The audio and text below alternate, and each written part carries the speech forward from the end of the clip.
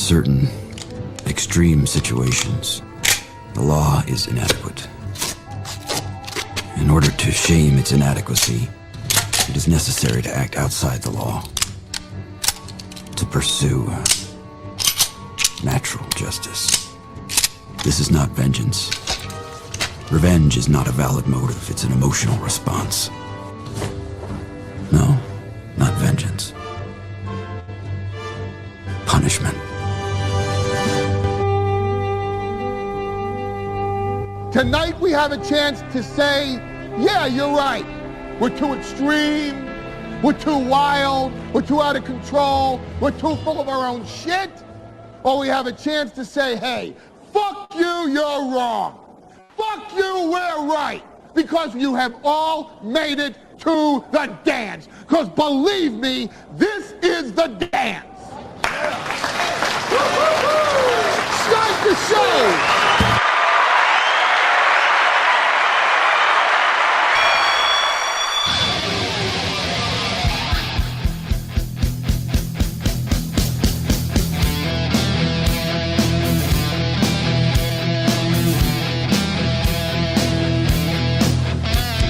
Good morning, everybody, and welcome to the Steel Toe Morning Show. My name is Mustafa Ali Khamed X. I know I've been going by my slave name of Aaron Imholt for a long time. I found out in the last week, actually, that I am actually a part of the lost tribe of Shabazz. Oh, when did you learn that? I learned that probably around last Wednesday or so, almost a week ago. And I was informed by a guy named Baines. And we call him Brother Baines. He gave me a cup full of water and nutmeg. And it helped me see the truth. And that was that as an American black man, I don't really know my ancestry.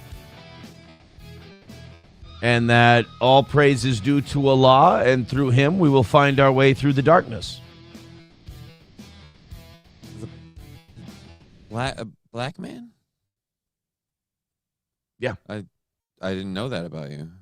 When you go to jail, you become black. Oh. Like they give you a card? You or? just get to be black. You don't... Oh. You know, like in a Marvel movie where a guy just has like glowing butterfly glow around him and then shit starts happening? It's like that. Okay. Except your credit score takes a dip of about 173 points. Do you still get to talk to your dad?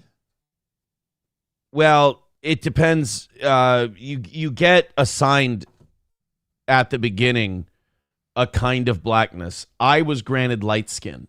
So yes. Okay. I do get to talk to my father. And well, that's nice. Yeah. But the trade-off is you are despised by the other blacks. So one you hand win some, you lose some. You one hand washes the other. You can talk to your dad. You don't take as dramatic a credit dip.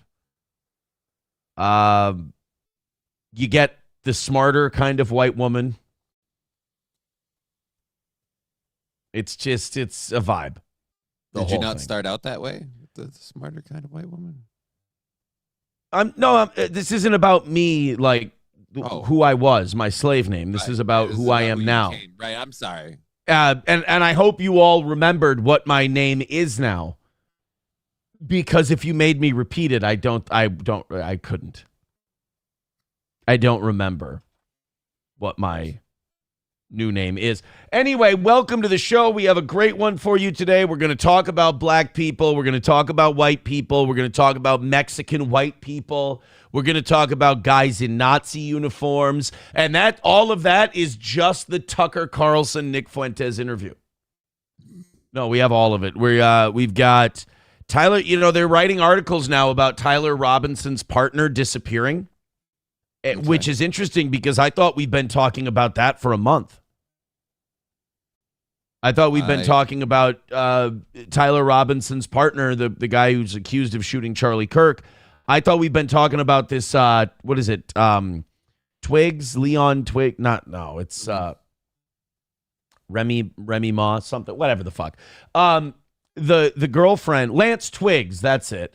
We've been talking about this Lance Twiggs disappearing for some time now, and only now is the New York Post reporting on it. So we've got that today. We've got light rail is failing in Minnesota. I love that I have a New York Times, Minnesota. It's now the Minnesota Star Tribune. I found out the Minnesota Star Tribune membership subscription, because I'm finding out all these wonderful things about my state, like mass transit is failing on a grand scale.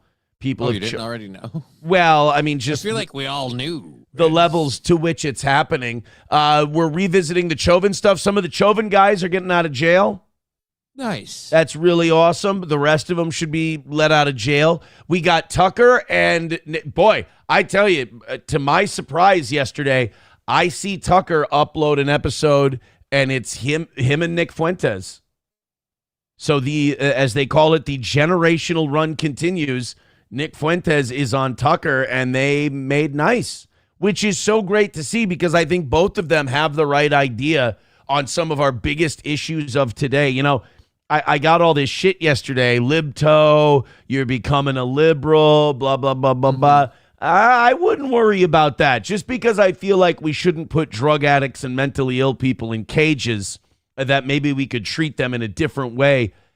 Ultimately, my belief in how we should run our justice system ultimately is it's a selfish position that I have. I know it sounds like liberal and lefty or whatever, but it's only because I think it would work better than what we're doing now. It's not because I'm like, oh, these poor people. It's not necessarily that. I mean, it does address some of that, but only because I think if you address it that way, it ends up being better for the rest of us. So don't worry. It's not like I went in there and I went, oh, globalism rules and our foreign policy should be based on helping our Jewish friends in the Mediterranean wipe out as many Arabs as possible. I didn't change my mind on all of that stuff. So I think Tucker and Nick Fuentes are two of the most important people out there, and it didn't sit well with me that they were at odds.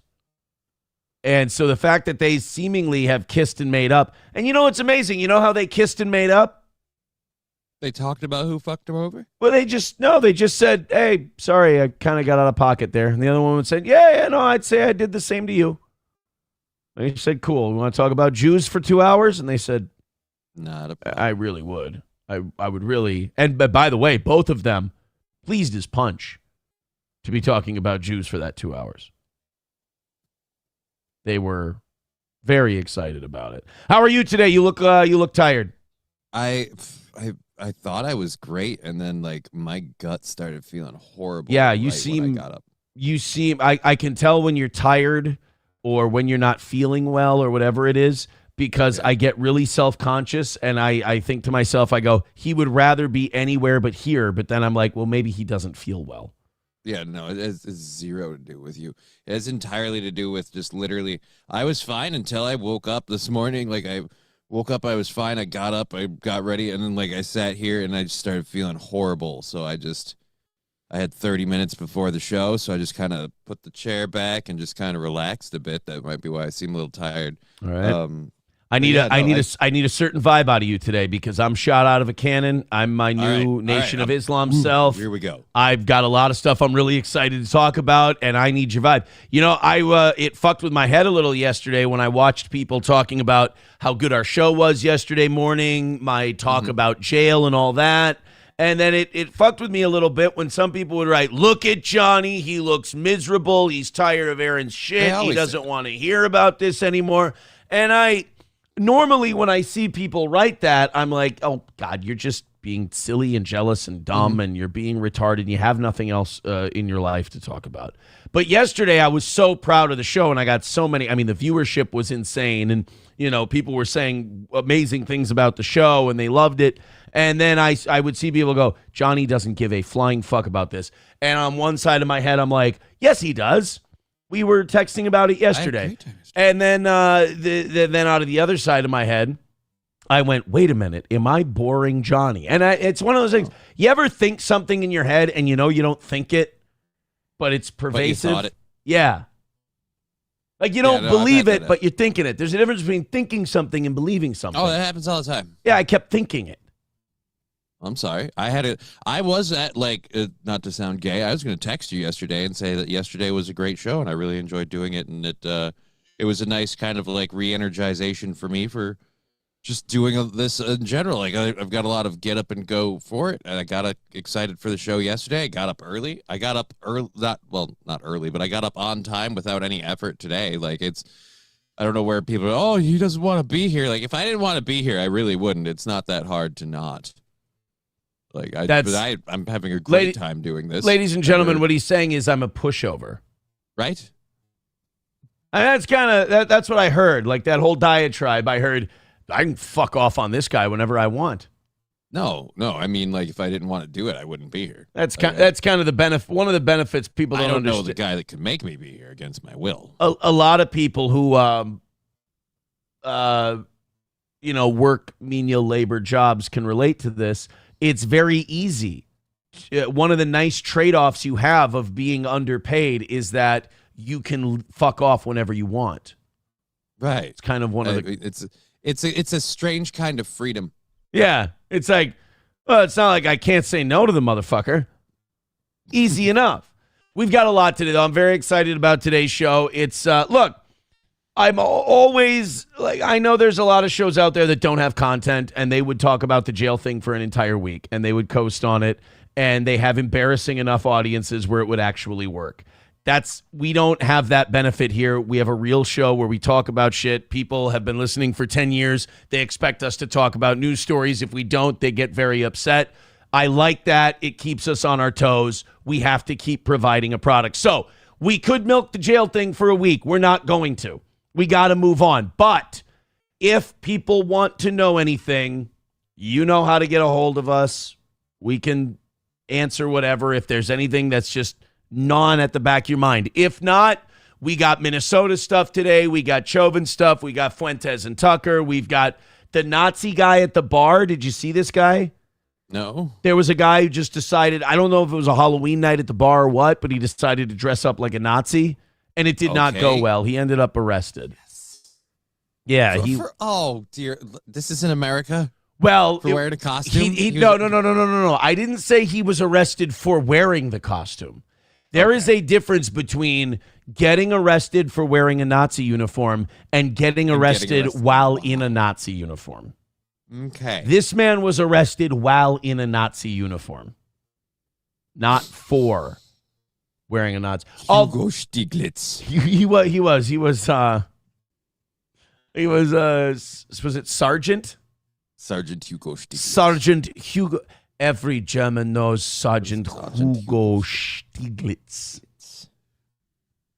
That Werner was being kind of a cunt because he was making fun of our American accent and how we don't say German shit right. He's like, you heard of Hugo Stieglitz? Every German knows Hugo Stieglitz. And then they all laugh at him. Mm-hmm. He's being all German and shit. Hey, thank you to Bigot on Socialist Media gifting a membership right out of the gate on Rumble today. I appreciate that. I've got to say this. We got the membership numbers on Rumble back up over 300, but we got a long slog to go before we get back to the 5 and 6 range. Yeah, because we were over 1,000 Rumble and YouTube before I went away, and now we are just back over 700, I believe. So we got some work to do. The good news is, forget a goal today. Well, that's good news and bad news, because what I found out was people love the goal. As much as they criticize or make jokes or whatever, people love the goal. For the last month, we've probably had more days where there is no goal than there is a goal. Than we have with. Right. Steel Toe's kind of on a generational run. But I've learned that on the days we do have a goal, it's, what are you worried about the goal? Yes, I am. On days we don't have a goal, though, it backfires and they go, today's show is shit. You need a goal to motivate you. This is garbage. You're meandering. You're wasting time, like now.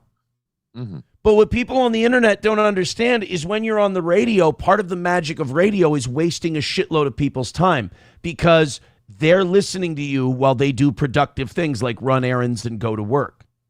Right. And they so need some time wasting in their life. Right. That's what you're there for. And in radio, you have this thing called ratings. Now, on the internet, there are no ratings because there's millions and millions of shows. I mean, There's for God's no bar to entry. Even I Right. get to do this shit. we're in the top 3% of Rumble shows. We're in the top like 8% of YouTube shows, and we have no audience. So like the idea that we're in the we're one of the top 10 percenters, top 5 percenters on these different platforms is fucking insane. It just shows you how many shows there are with 1 or 2 listeners. In radio, you actually have to do well. So in radio, you need these things called quarter hours. So the more I rhapsodize and pontificate on these things, and I talk with a voice that tells you, oh shit, something's coming. This is going to be big. But you kind of know it's not. That's good Right. for radio because you need people to listen 7 minutes and 31 seconds out of every 15 minutes. You need what they're called quarter hours. That's what drives up your ratings. So meandering, pontificating, making things go longer is a gift. It's baked into the cake, my friend. It's part of the deal. Thermodyne Diesel with $10 says, Johnny was awesome yesterday. And you say? I say thank you so much. I was awesome yesterday. I would have said you're welcome, but you're humble. Coltrane with $5 says, some of my Facebook data breach settlement money. Ooh. Did I miss out on money while I was in the clink? I have no idea. Is there a Facebook? Is the data breach everybody, or I don't know. is that one of those, like, if you got paid, you'd have to worry about someone having like your credit score and shit? Like, what's going on there? God damn, man. People would be so like bored if they found my data. Because they'd realize, aside from this, you do nothing. They'd be like, oh, I got the toes date. Like, imagine you're someone who lives their entire, like, there are people waking up right now this morning, and I'm literally the first thing they think of. You know, I don't mean this as it's gonna, like, as mean as it sounds. That's sad. I would use the word pathetic. I was trying to be nice. Yeah, I mean, but anyway, so they do that, and if they got a hold of my data, they'd go, oh my God, I got the toe. Because they have this aggrandized idea of who I am that just, I'm sorry to say, it doesn't fit. You know, they're a movie narrative and they want to see it real. You know their whole vibe, which is if I'm not the thing they say I am, then I must be lying, instead of, well, maybe this is just how he is. If they got a hold of my data and I was proven completely right and they were proven completely wrong, that I'm just this dad in the Midwest, they would find a way for it to be like somehow a lie that I conjured up. Like, they give me so much power. I'm Doctor Strange to them. Like, if the data came out and it showed exactly what I tell you, like these, like the real schizophrenics, the real mentally ill, like the Moody's and people like that, they would go, no, it can't be that. The toe is changing reality. It's like, to these people, I'm wearing an infinity gauntlet. I don't get it. But we have a great show for you today. I wanted to, look, was that passive aggressive making fun of people? Yes. A touch. But it's fun. So thank you guys very much. I did not know there was Facebook settlement money. I would like some. Just letting you know. Well, I think he did give you a taste a minute ago. I don't want secondhand Facebook money. Oh, you want your Facebook I want money. to cuck the Zuck. You know? It's my settlement money and I need it now. I want to yeah. I want the money. I mean, if you guys want to throw me money and call it data breach settlement money, I'll take it. But it's not it doesn't taste the same. A meal doesn't taste the same if someone reimburses you later than if they just pay for it outright. Right. It's I don't know. Which would you feel is better, the reimbursed or the paid outright? I'd say the paid outright. There's no stress. Right. Exactly. I don't want to be reimbursed for shit.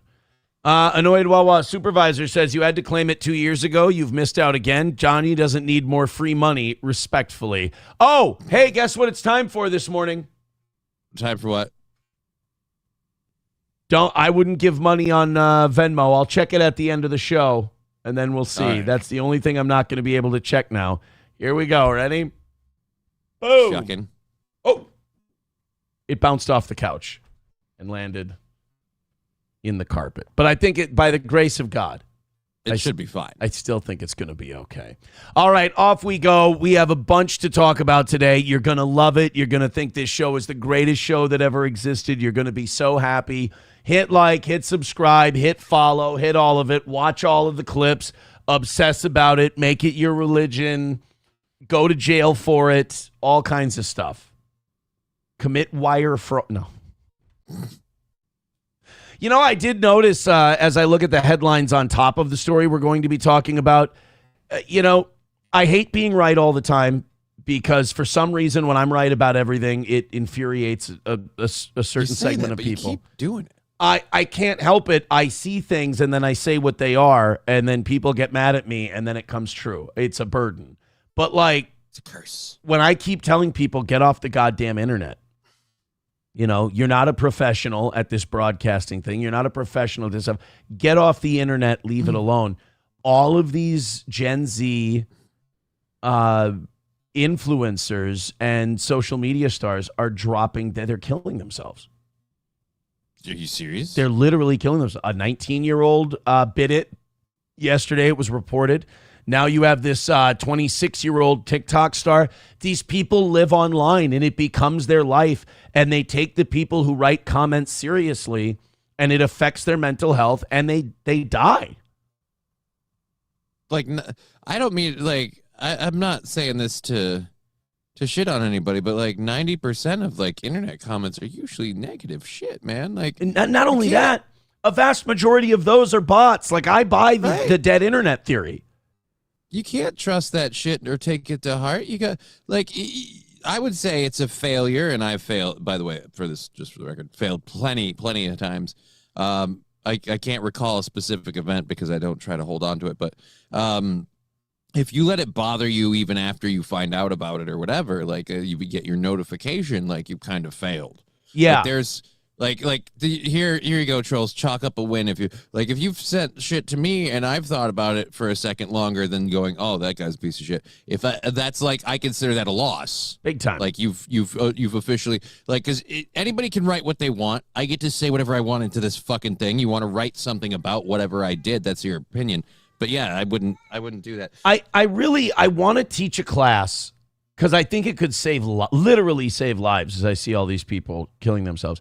We need more people who came from actual media to teach these people that it's not about being liked, you fucking idiot. That's why I see all these people who do anti-toe shows. They get so sensitive when people don't like them. And it's it's not about being liked. Literally, it's about the eyeball. That's it. When it was radio, it was about the ear.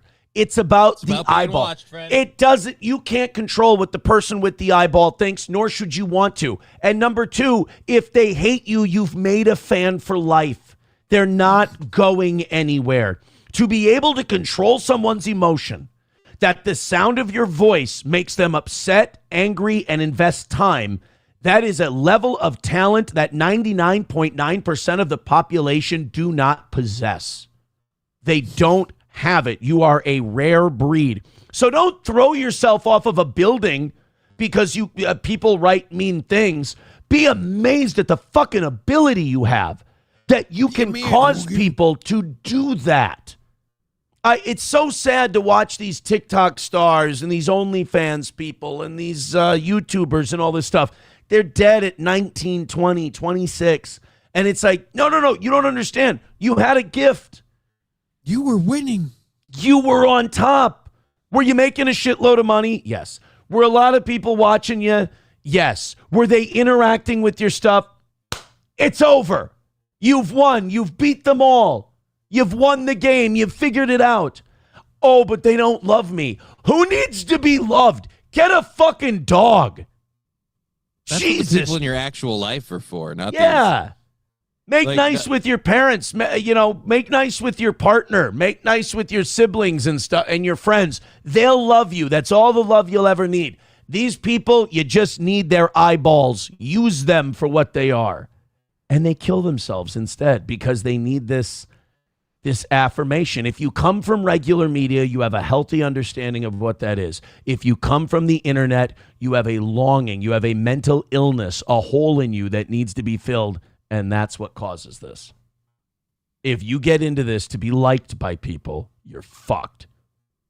That's the other thing, too, where people are just like, well, it's just, the community. Like, you don't have a community. Like, a community is a group of people working together. What you have is a collection of individuals. And a lot of those individuals will just tell you to your face you're a piece of shit. Because their name is, is xphil95711. And you can't assign that to a person in the real world so they can use that anonymity to throw their shit at you. So just fucking move on. If you get caught up in it, you're in the wrong business, if that's what you're doing. Yes, if you get caught up in it, you're supposed to be, if you're the host or the influencer or whatever, you're the puppet master. All right? You're the marionette. All of these people are on your fingertips. So if they're looking up at you going, I hate you or I love you, it doesn't matter. You're in control. They're still looking up at you. They're still looking up at you attached to your strings. Come on, man. So it does, I know sometimes I act very detached and whatever, but when I see young people kill themselves and they were incredibly successful influencers, it's like there's something that makes you feel bad about it because you know better and you could have taught them something. And I mean, giving a minute to save them. Giving a minute of your day to a negative comment is such a foreign concept to me. I have a hard time grasping it. Redbird with $1 said, why the fuck did you just throw your phone at the dog? Oh, yeah, no, actually, dear Lord. Imiru just did a stream and said that the phone hit her in the eye and bruised her. I watched some stupid shit on the evening show yesterday. I wish I hadn't. It's going to kill tonight's audience because who's going to give a fuck about the evening show? That's stupid. These streamers got to cut it out with the dating each other and the going on stream together because they're all mentally ill.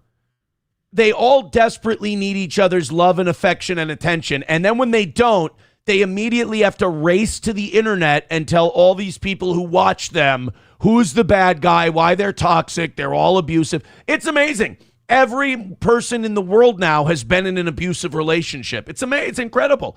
Every act of dumping now retroactively brings up all these abusive things that happen. Before they broke up, before somebody got shunned or wronged or scorned, nobody ever hit them. Nobody ever threw anything at them. Nobody ever abused them. But all of a sudden, the minute they get dumped or the minute there's a nasty breakup, all of a sudden, it's been rock'em sock'em robots for the last 3 years. Yeah, that's why I don't trust women anymore. It's just every time, I'm sitting there, I'm your shoulder to cry on.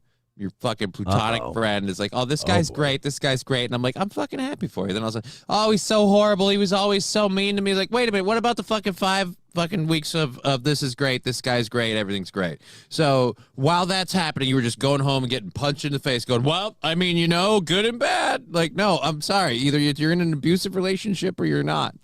I hate this. Like, he's the best person in the world. And, well, you didn't know because I didn't tell you. Well, then that means it didn't happen. It's the consequence of all the cancel culture stuff and all of that. We put a lot of value in being a victim. And then you take these IRL streamers who have no real content, don't do real shows. It's all about, drama in their life. So you got to create more. So all of a sudden, oh yeah, he threw his phone and it might have been at me and it hit me and it left a mark. And then he's clearly just coming home drunk every night, beating the living fuck out of you. Like farmers' wives in the 30s should be able to tie up these streamer women and beat the shit out of them. They're like, really? Oh, you were beaten? Mine would harvest barley for an entire day, hit the saloon, drink his fucking dick off, just be pounding moonshine, and then come home and just whip the piss out of me with a belt like I was a runaway slave. Oh, but a phone hit you in the leg once when he was mad about a Mr. Beast video. Fuck off. Anyway. I don't like these people. And by the way, the guys are awful too, because now the guys are victims and the guys were manipulated. And the word you're looking for is pussy. Pussies. You're gay. That's what it is. Next time, fuck a guy. No, I won't. Oh, no, I'm sorry. I meant. Oh, I thought you were making a the royal you, not. All right. Yeah. No, I'm not saying you should fuck a guy. It's, I'm enjoying my entrance into my angry old man era. I think it fits me. I think it's something that I've wanted for a long time, and I'm feeling very comfortable in these shoes. I feel very comfortable hating young people. It's like a jacket I've been looking at through the window for months, and I'm finally trying it on, and it's just as good as I thought. It's like I finally get members only. You know? I finally get New Balance. I finally get all of the comfy things that the older folks have been talking about, and it works wonderfully. Thank you to Real Drew Morgan asking the very important questions with $2. He says, ever strip shit in a porta potty? Never once in my life. Never would I. Not once. Never. $1 from Veldrain says, I hear what you are saying, Aaron. Be Asmund Gold, not Hassan Piker. It might be time for me to put down the phone, but how will I give you money? Oh, yeah, guys, before you put down your phone, give me money. Venmo, PayPal. Yeah, Streamlabs, PayPal, Venmo, Super Chats, Rumble Rants, gifted memberships. Then put your phone away. Thank you. I thought that went without saying. I feel gross that I have to remind you people. But yes, you should be giving this show its tithings, if you will. And then you should be putting your phone away and being a healthy person. All right, let's go on the... I was going to talk about the Lance Twiggs thing, but then I saw a headline here, TikTok star dead at 25 and this and that. And it just completely threw you for a loop. It did. But that's why I'm beloved. That's why I am the baddest man on the planet. So I thought we all knew this. I thought this was something we've been talking about for a while. Charlie Kirk suspects trans lover Lance Twiggs goes missing 6 weeks after political assassination. I disagree. I thought Lance Twiggs went missing like almost immediately after. Yeah, I've never actually have we ever actually seen or heard from Lance Twiggs? I thought it was a bunch of text messages, and that was kind of the... What's interesting about Lance Twiggs is that they've dug up, of course, these two losers were on Discord all the time. I mean, that's what we're going to find out, like all school shooters and mass shooters from now on, unless they're like, you know, ghetto gangster black guys. They're cool. They don't spend their fucking days on Discord. They're the cool mass shooters. But the lame gay mass shooters, we're going to find out they're on Discord all the time, just the biggest pussies on earth. It's just like, oh, I could have bullied them out of this. But Lance Twiggs and Tyler Robinson were on Discord all the time. And if you go through their logs, this Lance Twiggs was actually the political extremist of the two. Lance Twiggs was the one who was, I mean, they were trans, so obviously there was some out-of-pocket mental illness type schizo posting. Something dealing. Yeah, they were out there. They were nuts politically. But they're the one with the internet paper trail. Tyler Robinson doesn't really have much of one. So you would think, boy, if I'm Kash Patel... Rest now, brother. We have the watch, and I'll see you in Valhalla. This is the person I want to talk to. You know, it's amazing in all these conspiracies that people have about stuff, there's always like a process in the investigation that doesn't get done to the book. You know, like 9/11, we let bin Laden's family fuck off and leave on a private jet. Well, they were, yeah. We didn't talk to them. We didn't discuss anything with them. We didn't see what they knew. We just went. All their planes were grounded. Right? Yeah. Well, we got to get the bin Ladens out of here. They're personal friends of the family that's running the White House at the moment. We got to do that. Don't want to wreck the oil deals. But like with Tyler Robinson, same thing. Lance Twiggs is the first person you want to go get and talk to. And how, when did he do that? Never. Oh. Mm-hmm. Twiggs cleared out of their $1,800 a month home, skipped out, and now nobody can find him. Him, her, I don't fucking know. They always got him wearing this bear costume, this picture. Like, I'm sorry, but if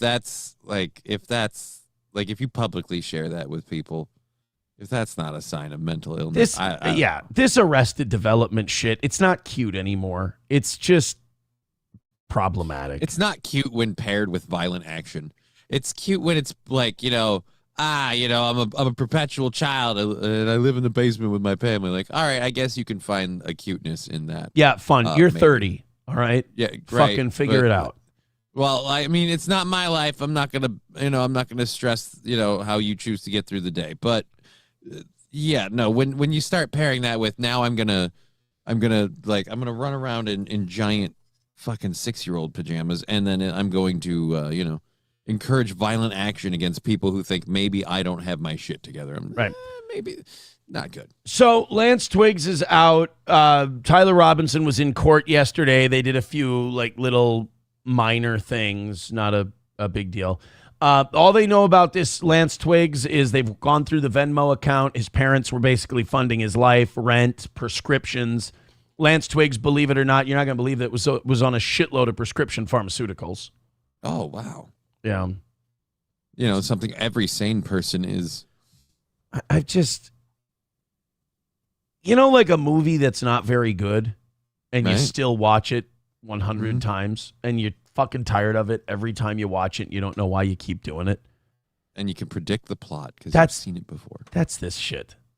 I know. It's like every fucking time, and we're not. The anti-gun people and the people who have had it with the trans community are kind of the same. It's just a different thing.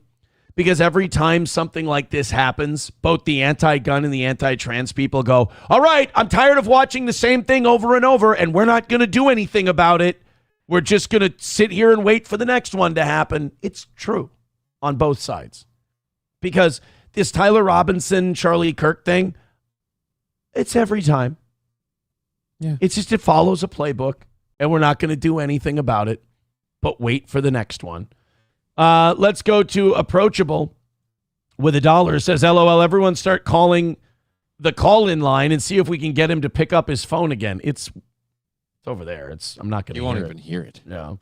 Redbird with $1 says, great show so far. Also, everyone should take their average weekly donation and calculate what they would get if they invested it in a Roth IRA. Let me tell you something, smart ass. The way the economy's about to go, warning, warning, warning, nothing, zero. Negative return.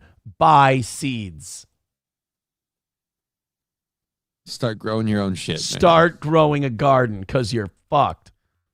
Start building a chicken coop. I don't care if you live in town or not. They pretty soon they won't be able to pay the cops to enforce the laws. They're not going to be able to enforce the edicts and the requirements and the city provisions on chickens and all that. Just have the chickens. We're heading have for your the eggs. Call it a day. We're heading for the dark ages. Plan accordingly. So yes, there's we don't know where the hell Charlie Robinson's girlfriend, boyfriend, partner, whatever is, and we probably will never know because they might be dead.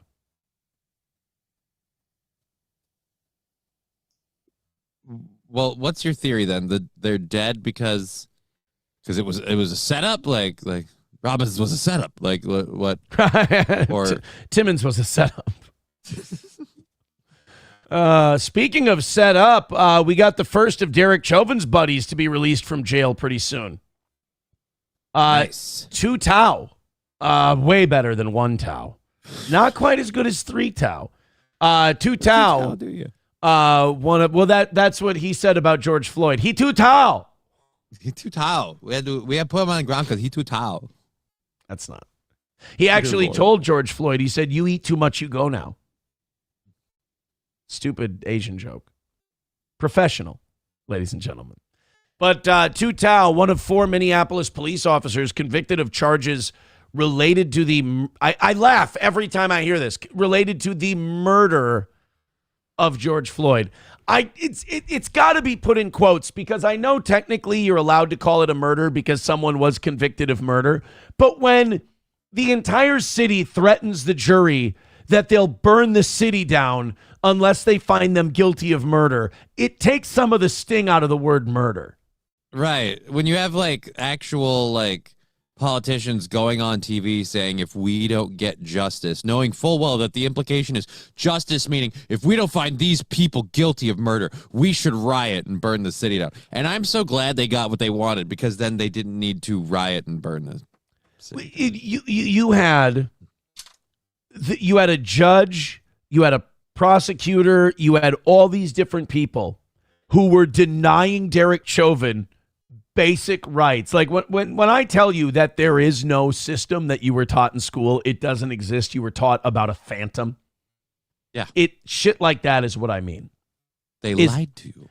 There is no just system on this earth that allows Derek Chauvin to be tried in Minneapolis. That should have been tried in one of the most remote towns in America where people don't get a lot of news. There's no broadband internet anywhere. They work outside 16 hours a day. That's where this, I mean, Kazakhstan, maybe, is where Derek Chauvin should have been tried. It should not, the last place, I mean, Duluth would have been fine anywhere but Minneapolis. The fact that the judge did not allow a change of venue is part of the corruption of this case. And then the fact that they said, hey, could the jury be sequestered, please, and not driven past these protests and not driven past the boarded up windows and not driven up past the people that are hitting their bus saying, if you don't fucking convict this guy of murder, we'll riot. And the judge was like, no, just, keep taking them the normal way. Let them keep seeing these people that are very clearly, let them keep being visually influenced by public opinion before they make a decision on a court case that the public, again, even including the state government, already made a decision on before the court case even began. Like, and we're going to pay George Floyd's family, because the family was victims of a horrific murder by police. And it's just like, am I the only person who Castile, did he get 28 million? Did his family get 28 million? Philando Castile? 27 million. No, Philando Castile's family did not. Correct me if I'm wrong, didn't his child have like a bullet land inches from them? Inches from the car seat, yeah. Yeah. Yeah, I feel like that's one where the state might owe a little bit more money than say, hey, he was passing fake 20s and he OD'd on fentanyl. Better give him some money. Officer Yanez, by the way, never went to jail. Oh, that's weird. Killing Philando Castile, yeah. And the NRA didn't. You'd think shooting somebody would qualify as murder if kneeling on them certainly does. That one was justified. Strange. Yeah. They didn't need a sacrificial lamb for that one. So he didn't get a change of venue. And then the person you were talking about a little bit ago was Congresswoman Maxine Waters. Yeah. Again, I feel like she should be held legally accountable for trying to incite a national riot. And fuck the judge in that case, too, because it was too late. By the time he chastised Maxine Waters about saying that judge had already allowed this to become a shit show and a mockery of the justice system. And but I guess the consolation prize is that after 4 years of incarceration, Tu Tao is going to get out of jail. Now, let's be very clear. Tu Tao should have never been charged with anything or put in prison in the first place. If Derek Chauvin, the guy who actually put the knee down, doesn't deserve to be in prison because he didn't kill George Floyd, which he did not, then Tu Tao, a guy who never even touched him, should not be in prison. But they needed sacrificial lambs for their political theater that they were doing. So everyone on tape is now officially not innocent. Tu Tao is slated to be released from federal custody on Monday, November 3rd. He's serving time in a federal facility. Now, wait a minute. Does he have to come back and serve a Minnesota sentence? Because remember, to the people who were like, oh, Trump won the election, he'll pardon Chauvin. Doesn't matter. Chauvin will still be in for 25 years in Minnesota. Because he can't pardon you from a state thing? No, he's serving a federal sentence right now. And then after the federal, they didn't say it could run concurrently, that he could serve them at the same time. He has to serve them separately. So Derek Chauvin's never getting out of jail. He's in there for good. He serves the federal sentence, then he serves the Minnesota sentence. So if Trump did pardon him, it would only free be him. The federal. Yeah. So Tu Tao was sentenced to 4.75 years in prison for aiding and abetting manslaughter. It's weird. They found Chauvin guilty of murder, but then this guy's aiding and abetting manslaughter. Not aiding and abetting murder, because that would sound really fucking ridiculous. So even this charge is a political compromise. Yeah. The thing they convicted Tu Tao of. Like you said, they wanted their meat, and he was part of it. They got it. Yeah. I mean, an innocent man. And yeah, Derek Chauvin was an innocent man. That move that he did, An asshole. He was trained to do that. That was in Minneapolis Police Department's training for restraining an uncooperative individual. Oh, well, and during the trial, they weren't allowed to play the whole body cam footage that shows that George Floyd was a fucking crazy drug-addicted asshole who wouldn't get in a cock-sucking car. Yeah, that's another problem where it's like, it's awfully interesting that we have to show just the snippet that we care about that makes them look bad. We don't have to show the rest. We also don't have to worry too much about whether or not that Tic Tac sized pill of fentanyl he swallowed was at all at play. It's like, no, I'm sorry, that shit is fucking potent. He was done the minute that went down his gullet. Like that. And that's so annoying to go, all right, well, these guys are all guilty because, you know, we feel bad. It's murder. Like, Yeah, it's, you know, it was a political sacrifice that was made. And the crazy thing is, I think most people see it by now, or at least a lot more people see it than saw it back then. But when you just look at the trial itself, I mean, Derek Chauvin is a hard guy to root for. Yeah. But you have to feel sorry for the guy when you look at the way that whole thing went down. I mean, you watch that Alpha News, the fall of Minneapolis. I mean, it's everyone who was involved in that should be embarrassed, but they're not, because a prosecutor is a political position. People think that a prosecutor is this position where, oh, the noble enforcement of our code. No. It's a political position where someone has like a baseball card, and it's got the stats on the back, and they want the best stats possible because they're going to do one of two things. They're going to shop themselves around to a private law firm, or they're going to run higher up the ladder, or they're going to run for office, whether it's a politician or a judge. So these people are political animals. They're sociopaths like any other politician. They will lock away innocent people and not give a flying fuck, because it's not about justice for these prosecutors. It's about their win-loss record. Right? And that was the one part law-abiding citizen got really right. Yeah. With Jamie Foxx's character. And these, I always say the good guys are the defense attorneys, because at least they stand up for the Constitution. I don't care how big of a piece of shit this guy might be. It is on the state. He has a right to a defense. It is on the state to prove it. He is innocent until proven guilty, and I am going to defend him with the vigor of an innocent man. That is a fucking noble thing to do. Prosecutors are political sociopaths hell-bent on destroying everything in their path, whether they deserve it or not. And by the way, a prosecutor going after a guilty person is not a noble crusade on their part. They never gave a fuck if the person was guilty or not. They just might have so happened to prosecute a guilty person, but that's incidental. The meaning is in the stats. The meaning is in their self-aggrandizement. These are, in many cases, and in the Derek Chauvin case, 100%, these are evil people. They're win-loss motivated. It's not about right or wrong, innocent or guilty. It's whether or not they're going to get that W. So good for Tutau for getting out of prison. I feel bad that he lost so much time with his family. I don't know if he has children or not, but time with his children, time with, mom and dad, girlfriend, brother, sister, whatever. It's so sad. His time served, or did he get it reversed? He served his time. Oh, served his time. That's a shame.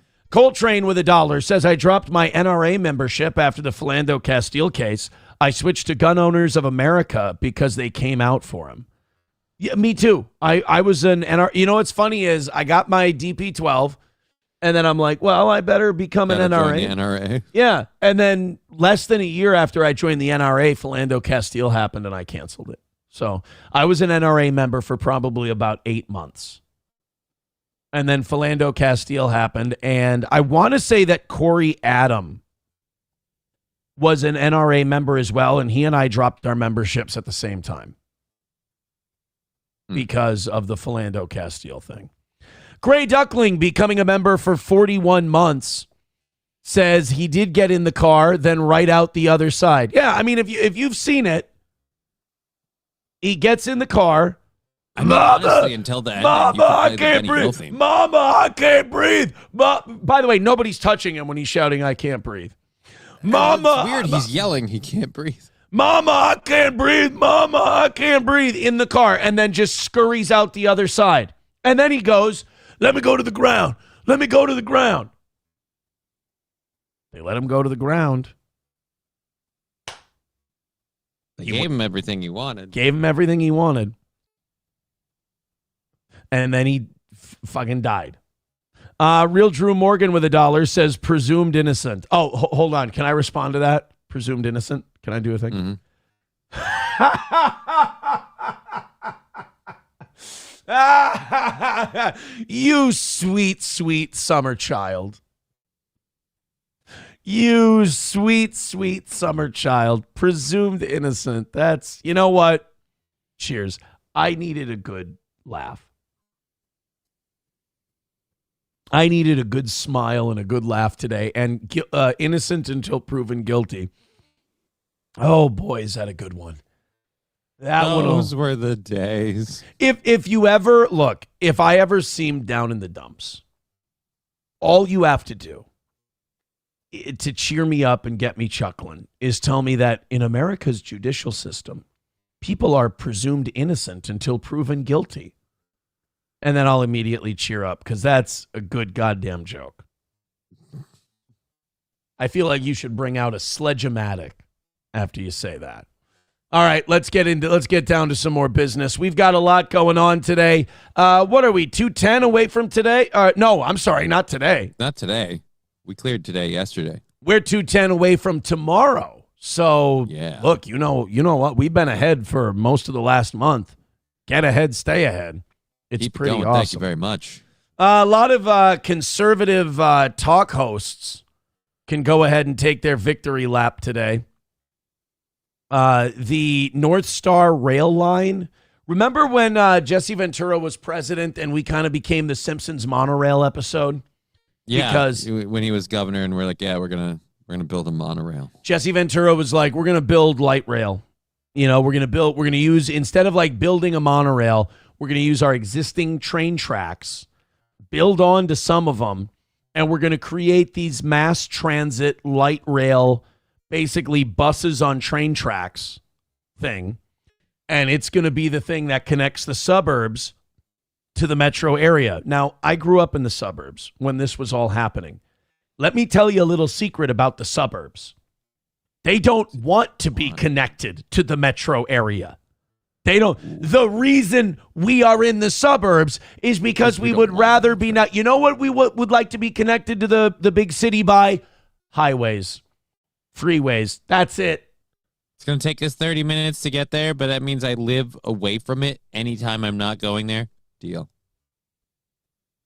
I was going to say like what the suburbs were made for, but I don't need to say it on the show. I'll just get accusations. Everybody knows what the suburbs were created for.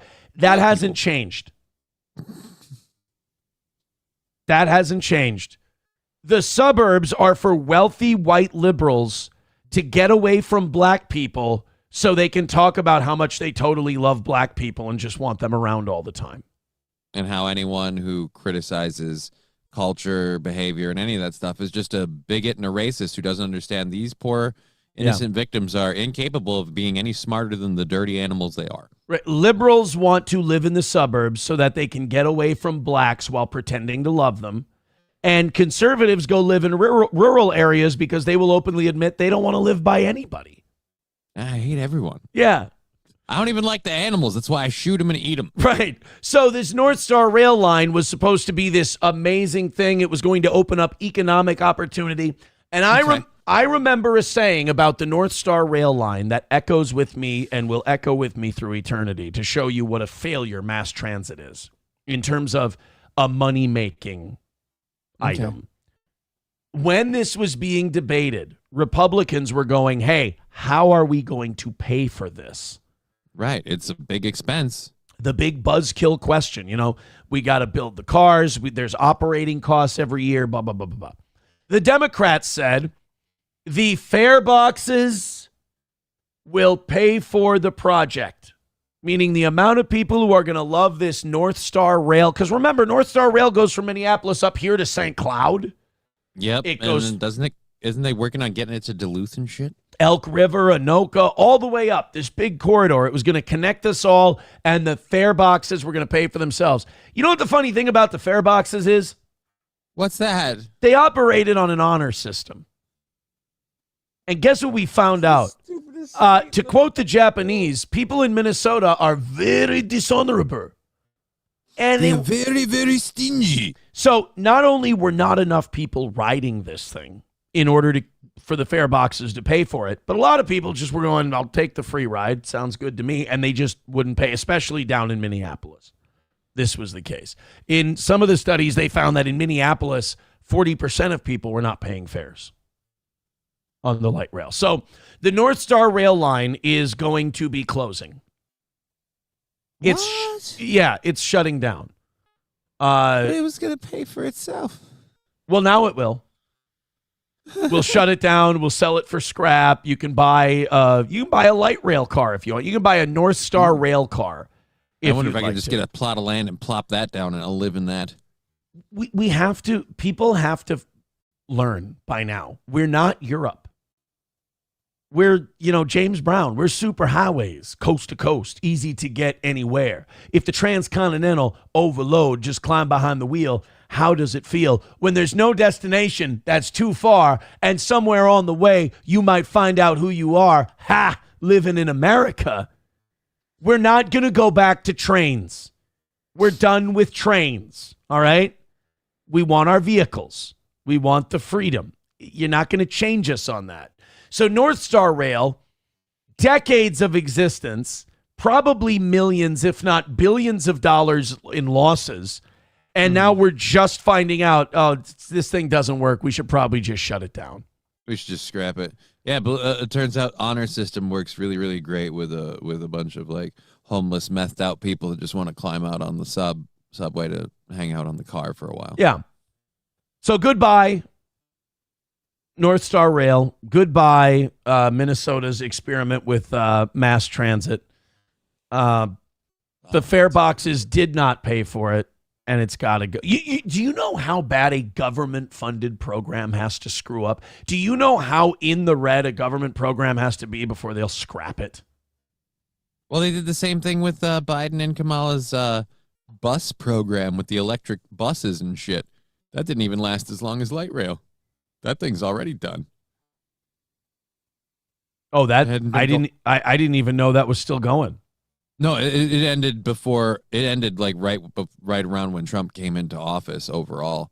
But okay. Yeah, they put that program together for like 2 years. They spent like I don't know, like $2 billion on the shit, and they got like I think like somewhere around like 20, maybe 30 buses. There were supposed to be like 100 or whatever, and none of the buses didn't really work that well. It's a Minnesota company. They did everything in Minnesota. She made her big press tour conference through here and everything. She gave her stupid speech about buses. And at the end of the day, all we have to really show for it is, well, we gave a lot of money to this company. It didn't really work out. So we're just going to scrap the whole thing. $5 from Dr. Silverwolf says, you stopped being an NRA member over Castile. I stopped when they started negotiating gun rights away. We are not the same. I mean, that's true. They did. I mean, the NRA is supposed to be, they're supposed to be like the ACLU for the Second Amendment. No compromise. Right.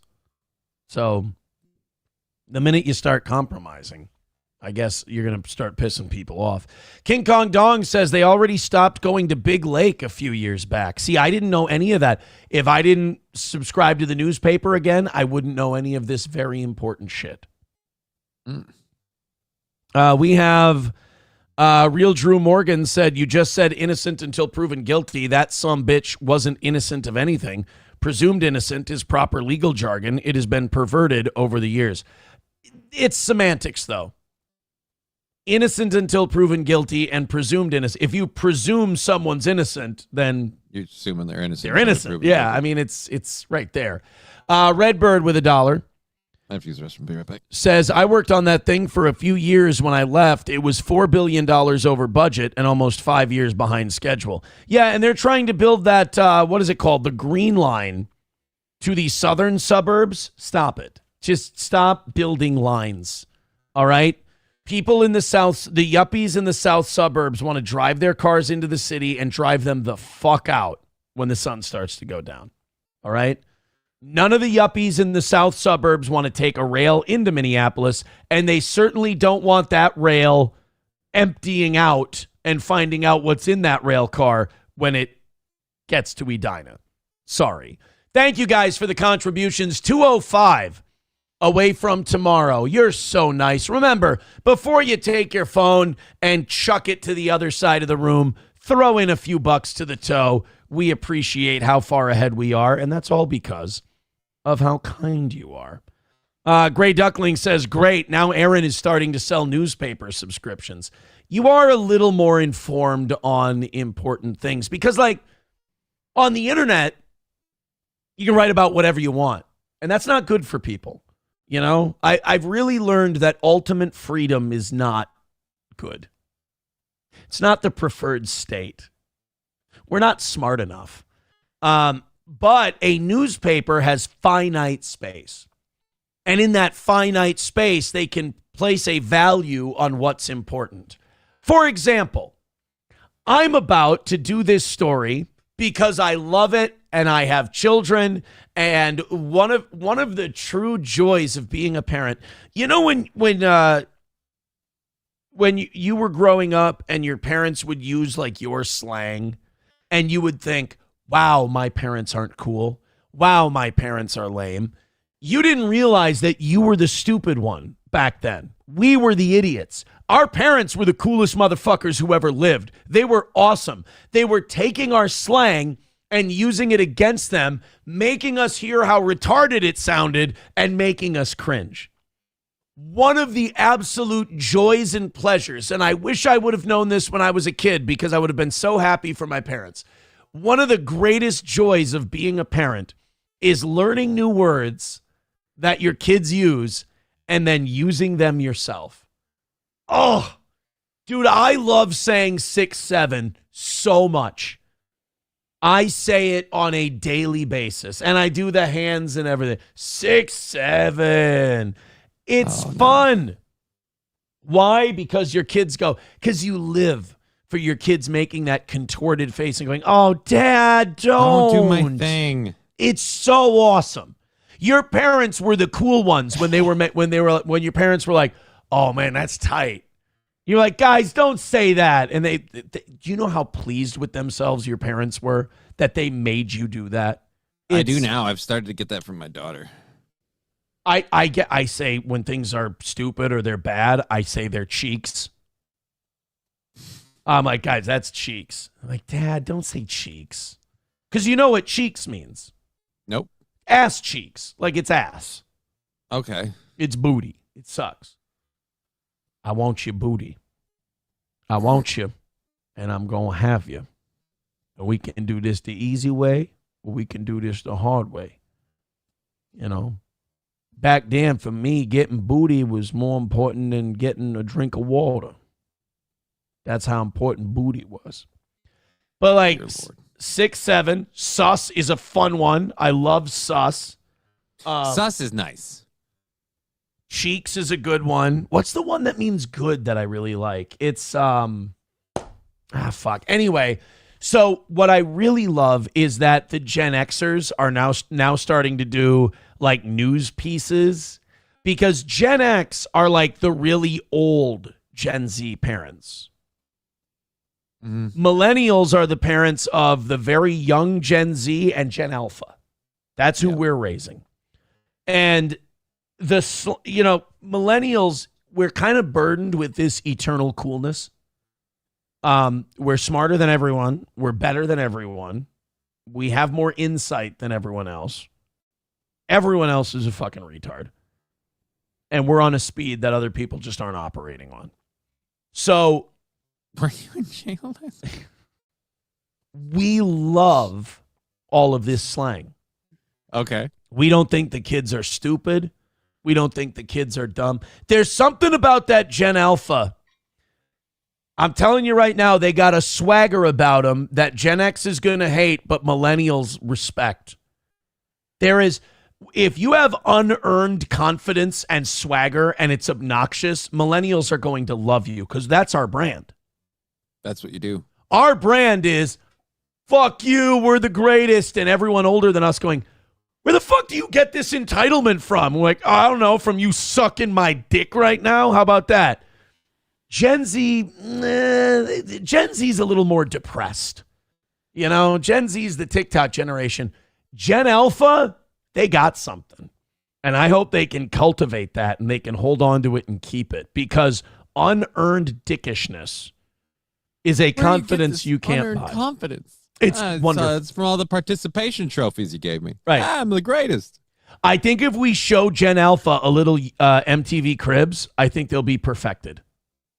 That's all we have to do is MTV Cribs. All we have to do. So does MTV still do that show? I don't no, think so. not at all. That's what I'm saying. We need to introduce it to We them. got to bring it in. I got you. Maybe a little Pimp My Ride. God, I love Pimp My Ride. We show them that, and I think we're going to be onto something.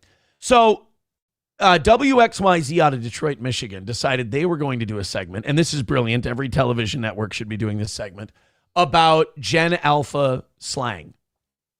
Okay. And I think how you're aging can be measured by how you view younger generation slang. If you're aging into a rotten old cunt, you hate it. If you're aging into a cool, awesome, fun person, you love Gen Alpha slang. I mean, they've got it, dude. Riz, Cheeks, 6. You know what I love about 6'7"? It's anarchy personified. It has absolutely no meaning. It has no meaning, and it infuriates older people, and young people are totally fine with it meaning nothing. My friend Matt Schumann and I had a couple of words that meant absolutely nothing, but we would say it, Ms. Crane and Biz Craby. You would call people, you'd be like, hey, what's going on, Ms. Crane?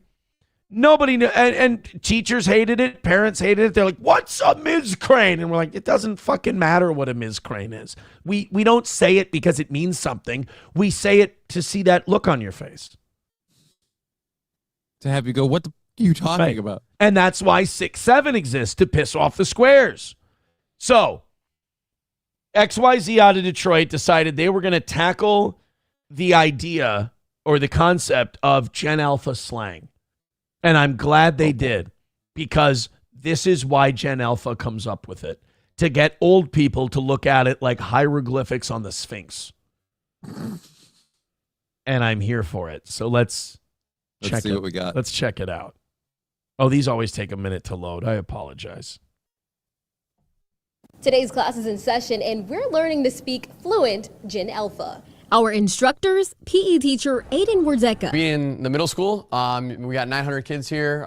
We have over 50 in every PE class here, so I'm constantly around them. The microbes reading, the And reading 7th guide. grader Hadley Lesnew. He did good on that one. I'll give you that one. Today's lesson translating the ever-evolving middle school dictionary. Do you agree with what's on the board so far?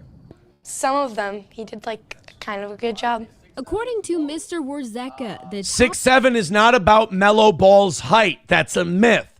6'7" doesn't mean anything. 6'7" is 6'7". You're so pissed at this guy right now. I It's hate hilarious. this fucking retard, this square douchebag. 6'7". Like, He thinks he's in with him. I got the kids lingo. I hate when adults try to be the leader of the kids' cool. Like, I know what this is and blah, blah, blah. It's like when white people talk black around black people. Do you know what black people like? When white people act white? When whitey is a whitey in front of black people. They love that. It's something different. You're being authentic. You're being yourself. You know what? You don't try to go to Gen Alpha and go, this is what your slang terms mean. You act like the big dopey dipshit old guy while they tell you what their slang means. They love that shit. And you just keep using it in front of them because it makes them cringe. Have a little security that what you're doing doesn't need a destination. It's about the journey. tier terms are clock it, rage bait, huzz, and their ultimate favorite, 6'7". I give this 6'7" there. Don't stop it. Stop shaking your shoulders. Stop being something you're not. The point of being an adult using these terms, again, I can't put it in better terms than white people around ghetto black people. If you go, yo, what it is, man, that's not cool. That's not awesome. That's just you appropriating culture. What you do is you go to them and you go, how are you doing, sirs? And they're like, yo, listen how he talk. You don't go 6'7" and shake. Do you do that regularly? Do you do that in the teacher's lounge? No, you don't. So you go 6'7", right, guys? And they're like, oh, God, you piece of shit. And that's the satisfaction you get. In young Gen Alpha kids who have come up with this lingo going, oh, you fucking dork. That feels good. All right, just tell me on a scale of 1 to 10 how you feeling. 6, 7. Yeah. 6, 7 is the most. I hear clock it now recently a ton. I see clock it. And before you can even instruct, once you say 6, you know it's 7 and they are going to interrupt. What does it mean? I believe it came from a basketball player, the ball fake. No, it came from a rap song and someone put it in a rap song and then kids kind of took it from there. It has nothing to do with mellow ball. Stop it. Scottie Pippen was 6'7". It has nothing to do. Actually, I think he was like 6'8", 6'9". But it doesn't matter. 6'7" means nothing. Don't try to give 6'7" a meaning. It's cool that it doesn't mean anything. Oh, the other one I like now is when you take your fingers and go like this and you tell someone, mute that shit. I learned that one in jail. I'm sure you did. I'm sure a lot of people told you to mute that shit. They didn't like my take on J.J. McCarthy. I was told to mute that shit on my J.J. McCarthy take. Not surprising. It was very funny because it was a guy who was in there for second-degree murder. Well, if anyone should know, it ought to be him. Who told me to mute that shit. And can I tell you something about that guy? Fucking hilarious. Really fun to talk to. Nice. Fun to hang out with. Funny guy. Glad that you had an exciting stay. I looked up my boy Mikey and like the details behind his case. Mm-hmm. Mikey had a day. He had a day? Yeah, he had a day. Like Mikey's day out or like, he had a tough one. You know? Series of unfortunate events. Yeah, it was just Mikey's series of unfortunate events. But I know the real Mikey. Somebody was fucking with him. Somebody was fucking on Mikey, and I ain't going to stand for that I ain't going to stand for that. Family, Leandro Ball, I think, came up with the song of it. And then I heard that they asked, how tall was he? And they're like, I don't know, maybe 6 or 7. I think it really like popped. That's the most retarded thing I've ever heard. That's not a height. Maybe he's 6 or 7. Well, now we've got the expert in here. Let's see what let's see what she says. See what she says. I like Gen Alpha more than Gen Z. I'm going to make that what do you call it? Statement right now. That distinction. Distinction. Yeah, I like Gen Alpha more than I like Gen Z.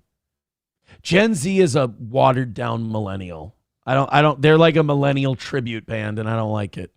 Off when like a kid, Mason, said 6, 7. Just when you thought you had those, the kids hit you with the new one. Oh, cooked is a good one. I like cooked. When you're cooked, I use that one regularly. 41, the opposite, like hand motion. And then bop. That's like someone who's had multiple girlfriends or boyfriends. It's like I'm a bop.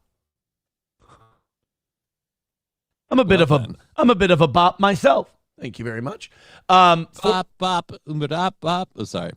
I wanna bop with you, baby, all night long. I wanna bebop you, baby, till the break of dawn. We're allowed to do dance seals on this show, right? I mean, we're allowed to. Yeah, I make the rules. Recommended. So now, okay, when I see the kids today, I got to do 41.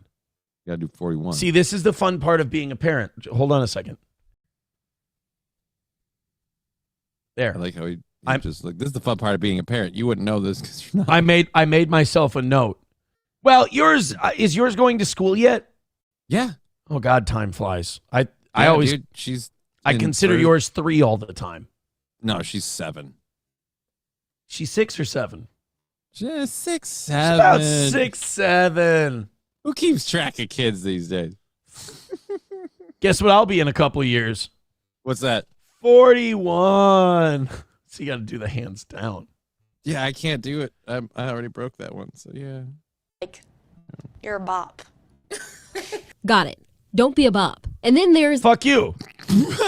Don't be a bop. Don't be a I'm a bop. I'm a bop. Don't be a bop. Oh shit. Don't be a square, you knitted sweater wearing cunt. Italian brain rot. Characters, so if you look up, there's like burp burp bada bimp, tung tung tung sahor, ballerina cappuccina. And perhaps the I see. I love this generation. They're gonna do something. They are. They're either gonna save this country or they'll accelerate it right into the fucking ground. But either way, it's gonna be awesome. They're gonna do a great job. I'll take the second one for 200. They're gonna do a killer job at whatever they do. They're gonna be decisive. strangest one. It's just like something people like to say. Like they'll just like go around and be like, "Stop digging in your butt, twin." Which means stop digging in your butt, twin. Hold on. Stop digging. He's studying like there's going to be a test on this at the end of the Dude, class. this is the funnest part of being a parent because you get to do this to your kids and they don't know you know it. Well, my daughter hasn't really done the lingo thing. I get the like stop it daddy thing, like when she sings songs on the TV where she has like her sing-alongs and stuff, and I'll join in. So it's like we're doing a group thing, and she'll be like, "No, daddy, stop. Don't." Yeah. No. Oh, that reminds me. I do have to blame one generation for the murder of hip hop. Is it late millennial? Is it Gen Z? Or is it? I don't think it's Gen Alpha. I think it's already was killed. It was murdered. I was gonna say Gen Z, but it might be it's late. on the line. It might be late millennial. Could be. Because I think the rot started even around Chingy. Like right there and shit. Like I think that might. Yeah. It could be early millennial. Last great rapper. Fuck. I'm a bad call for this, but I'm gonna shit. I would have to say NF was pretty good. People say Kendrick Lamar. I don't get it. I was gonna say Ludacris. But that's maybe That makes me feel better about my first call. I should have stuck with my gut. I was going to say Eminem. Maybe that's going too far back because I think you still had 50 Cent after Ludacris. Yeah, you had 50 Cent after Ludacris. I don't know, man. Not Drake. The best I can do is if someone wants to say Kendrick Lamar, I might give you that, but I don't get it personally. I'm gonna say Ludacris, 50 Cent, kind of that era was the last great one, and then they just ruined it because like the way they ruin everything, they started making it for girls, and then mass produced it. Yeah, it became no good. Once you start making anything for girls, it starts to die. Nothing. Random stuff on the internet. Huzz is a new one as well. I hear it. I got some mixed emotions, but what I think it means is like crush. Maybe next week I'll be told a new one from one of the students, but I learned from them, and right now this is the main ones that I'm hearing for sure. Translation, just smile, nod, and clock it. Ooh, any advice for parents? That's mute that shit. That right there, that's mute that shit. You know what that was in our generation? What? That was Bruce McCulloch from The Kids in the Hall. I crush your head. I crush your head? Yeah, that's what that was. Now it's mute that shit. I'm crushing your head. That's what you would do. You would crush someone's head from a distance. I remember staying home from school watching Kids in the Hall and going, this is really funny, but I have a feeling if I watched Kids in the Hall now as an adult, I'd go, these guys are fucking retarded. I'll say this. It doesn't age as well. I was fearful of that. Let's just say this. The original, when you saw it when it came out, it hit. There's a lot more misses as time goes on. Yeah, I agree. Let's go to, people love that. That's one of my trademarks. I gotta get back to saying let's go to. I gotta get back to my roots. Veldrain with $1 says, not only are the kids embarrassed, but we don't get the updates to tell us it's no longer cool. But that's why you've got to stay up on this shit. You know, because I got to write down Huzz, I got to investigate Huz. I got 41. Stop digging in your butt, twin. I don't know what that means. Well, I mean, literally, it would mean stop digging in your asshole. Digging in your butt. Like, I feel like that it's pretty straightforward. Yeah, I just don't want it to mean that. Like, why are kids going around worried about the finger ass possibilities of their friends? King Kong Dong with $1 says, let's work together by combining our millennial lingo with alpha lingo. R-I-double-Z, just like D-O-double-G Snoop. All right. You know what? R-I-double-Z Riz. You know what? No, let's not put our shit to their shit. We had our time. We had our time. You know? We had a great run. We had probably the best run. You know? We didn't until this new one that's coming up that looks very promising, yeah. Yeah, well, Gen Z can go fuck itself. Gen Z is like following us. Gen Alpha is carving their own path. They're blazing their own trail, and I respect them for it. But like the boomers, they'll be famous for trading in every principle they ever had and becoming complete sellouts. That's what the boomers will be known for. They were the flower children who collapsed the housing market. Gen X never had a single conviction, never had any passion, never a lost generation, as far as I'm concerned. They're a bunch of cubicle-dwelling, antisocial retards. Gen X invented autism. Like, I don't know if that checks out, but I'll go with you. Not the fun kind of autism either. They created the boring, antisocial autism. That's like what Gen X created. Rain Man, okay. No. Yeah. Is that the fun one? Or is that the boring? No, I'm talking like stays away from everyone kind of autism. Rain Man's kind of like the crippling, barely functioning. Okay, so now we're talking the accountant, like Ben Affleck. I got you now. Yeah, that's a good one. Perfect. Then you have millennials who are the most consistent generation that ever existed. We don't question ourselves. The world should adjust to us. You know, 2 middle fingers hanging out of the sunroof of a car. That's the millennials. Gen Z, I kind of feel bad for Gen Z because they grew up in the shadow of their much cooler older brother, and they haven't been able to. They have more in common with Gen X than the millennials. And Gen Alpha, you're just gonna sit there and you're not gonna do anything. Just fucking face it. I'm gonna tell you this about Gen Alpha. Gen Alpha, I think millennials should look at Gen Alpha as the 2.0 of us that's going to replace us, and we should be grateful. We should be looking at Gen Alpha going, these are our worthy successors. Because those kids have something. Now, I'm just curious. Are you saying this because you're a millennial and you've put people into Gen Alpha? Like, you've made people in Gen Alpha? Well, I certainly don't think there's anything wrong. Calling for your team? I certainly don't think there's anything wrong with being very proud of your children and thinking that their generation is got it figured out. Millennials are the anti-boomer. Boomers don't want anyone to replace them ever. Boomers are clinging on their problems. Millennials are looking for a worthy successor to take Boomers up the are mantle. Selling everything they inherited so that way they can retire onto a nice home. But fuck their kids. Millennials are Batman. We want to find someone to take up our mantle. That's what we're desperate for. $1 from Hulkamasha Baby says, Aaron, give someone a mod or timeout. Pagan, this shit's getting annoying, and don't unban him in 2 weeks. Who? Pagan? I think he means timeout Pagan.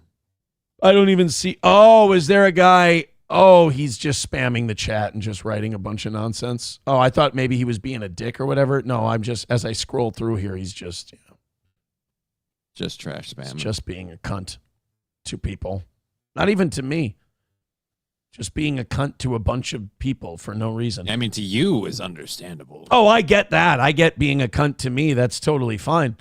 TDR Shit Show with $2 says, I'm just a dairy farmer who spends almost every day home on the farm away from people, and even an idiot like myself with today's lingo Knew that 6'7" came from a rap song. Dude is a fucking retard. Yeah, that teacher's an idiot.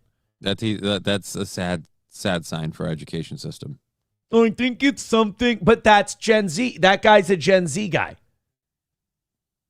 That's like Gen Z and Gen Alpha don't get each other. They don't mix. Millennials and Gen Alpha, we get each other. We speak the same language. We're both giant cunts with an unearned confidence. And I like that. I definitely agree to that part. $1 from Hulkabout. Oh, we just did that one. All right. Now the $2 one. Grand Poobah says, here's a question. Was the grunge rock movement a very young Gen X thing or old millennial thing? No. Oh, I think grunge is like old Gen X to mid Gen X. Grunge is definitely Gen X. That was kicking off like in the fucking 80s and shit. You see, to me, grunge defines Gen X. Just sad fuckers who want to be sad, but they want to tell the world about their sadness. Have a good time. You know? Millennials are Jagged Edge and Nelly. Where the party at? You guys are as you are. Yeah, you guys are Nevermind and Rape Me. It's like, come on, you fucking dipshits. We're Fat Joe. I don't want to say we're R. Kelly. There's a few. There's some problems in there, but figure it out. Does Gen X get Garth Brooks? Yeah, they get Garth Brooks. They get Garth Brooks. A lot of Gen X doesn't want Garth Brooks. I would love to have Garth Brooks. This is a problem with Gen X. No offense. I mean, Garth Brooks at this point, that's what you hold on to. Chris Haynes or whatever. Chris Gaines. Gaines. Yeah, that part of his career I could understand. Be like, all right, disavow. But you know who millennials Garth Brooks is, and you can tell me if I'm wrong here. I'm going to throw a name at you. You tell me if this checks out. Kenny Chesney. Actually, or is he Gen X? I don't know. He came out like late 90s, early 2000s. No, we were all like 12 and 13 when he came out. I think millennials get Kenny Chesney. Well, yeah, if that's about the time frame, if you're right, then I would say it's probably millennial. Probably older millennials get Kenny Chesney. Younger millennials get EC. Millennials or Gen Z, who has to claim Post Malone? Gen Z. You think so? Yeah, I think millennials get to claim Post Malone, or not. Gen Z gets to claim Post Malone. I don't think the millennials get to enjoy it because he's kind of on the cuff. But okay, yeah. I tried to listen while I was in jail. I tried to listen to like his Post Malone's like hip hop and pop stuff. How'd you feel about that? I want to like it because you like his other shit. Because I like his country shit, and I just. You want like I listen like his first. I love all of it. Yeah, his first big hit was White Iverson. I listened to that and I'm like, no. You know what my favorite one is that I heard, and I don't necessarily like it, but it's the one I could tolerate the most. Circles. Do you know Circles? I've heard none of these. So okay. There was White Iverson I listened to. There was Better Now, which is gay. And Remy's parody of it about communism is much better. Circles was the one where I was like, you know what? That's not bad. I wouldn't go out of my way to listen to it. But it wasn't bad. But it wasn't awful. I am going to have to edit a little bit today. Because this is, you've probably heard this song. Because like I didn't know this song was called Circles until I was in jail and I listened to it. Okay. So you've probably heard this song. You just didn't know what it was. Of all the songs of older songs of his I listened to, I was like, that was the one you could listen to the most. But I still wouldn't. Right. But now I'll say this, he looks a lot better when he slimmed up a bit. You're saying back then when he was a chubby guy? Wasn't as good. Really? He looks a lot better slimmed up. Like I mean even the face tats and everything, they look better on him when he's just a little thinner. See, like you give me this Post Malone, this like I feel like this is the more authentic Post Malone. He's just white trash, smoking a cigarette, being a douche. Now is that because you you like the music, so you want this to be his more authentic self? 100% stop digging. You've struck oil. All right. That is exactly why. All right. Because I want it to be that way. You want it to be that. As Deontay Wilder once said, speak it, believe it, receive it. I was talking to SP and she goes, boy, you're a really positive guy. And I said, yeah, as Deontay Wilder once said, speak it, believe it, receive it. She goes, yeah, what happened to him? I go, Tyson Fury almost killed him. But maybe he spoke that. Well, he spoke it. He believed it. When he received it, it almost knocked him the fuck out. Received that ass whooping is what he received. Somebody, too, with $1 says, this is the post you need to know. I don't think I can say no to people posting copyright shit now because I've already... Because you've already done it. Yeah, so I'm going to be muting shit. I'm going to have to mute that shit a little bit later. This is the post I need to know. Okay, this is... Let me tell you a little story. This is not Post Malone. Why don't you love me? Oh, this is before he was famous. Oh, no. Oh, dear Lord. Hey, girl. Love me. Jazzy F.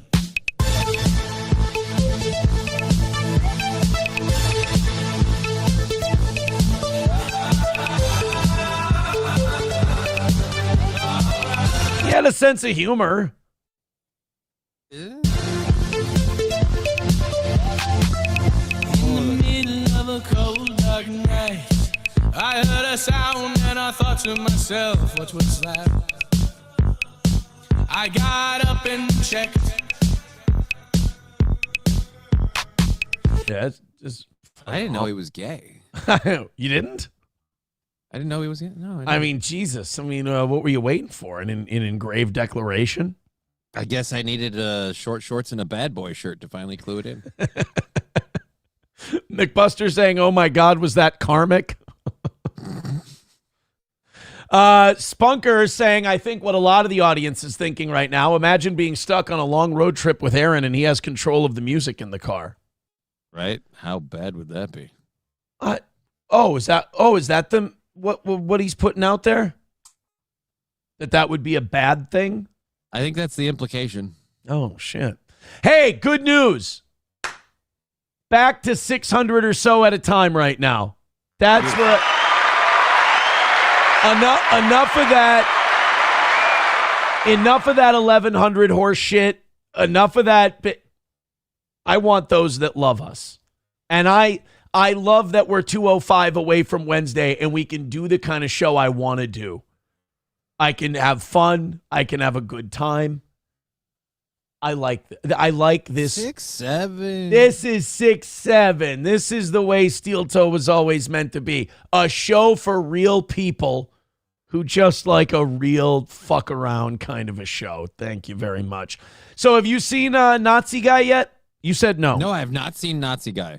So there's a guy who got arrested the other day, and this kind of became a viral story for the wrong reasons. And people were trying to make this like a free speech thing. Like, oh, this guy, he got thrown in jail for wearing a Nazi uniform. No, he was not thrown. He was, like I said earlier, he was thrown in jail while wearing a Nazi uniform. Big difference. Just because you're wearing a Nazi uniform while you do something does not override the thing you did. So, like, if you murder a guy, you're going to jail. If you murder a guy while wearing a Nazi uniform, you're going to jail. But you're going to jail for murdering the guy. Not the for Nazi wearing uniform wasn't really part of it. It just got roped in. We call that incidental. By the way, $5. This was 5 minutes ago. Anonymous donor says, move on. I think this was when we got to the Post Malone thing. I don't think they liked it very much. Clippers Unite with $1. Oh boy, this poor Clippers Unite guy. I've been watching him kind of slowly fall into madness, and I feel responsible. It's kind of my fault. Says you're trying to get on Stuttering John's podcast. No, I'm not. I would never do that. You guys who follow that stuff and you guys who do that stuff, I will say you're more pathetic than he is. He's just a guy doing a show. You guys are very sad. But no, I would never involve myself with any of that nonsense. I love that I'm the center of that universe and I have nothing to do with it. I love that I've occupied the brains and the attention of those people, meaning I've done my fucking job and they can't let me go. I love that. But no, like a strange force of gravity. You're pulling them in while you simultaneously push them away. Right. I would never. I'm your sun and stars, motherfucker. But no, I would never do that. Of course not. Veldrain with $1 says Gen X isn't even the man behind the curtain, but we did float the script by PR of what the man behind the curtain would say. I don't know what that means. Yeah, I'm not quite sure what he's saying. I shouldn't have brought up that $1. Now Clippers Unite's getting roasted in the chat. That's shit. Sorry, bud. But you know what? You're used to embarrassing yourself. You do it every time you come in here. So, and it's thanks for being part people of the are going to think that Clippers Unite and I are working together to make me look good. And I don't want that out there. He is truly a sad, lost individual on his own. I have nothing to do with. He's not a CI on this program. So Athens, Georgia. You know, I feel like part of this story is getting lost in the mix here because, like, people in the media want this to be just some guy wearing a Nazi uniform and look, white supremacy is taking over in the United States. But Johnny, why was this guy dressed as a Nazi over the weekend? A Halloween celebration? It was a bar Halloween thing. So there was a time where you dressed up like a Nazi for Halloween because it was like a shocking wow. This was late 90s, early 2000s stuff. Halloween was to wear funny, shocking costumes. You know, millennials fucking killed it with the awesome, offensive Halloween costumes to the point where they had to start banning costumes. So, like, when we were in our mid-20s, we got a little too out of pocket with the costumes, and you started to see the "my culture is not a costume" movements. You know, when I was about 25, millennials got to drink and go out for Halloween for about 3 or 4 years before they went, nope, we've got to stop you guys from wearing shit. Because we would be Indians and we would run around going, we would do that shit. We would wear the most racially offensive costumes you could possibly find. We would even wear blackface for Halloween. So they had to start, you know, I mean, we all hate censorship and we all hate cancel it was a culture. combined movement, so they just kind of ruined the thing. We all hate cancel culture. We think it's terrible, but it doesn't just come from nowhere. It comes because somebody somewhere got really fucking crazy with it. And there was this pushback. But there was a time where you wore Nazi, you dressed like Hitler for Halloween, and it was funny and naughty and different, and you might win a costume contest. Well, Prince Harry, you remember. Prince Harry, Prince Harry, either a Hitler or a Nazi officer for Halloween, and it was all over all the tabloids, and it was, holy shit, look at this fucking guy.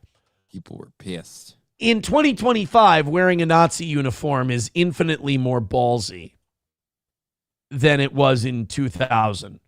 Now, if wearing a Nazi uniform is enough to get you strung up in 2025, wearing a Nazi uniform and then acting like a cunt is really going to get you on the radar. So this is get a lot of friends. This is Athens, Georgia over the weekend. Let's do two things. Let's watch this guy's behavior. And number two, let's see how good he looks in his Nazi uniform, because that's important. Get the fuck out! Get the fuck out! Get the fuck out! You don't touch him! Can we be very honest about this? Those Nazi uniforms always look sharp. Doesn't look bad. They always looked good. Hugo Boss designed it. Hugo Stieglitz. Hugo Boss. I mean, they wore some sharp uniforms. And like this is this is a problem. Not the guy wearing the Nazi uniform, but the woman who is unironically pushing him out of a bar and trying to get him out of there. It's like, bitch, it's Halloween. All right? The slutty elf has done more to decline Western civilization than the guy dressed in the Nazi uniform. honestly, are you pissed at every chick that comes in? Because, like, no offense, like 70 to 80% of female costumes are just, all right, take it and make it a slut. Like, no, I'm not mad at it at all. No, I'm not talking about you. I'm talking about this bitch because she's getting pissed at this guy for wearing this costume because it's so offensive. But meanwhile, it's like, oh no, but I'm a cheerleader or a schoolgirl or a slutty baseball player. It's just like at every point, it's just that no matter what your costume is, it devolves to the fact that you have a vagina and that's all you are. Like I just feel like those are more insulting. People have no sense of irony for the holiday of Halloween, and it ruins the holiday. Like, if you have a sense of irony, you know that on the day where we dress up like shit, you're not going to have a real Nazi go out in his Nazi uniform. If he's wearing a Nazi uniform on crazy fuck dress up day, he's probably doing a crazy fuck dress up thing. The person who's going to come in here as the caterpillar from Alice in Wonderland, he's not really a caterpillar. Okay? The person... Well, if it were Tuesday, this guy would have a problem. The person dressing up like Shohei Ohtani is not a Japanese gambling addict baseball player. All right, so this guy is not a Nazi. He's wearing a, what do you call that? He's wearing a provocative costume on provocative costume night. And you're kicking him out because you've decided to draw an arbitrary line on provocative costume night, which is utterly retarded. You're right. Now, if it was Tuesday afternoon happy hour, this guy's a cunt. Would I respect it? Fuck yeah, that'd be funny as hell. Just a random Tuesday, some guy walks in. Now, the only way you can pull this off on a non-Halloween day, now, playing this off and like, right, Nazi, oh, this is awesome. Like, that's okay to make a stink about it because that's what the holiday's for. But the only way you could pull this off on a random Tuesday is if you sat down, ordered your drink like you were wearing a hoodie and jeans. You don't call any attention to your Nazi uniform. You know what would be funny is if this guy went into the bar on Halloween night and everyone's like, oh man, I love your costume. And you went, oh shit, is Halloween today? Wait, guys, what? You're celebrating it today? I thought it was this Friday. Fuck. Oh my God, I would have worn my costume if I knew it was Halloween today. Shit. Wait, but dude, you're wearing this because all my other clothes are in the laundry. It's just really nicely pressed and I like the way it was looking today. Don't touch him. You see that girl with the animal ears? She's kind of feeling the Nazi a little bit. You see her come by and kind of touch him a little? Just a bit. And you guys, keep in mind, regardless of what costumes you might be wearing, that one's expensive. Because it's very, very nice. Let's treat these threads with the respect they deserve. It's not a fake tie, homeboy. They don't sell this at Spirit Halloween in a package, you know?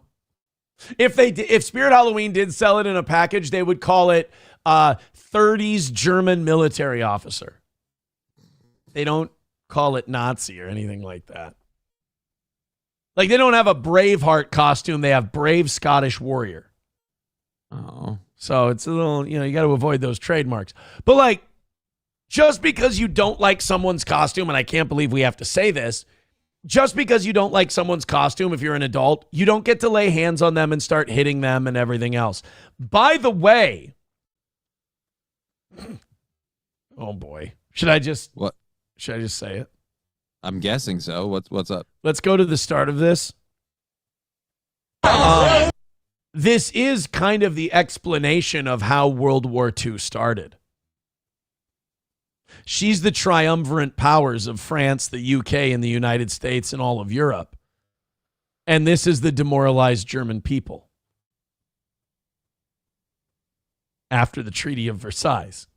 And they get pushed, and they get pushed, and they get... Dude, I watched a documentary yesterday. That's dangerous. Or I listened to it while I was doing dishes, I guess is more appropriate. I was listening to a documentary called Why Did Hitler Hate the Jews? And I was like, oh, this will be interesting.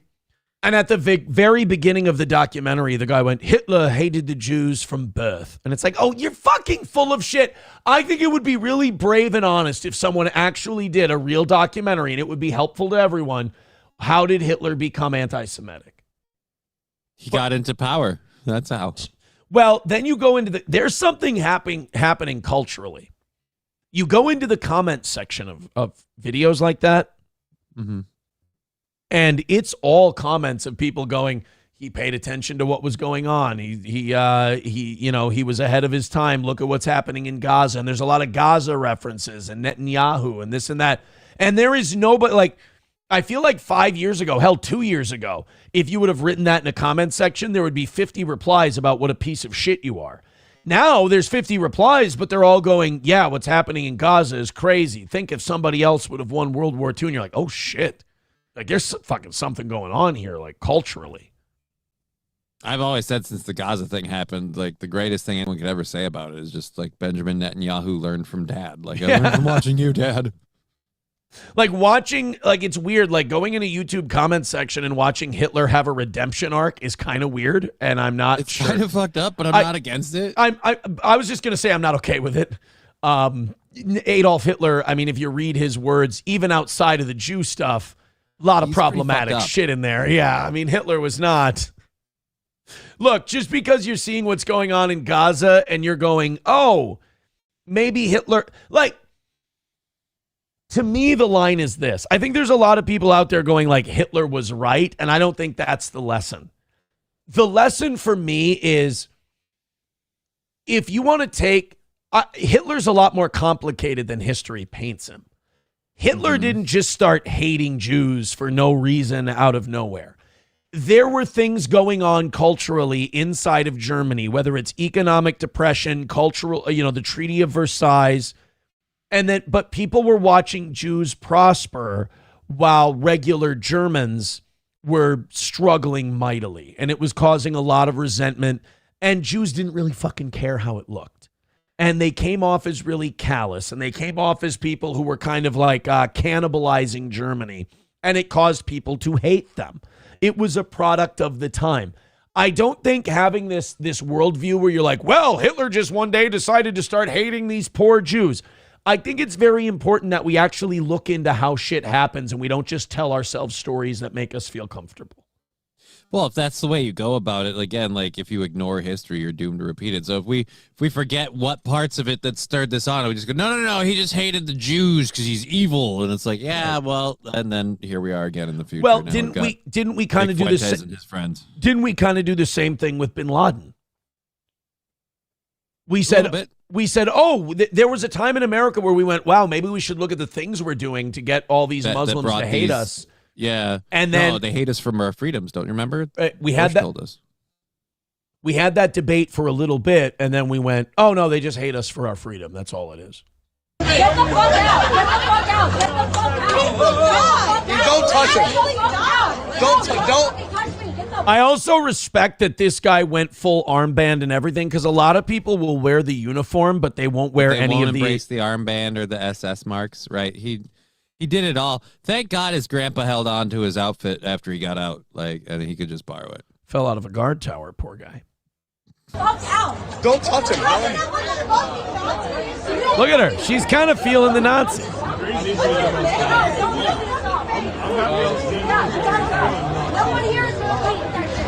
you! What the fuck? He's in my... Yo! Are you in my accounting class? Are you in my accounting class? See, do you notice how dudes are more okay with this? Because they know that guy's not being his true self when he's walking out on a Halloween night in a Nazi costume. People need to understand, fun is for guys. Fun is for dudes. Fun is for men. Because we know how to have it. Good feelings and happiness are for women. Men are willing to have fun to the point where it does serious damage to their own happiness. Fun is what's important. To women, happiness and good feelings are more important than having a good time. So let men do fun. You can do happy. Halloween is a night for fun, not a fun night for happy. You prioritize fun over happy on Halloween. So let these guys tell this woman, hey, listen, honey, I know you're pissed because this isn't fun. I'm sorry that you don't like this because it doesn't make you happy. But tonight is not about your happiness. It's Halloween. It's about fun and getting into trouble.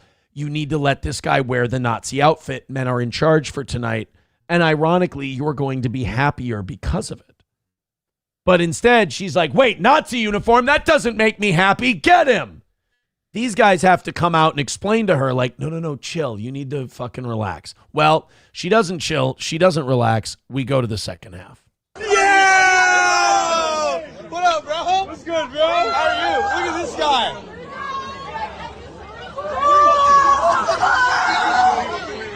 Fuck you! This is terrible. What the fuck is your problem? I don't know what you want. Is this serious? Oh my God. See, like, that's not a guy right there. That's a little twat. This guy's a guy. He's kind of just watching everything. I don't understand the lady that's barking at him and pointing her finger at him. You went out dressed like a homeless clown. Everybody got to pick their outfit. You're just jealous his looks better. What the fuck's your problem? Dude, he looks fantastic. No, I'm talking about the lady in the pink hat behind him. But yeah, he looks good. No, I'm talking about the Nazi. Oh yeah, the Nazi looks sharp He's as shit. sharp like, as fuck, dude. You could wear that to court. Like, I'd legit be like, all right, like, no, I know how this sounds, but where could I get one of those? No, I have no idea. We're seeing you on the second. No. Yeah, no. That's where we have the problem, is right at the end of the video here. No. So he got arrested for getting punched? No. Now, I thought he punched. It looks like he definitely punched, but I feel like he was grabbed, Let's shoved, see. or punched first. Is this serious? Oh my God. No, I have no idea. We're seeing you on the second. No. His arm or girl. Okay, so somebody grabbed him and pulled him. And then he finally had it, and he just he threw. It wasn't even like a serious punch. He's like, hey, boom, like, get off of me. You see a man apparently dressed as a member of Hitler's Gestapo outside a college bar where he's met by several patrons fuming over his costume. Sources tell us the victim suffered a black eye, a broken nose, and needed stitches. He didn't look like he hit him that hard. Unless they're talking about the Nazi guy, but he didn't look like he got hit that hard. So. No, looks like he got pulled on. You notice it's all that Aryan blood up in him. Fucking. Well, they've got pictures of him being. Look at this. He's being taken in. It's something funny about a guy in a Nazi emblem. It looks like they're taking him to Nuremberg. He's handcuffed with the arm patch on and everything else. Like, hey, before you take me to central booking and there's tons of black guys in the cell, could you go ahead and take this armband off me? Well, depending on who else is in the cell, you might make friends. Well, yeah, that's true. I'm just going to throw up a flag and see if a friend sees it. $15,000 bail. Oof. Yeah. His bond conditions are he must stay away from another female student cops say he made contact with during the alleged incident, avoid downtown Athens, Georgia, and steer clear of alcohol, among other restrictions. Now, he punched somebody in the face while wearing a Nazi outfit, $15,000. Mine was $75,000. Are you feeling like yours was over or undervalued? I'm just pointing out two different numbers. Is all. That's it. I feel like Fox News. We report, you decide. $1 from King Kong Dong says, however, the guy dressed like Goldberg to take your money is actually Goldberg here to take your money. Yeah, isn't that? Yeah, the bar's landlord came by while the Halloween party was going on and went, can I get you a rent check? And like, oh my God, great costume. And like, it's me, Ira. I'm actually here to collect the rent check. You're a little late. I don't understand all the laughter. 209 says, that's bullshit. She was putting her hands on him first. I think anytime you punch a woman in the face, the optics are going to be bad. Like, if a woman pulls on your arm or pushes you or something like that, and you go, whoa, you just throw one right into the side of her head, it's never going to look good. That's where I'm just a good old Gen Zer going, the days when you could at least tell them twice. Yeah, I don't think it's good. I don't think the Nazi needed to punch the lady in the face, is what I'm saying. We are 195 away from tomorrow, not away from today, away from tomorrow morning's goal. Keep knocking that down. Let's have one of those fun goalless weeks that that we've been having lately. It's kind of awesome. Mommy says this is 100% the woman's fault. Agreed. I'm not saying that, like, okay, here's a good rule to live by. When we're out for drinks, no putting hands on people. Yeah.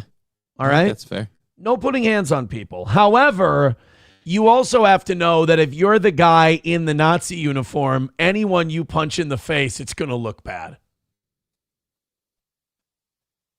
Like if you wear... All right, I got to arrest you. What? He's a Jew. I'm staying in character. I thought this was Halloween. Bullshit. Chevy fan says she did not see that coming. I don't get it. Actually, I thought it was really kind of on the nose when they brought this guy into jail, and they even gave, like, apparently in Athens, Georgia, they give you music when you go to jail. Mm-hmm. And they did for this guy as well. I thought it was wild.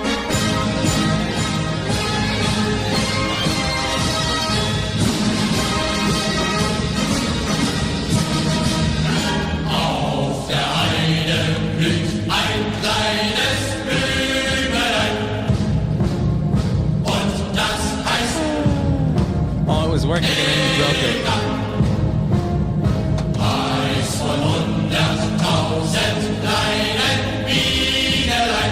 There we go.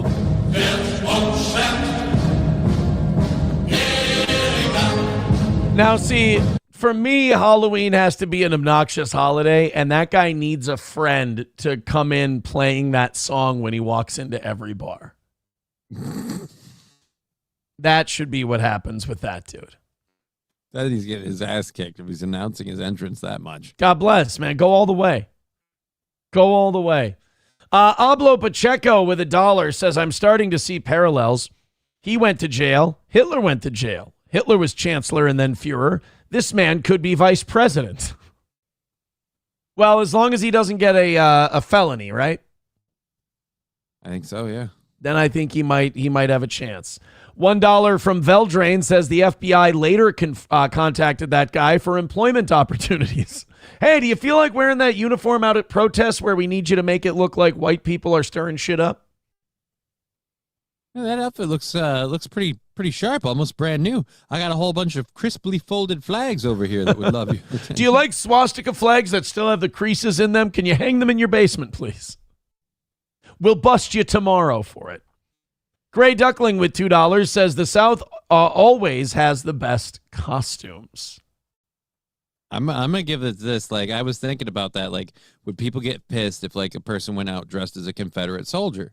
And I feel like a lot of people would have more reason to be pissed about that, historically speaking, but would like look over and be like, oh, cool costume, dude. What are you, Stonewall Jackson? All right, cool. And then meanwhile, a guy comes in wearing, again, the Nazi outfit. We're going to lose our shit. When I feel like, honestly, they both deserve the same level of like, oh, that's cool. But no offense, Nazi outfit way better looking than the... Jerry Shepardini says, excuse me, sir, are you familiar with the Patriot Front? Rest now, brother.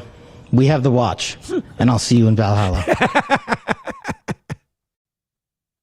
I have to find the one that someone sent me where it's an AI where they made him a Viking, so you can see that. It's just so fucking funny.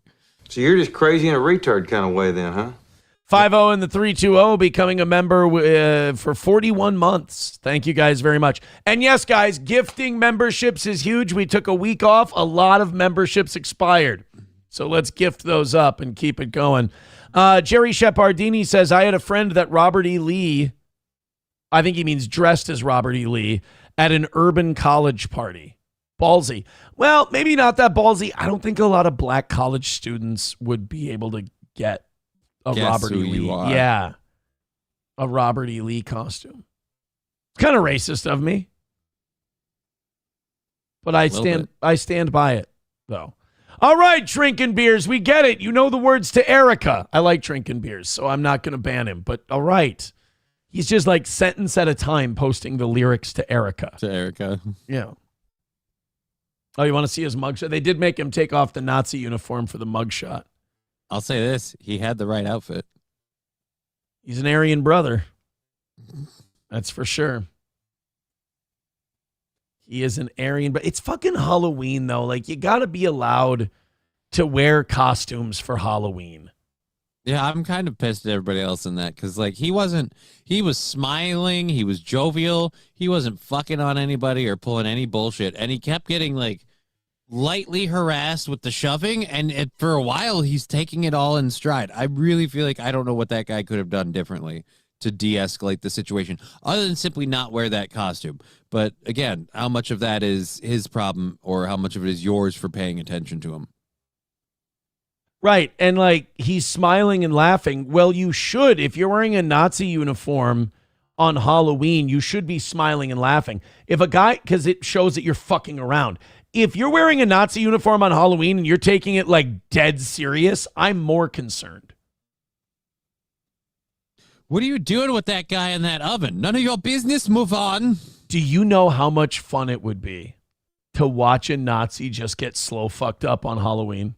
A guy dressed as a Nazi. And then he's just a regular guy and he's talking shit about stuff, but he's dressed in a Hugo Boss Nazi outfit. That would be fun to watch. Look, no. I think before the math, Hitler was a good dude, like a guy you'd go fishing with. Like, yeah, put him in a Nazi outfit. I think it would be hilarious if that guy was like a flaming liberal. And like he puts on the Hitler outfit, and then as he gets drunk, he's like, guaranteed basic income is what we're going to need to lift the disenfranchised out of poverty, you guys. How is the black community supposed to prosper? And he's wearing a Nazi uniform. That's the irony of the situation I would like to see. $1 from Grand Poobah says, breaking news, that man has already been recruited by NASA. Wow. They saw you. He was picked up by Officer Paperclip. Coltrane with $1 says the Democrats have started a modern day confederacy, states fighting the feds because they are taking away their farm equipment. Veldrain with it. I kind of liked it when you guys were making jokes about this guy and not making fucking racial political statements, but I guess. Lastly. Here it is, Johnny. Here's your thing that you were talking about. Yeah, this is just fun. Okay. Lastly, to my friend Charlie Kirk. Rest now, brother. We have the watch. And I'll see you in Valhalla. Wait, he's going to... Oh, he's going to do a thing? Yeah, hold on a second.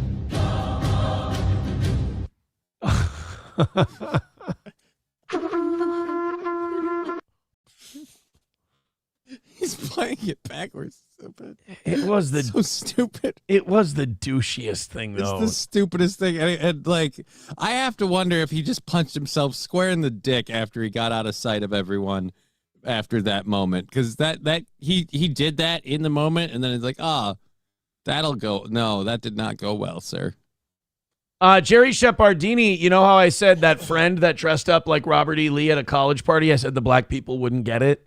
Mm-hmm. Jerry Shepardini says they didn't pick up on it. You're right again, boss. I'm right about all this. I have a fifth sense. Like I said, considering how upset people are this day and age about racism, you think if someone went out dressed as a Confederate soldier, they'd get the shit kicked out. No, not the case. Guess what? Joke's on them. Our education system is so fucking retarded. Nobody knows what a Confederate soldier looks like, so they can't beat the shit out of them. Thank God we have the movies because we all know Nazis. By the way, before it festers into, you retard, you just said fifth sense. It's a Mean Girls joke. It's like I have a fifth sense. All right. We've got Tucker Carlson and Nick Fuentes. It happened. The generational run continues for old Nikki Jew hater. He's been on Dave Smith. He's been on, like, if it's a big podcast now, he's been on it. Now he's doing Tucker Carlson. And this is kind of one we didn't think would happen because Tucker called him a gay kid in his basement and called him a Fed. And Nick Fuentes responded by calling Tucker a Fed and a CIA agent and all this stuff. And they've kind of gone after people.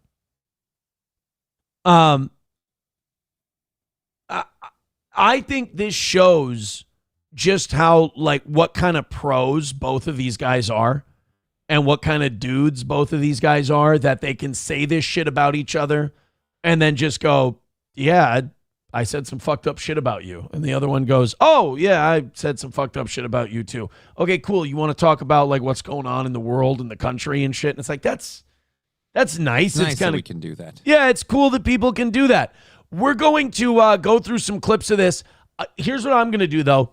I'm going to pee, so I know that I'm not going to be distracted by my need to urinate. We've got 3 clips of Tucker and Nick Fuentes coming up in about a minute and a half. Johnny's got it for a little bit here. Where are we for tomorrow? 195. Nice. Away from tomorrow. Thank you guys very much. Streamlabs, PayPal, Venmo, Super Chat, and Rumble Rant. Yeah, someone in the chat got it. It's like I have ESPN or something. All right, let me go make a piss. All right. I'll come back. Fuentes and Carlson coming up next on The Toe. I'm not entirely sure exactly how long it's been since the Fuentes and Carlson faced off, but this is again where, as Aaron was talking about earlier, like you can't hold on to this shit. Like, I mean, letting it bother you in the moment is bad enough, but then like clinging on to it. So I'm not surprised that they were able to be like, yeah, I said some fucked up shit. Yeah, so did I. Well, let's do a thing. But I don't know. I think I'd have a lot more problems with the fact that they're doing this if either one of them was like, no, you called me a bag a while ago. Like, but so did everybody. I mean, let's be clear. There's a video supposedly of you and Destiny. I haven't seen it, but there's claims. So I don't know why anyone would be too particularly pissed off about that one. I think you have to let that shit go. I'm going to be doing a show today, I think, at 1 p.m. We'll see. I'm going back and forth on it. 1 minute I feel great. The next minute, not so much. Oh, we're already back. Ooh, did we have a spilly? Nope. Don't know what that was about. I have a problem. My chair that I bought years ago is starting to, like, some of the upholstery is starting to rip. Yeah. And I'm being very careful to make sure I don't rip it. I'm trying not to slide on and off the chair. Oh, okay. I'm trying to, like, sit down and come up off the chair and not slide on it because the upholstery is starting to rip, unfortunately. Thank God my upholstery didn't rip over the last week. Am I right? But right. Hers mommy says, did you wash your hands, Aaron? Yeah. Every time. Every time? Every time I wash my hands, no matter how much or how little time I spend away from you in the bathroom. I fucking wash my hands every time. All right. Before we get into Tucker and Nick Fuentes, Midland Armory, downtown Foley, Minnesota, midlandarmory.com. Visit our friends at Midland Armory. Whether you're looking for something for hunting, personal protection, carry, whatever it is, Midland Armory, downtown Foley, Minnesota, midlandarmory.com. Also, All Care Towing, 320-253-5203 for All Care Towing of St. Cloud. If you find yourself in an accident in the ditch, it is getting colder. It will get icy soon. Make sure you...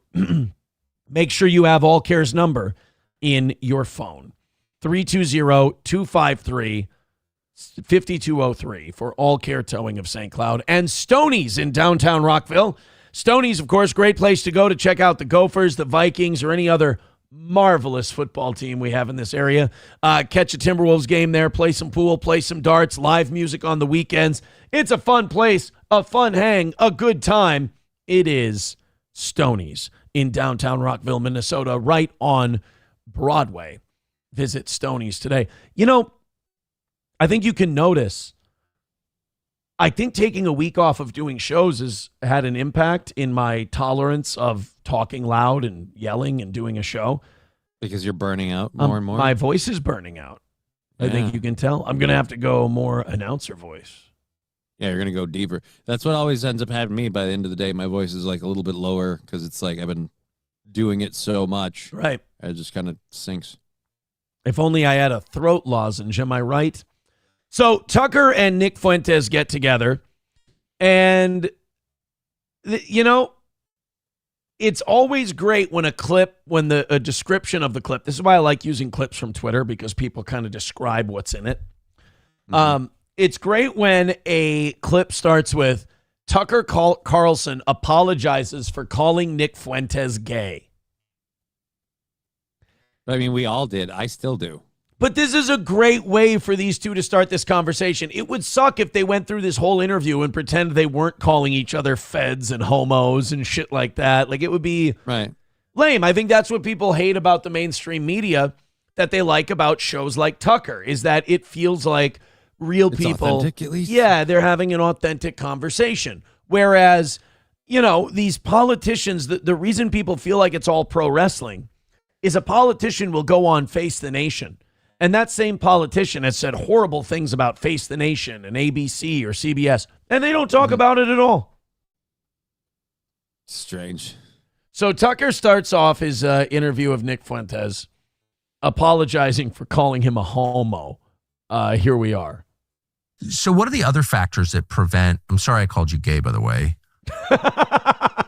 I love that. I was expecting it to be more straightforward than that. That's nice how kind of off the cuff, like, so what are some of the other factors that, sorry I called you gay, by the way. But that's such a genuine way to do it. It's not like a show busy kind of like, I'd like to make a statement to you right now, and I mean it, and I want to look into your soul while I do it. He's just like asking him a question, and then he remembers in the back of his mind, he's like, oh, right, I called this guy a fag. I forgot. Hey, sorry. Better back that up. Sorry I called you queer, by the way. Oh, no problem, dude. Okay, anyway, I was going to say, so the Jews. I like that you totally are, though, right? Like, I mean... You've never thought about how a cock tastes? Like, never? So Destiny was in that video? So what are the other factors that prevent... I'm sorry I called you gay, by the way. But I'm always... I think I'm just too old or something. I'm like, why is anyone married? You tell me, why aren't people married? Well, I mean, honestly, it's the women. The women are extremely liberal. No one talks about that.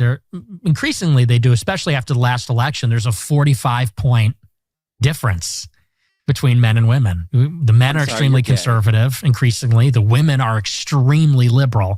What are they liberal? Can I tell you where that comes from?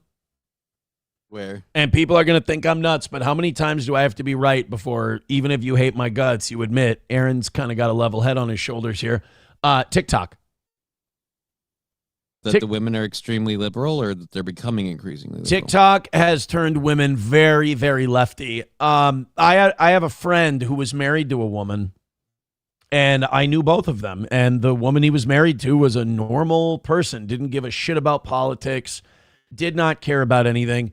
Got a TikTok account, started watching TikTok. The hair goes blue. Start talking about whether or not the kid is trans. Starts getting into like all this like political shit and all this that they didn't. Again, this isn't someone who was conservative and turned liberal. They didn't give a shit about politics, didn't know anything about politics, and basically let TikTok become their political identity. Now, this is one example, but I know at least 4 or 5 other people who have said the same thing, that they have a woman in their life, whether it's dating, sister, cousin, whatever, that was never political. They started scrolling TikTok all the time, and just they watched them progressively become more lefty. And I guess, I don't know. I grew up in a family with a lot of sisters, so I just for that, I have trouble believing that is like, I don't disagree that there's women who've been steered that way, but like, I don't know. I feel like, haven't there been women who've been steered the other way in terms of pushed more right by different things in their life? Yeah. It's probably not as much as TikTok, but I feel it's kind of a cop-out to be like, well, it's the women. That's why people aren't getting married as much today. It's the women. Like I think it's both. I think it's both. I think it's also, I think it's economic realities. I think that the more you make people poor, and we are making people poorer, even if they're making the same amount of money or more money, they're poorer because everything costs so much. Like you can't buy a house. You can hardly rent. People are using credit cards to buy their groceries. People can't pay their car notes. It's hard to start a family when you haven't established yourself, and it's taking men and women longer to establish themselves in the kind of economy we have, and I think that's a big reason for why people aren't getting married. Certainly isn't helping. And then you do get married and you're not established yet. What's the number one cause of divorce? I'm going to guess financial issues? Money issues, yes, financial issues. So if you are established and you get married and that's still the number one cause of divorce, now get married without figuring out and establishing your economic viability, it's going to be a fucking nightmare. You're set up to fail to begin with. So is it the women? I don't think so. I think it's more the message, like you were saying, with the just general setting of the world, not just financially, but just in general. Everything's coming to an end. The environment's polluted and this, that, the other. Like, how many people are just kind of like, I don't feel like there's much of a point. Why do I want to meet someone and make a family and do a whole thing? Like, I'd just rather keep to my own self and try to be happy in a day. I think another problem is that men and women have been taught now, because again, I'm not going to put this all on women. I think, like you said, that's a cop-out. Yeah. I think men and women have been taught that power can be shared and that there can be two leaders in the household, and I just don't think that's true. I think there needs to be a division of duty, a division of leadership. I think there needs to be, whether it be in the household in general or on certain issues, there is a leader and there is a person who follows the leader. I don't care if it's the man. I don't care if it's the woman. I think it works better when it is the man, depending on what kind of man you have. Right. But if you got the wrong kind of man, you're going to need an alpha bitch because you got a beta boy. Right. And so maybe on money, the man's in charge. Maybe on how the house looks, the woman's in charge, or vice versa, or the plans for... I'll give you a great example. In terms of like making plans and keeping a schedule, do not make me the leader, because I will make the schedule in my own head and I will not tell anyone about it, and I will assume they know. That is a dick thing to do. I'm fucking terrible at it. It's not intentional. It's not anything like that. It's just I think something, I put it in my head, and then I lock it away and forget about it until I need it. I am the king of telling my partner a couple days before we're doing a thing that we're doing a thing. Wow, I'm glad we never date. I can't help it. I can work on it until the day I die, but there will always... Just start writing shit down on the fridge calendar, man. Easy, right? Right? Put it in your phone, right? Well, not your phone, because like you put it in your phone, you'll have it written down. You'll remember it. You'll get your notifications. But is everybody else getting that shit? Now we got a problem. Plus, I'm rid of the phone now. I'm off the phone, so... Which honestly, I feel like is a good call for you. Yeah. Issues, like what does that mean, liberal? Oh, they're very feminist. Like actually? Extremely feminist, yes. They don't believe that, do they? I think they do. Really? Absolutely, How yes. could you believe that? Why wouldn't you? Like, think about it. If you're a woman, this is like black people who believe like we was all kings and queens and this and that. Why wouldn't you believe that? If your reality sucks, why wouldn't you believe that you were like this amazing, awesome, incredible thing? Like, why wouldn't you believe? We all like a good story. So, like, women are being used as fleshlights. They're being used for hookups. They're being told it's empowering. They're unhappy. They can't find a partner who will stick with them for a long period of time. So why wouldn't they listen to a feminist who's going to tell them that you're strong, you're independent, you're the best, you're amazing, you're this and that? Why wouldn't you believe that? What do you want? Like, someone's going to come along and being, oh, by the way, you using yourself as a cum dumpster with a fucking IUD in your pussy all the time so you don't get pregnant, and just taking different loads in you whenever you want is fucking depressing. It fucks with your mental health, and it guarantees that you won't find a good long-term partner, and it develops bad coping habits in relationships. Do you want to listen to that shit? No matter how true it might be? If someone else is going, oh, you're a queen, by the way, and you deserve to be treated like a queen, and if he doesn't treat you like a queen, you should bitch and moan and whine about it forever to everyone you know. Well, I get it, but it's just, at what point do you not realize that, like, it's that first one and all of the policies that they put into practice that got you where you are now? Like, you're not happy now. Why you want to keep going with the team that put you in this shit show? That's all I'm saying. Because the person who's telling you otherwise is a man, and that person has been telling you forever that men are just trying to keep you down and hold you down. And you know, also we've done this revisionist history where feminists have convinced women that back in the 60s they were all just being punched in the face. Like there's this narrative every woman was just getting beaten by some toxic man back in the golden age of America. Like when he came home from work, he didn't sit down with his wife and have a nice meal, and they watch TV together, talk about different things, maybe sit in the backyard and enjoy the sunset next to a bonfire or something. He belted her for there was creases in his pants, and so he would hit her in the face all the time because his clothes weren't ironed properly. No, they've been sold a bill of goods. Like it was better for them back in the day. And now this Ponzi scheme started where they just keep, every time they realize that this is making them unhappy, they just throw more blame on men onto the fire. So I think Nick is half right here, but I think also men are kind of becoming more sensitive bitches too. And it's making them more difficult to be partners with. I think gender roles are a construct, that none of this is inborn. Like you'd have to be an idiot to think that. They like the idea of it. They like because of course I think all women naturally want strong men. Of course, obviously. They naturally want a Chad. You know, they want like a tall, buff guy. But I think they like the idea of none of them want to work either. None of them actually want to work. No, that's what I'm saying. Of course, right. It's obviously true. It's always been true. Work outside the home. Right. They don't have enough work at home. You know, there's a lot to do.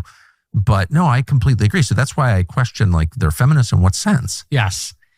And, you know, they like these vague appeals to equality. We want a chance to work and we want respect. And, you know, ultimately, I think the whole political system is just based around women never being accountable for any of their choices. Ultimately, that seems to be that's what abortion is. Yeah, of course. Because 99% of abortions are elective.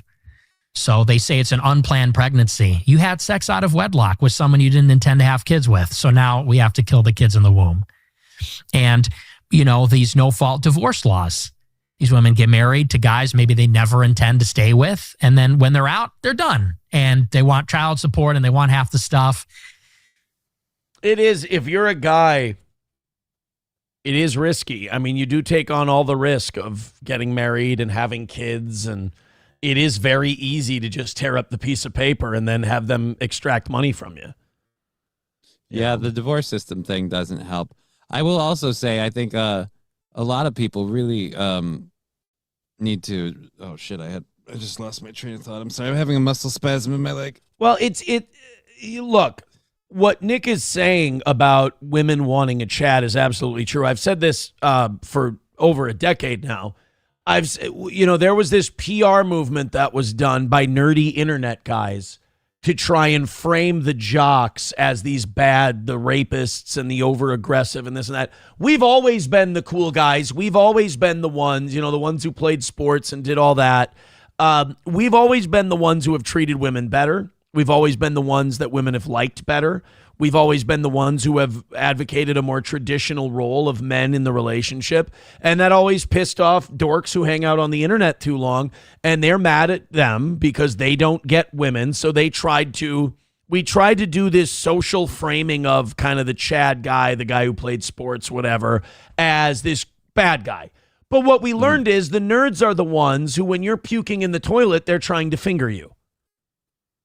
And then it's the Chad who has to beat the living shit out of that guy. So I think we're starting to realize that. I think we're starting to turn that way, but we've still got a little bit of a ways to go. We've got to ostracize dorks a little bit more, and I think we'll be there. But I don't know. I think we're losing those people in general. I think it's not an endangered species, but the population is definitely going down. I think a great first step would be divorcing child support payment. Like, because this is one of those things where like women talk about like, I want equality, I want equity, I want the same representation as the men in the workforce, this, there, whatever. But then when it comes to things like childbirth, like, well, it's my body, it's my right, I get to make the decision. It's like, okay, so you get to make the decision, but I have to pay no matter what. Like, if you don't want to have the kid, I have to pay for that loss. I have to pay for not having that opportunity. I have to regret what may have been. But if you do want to have the kid and I don't, I still have to pay you so you can raise the kid. Like, I'm on the hook no matter what. It just seems weird that, like, oh, well, we want equity. We want this ability to have this choice, but you don't get to have a choice at the I don't same know. rate. So I think if women and men have to take the same responsibility. If we're going to be able to tell women, like, oh, you had sex out of wedlock, pregnancy happens, shit happens, blah, blah. You got to say the same thing to a kid or to a guy. You stuck your dick in a woman and made a kid. You know, that's shit happens. Shit happens. You know, I mean, maybe if we would quit with all the hookup shit, if we would quit just sticking our dick in everything, maybe, you know, I think both men and women have more power socially when they abstain. Yeah, no, I would agree after recent life experiences. I would agree that your relationship builds better when it doesn't start on a basis of sex. Well, I will also say this, as someone who's fucked around quite a bit, it doesn't leave you in a more advantageous position. I wasn't going to say that specific. I was kind of painting that. It doesn't. Being a fucking guy who gets laid doesn't leave you in a more advantageous position. There's a lot of things to consider. There's a reputation that you get. There's the fact that both of you physically are already getting what you wanted, so the effort to put into it is less than. Mm-hmm. And then there's, of course, the risk of a pregnancy with someone you never intended to stick around with. So, you know, it feels good in the moment, but I think the negatives definitely outweigh the positives. I think a lot of men are looking at women and they're very liberal. They're overweight. They have a very high estimation of themselves. I think that people call it hoflation. Hoflation? Yes, their sense of their own looks and sexual value is very inflated. And so a lot of people are looking at these like frumpy, obnoxious, loudmouth, liberal women who are also very promiscuous and saying this is not actually appealing at all. And I don't want to start a family with a person Sounds like awful. this. Yeah, it is. Go to church. Meet a woman at church. Again, I don't agree with his generalization of women on this one. Well, okay. I wanted to talk about that. Remember that he lives in Chicago. Okay, that makes sense. And we live in rural Minnesota, where there are more conservative women. Right. So it's kind of a culture, it's a geographical thing. But I think that I think this is something we need to listen to young people on. And Nick's in his 20s. We need to listen to young people, guys and girls, because a lot of them are saying, I don't want to date. It's not worth it. These women or these men are bullshit, and I don't want the aggravation that comes with it. That's a social problem if people start having that feeling en masse. And I think they're starting to feel that way.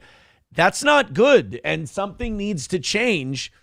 And the thing that needs to change is not you force these people to go into relationships they don't want to be in. There needs to be a cultural change, and I'm not really sure what that is. It's really worrisome to hear stuff like this out of young people because I don't really know how you fix it. And then listening to Nick talk about hoflation and then listening to Tucker go, that's crazy. I've never heard of that. I've never heard of hoflation. It's like we're getting this information second and then third hand because Nick is not the guy to be talking about hoflation. Like, Nick has his things about him that you see right away. He's kind of a nerdy looking guy. He seems kind of gay. There's reasons a woman would go look past him, you know? Mm-hmm. So it's not just hoflation. I think a lot of the guys you'll see blame women for the problems in dating are guys who get passed over for very specific things that they're aware of in themselves that they maybe can't help. It's an expression of frustration. But listening to Nick go hoflation and then Tucker go, I haven't heard of hoflation. It's like watching two 90-pound guys discuss weightlifting.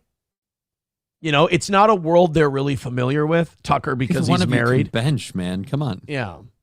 But if you believe in the patriarchy, as I fervently do, because it's just reality, you know, we didn't choose the system. We were born into a system that is part of nature. Can't get out of it. So if you believe that that's true, which it is, then you think that men should lead. And if it's going to be better, men should make it better because that's their job. Right. So you don't want to give them a pass, do you? It'd be like it's all the girls suck. So I don't even. I agree with that, and Yes, I'll I agree. pause this real quick. I won't because I know we're gonna clip this and people are gonna get mad.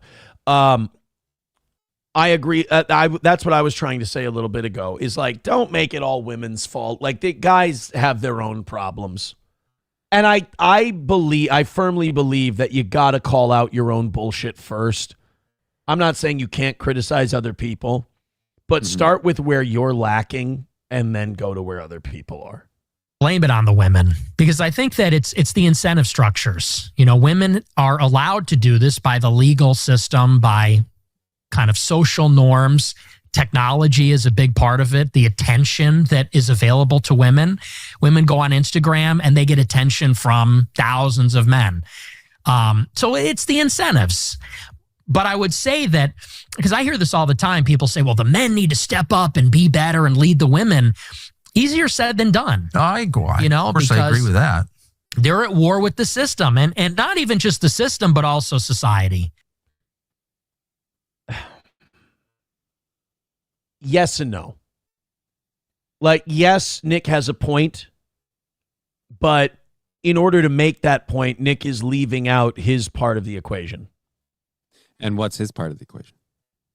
Where men come up short, where he might where come up men short. fail to show women or convince them that these feminist ideals that have been pushed really have done nothing but a disservice to them.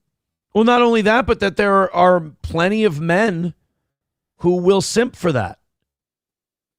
And will play into that and will cater to that. Mm-hmm. So it's not just the women dyed their hair blue. It's just not it. It's and the also men held their hair back while they dyed it. But it's also watching a guy like Nick, and I try not to do this, but I've had a lot of relationships. And there's something about fucking up that teaches you a lot of lessons. And, you know, there's an old saying, those who can do, those who can't coach. I can coach you guys on what not to do. I can tell you where the pitfalls are. Just because I can't pull the shit off myself doesn't mean I don't have a wealth of knowledge. I just don't know how to put it into practice for myself. The information, the knowledge, and the wisdom that I have is probably better imparted into you than history would show in my hands, right? So having Nick never gone through a divorce or a marriage or really a relationship, I don't know. It certainly doesn't help those gay rumors, I'll say that. Coltrane with $1 says, my wife and I are financially stable, but she's become increasingly wanting more shit her friends have. That's a huge issue nowadays, as women want more shit but don't want to help in achieving it. I don't know. I feel like keeping up with the Joneses has been a thing for a long time. Yeah, dude, that's just human nature. It's competitive need to, like, you know, your neighbor gets something, you want something.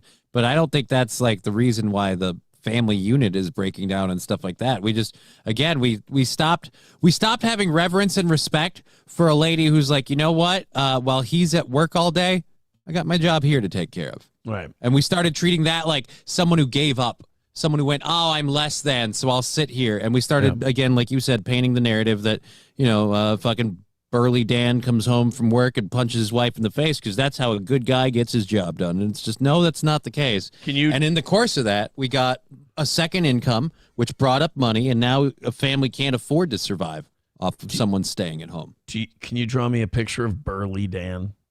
Nope. Please. I need to see what you see in your Burly head Dan. when you say Burly Dan. It came together. I'll be honest. You know why I said Burly Dan? For whatever reason, while Surly I was doing Joe. that. Yeah. Squirrely Joe. Surly Joe.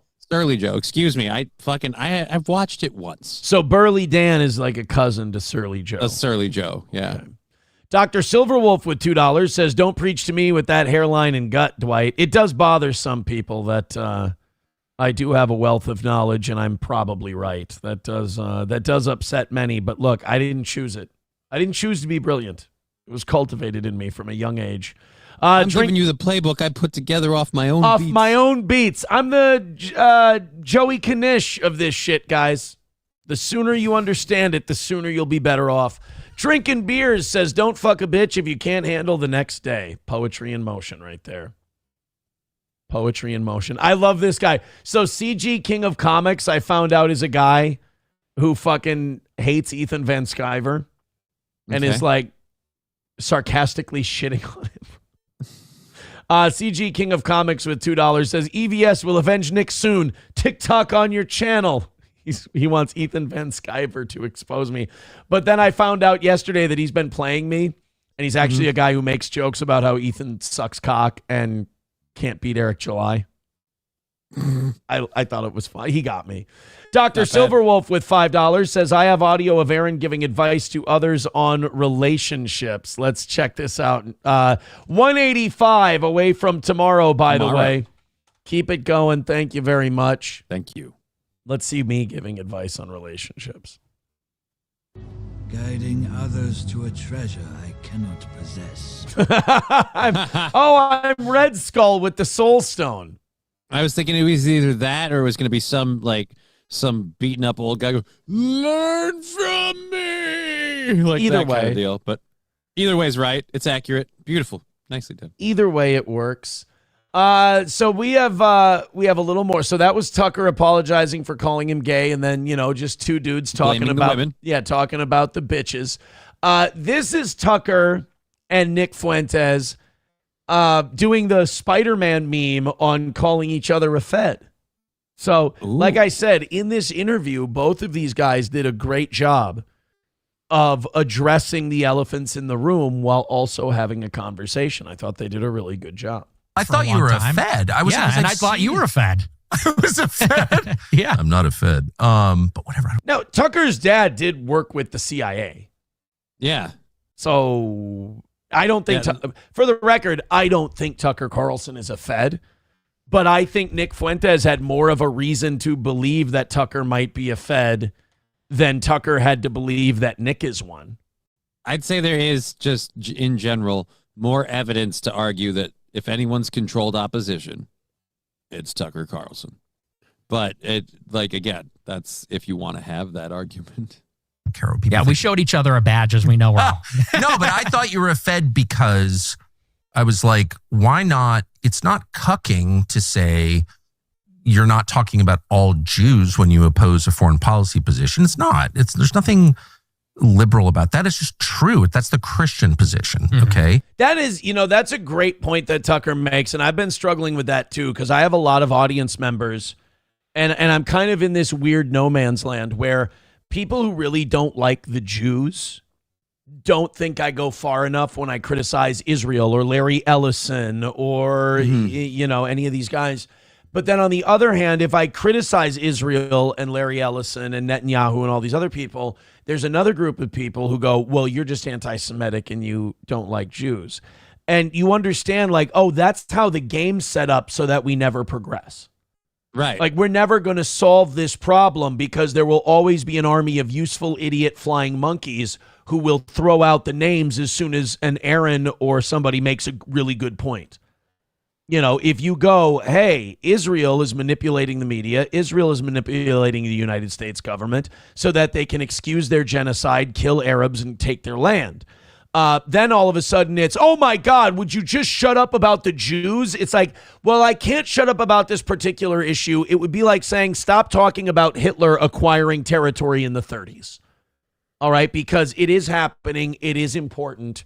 I'm sorry, I'm not making you more comfortable by talking about it differently. This is a you problem, not a me problem. But then on the other hand, when I say to those people, I'm taking care of these crazy people over here, and I'm going, well, I don't hate all Jews. I don't really give a shit about Jews. I wish these particularly Zionist Jewish people would stop fucking around with shit that's important in my life and leave me alone the way I would really like to leave them alone. And then when you do that, you get people on the other side who go, Aaron, so you're cucking because you won't say it's all Jews and you're not being honest. And that's the other thing is if you don't agree with someone 100%, it's not that you're not being, it's not that you have a different position than them. It's you must feel the same way they do. You're just not being honest about it. I really don't have a passionate feeling one way or the other about people being Jewish. I don't care. It's like people having brown hair. It's not something that upsets me. But if a shitload of people with brown hair used their position as brown-haired people to try and create social and cultural change that I found devastating and bad for my people, I'm going to speak out against those people and what they're doing. So it's this weird no man's land you kind of take in. Like, being an anti-Semite, oddly enough, is safer than being someone who just wants to criticize Israel and call out Zionists for what they're doing to our government, our media, and the Middle East. Because I would have gone with easier. I don't know about safer, but okay. It is easier and safer. It's like not having a gang in prison. So if you're an anti-Semite, at least you have a gang. At least you have a bunch of people who will repeat after you and get your back.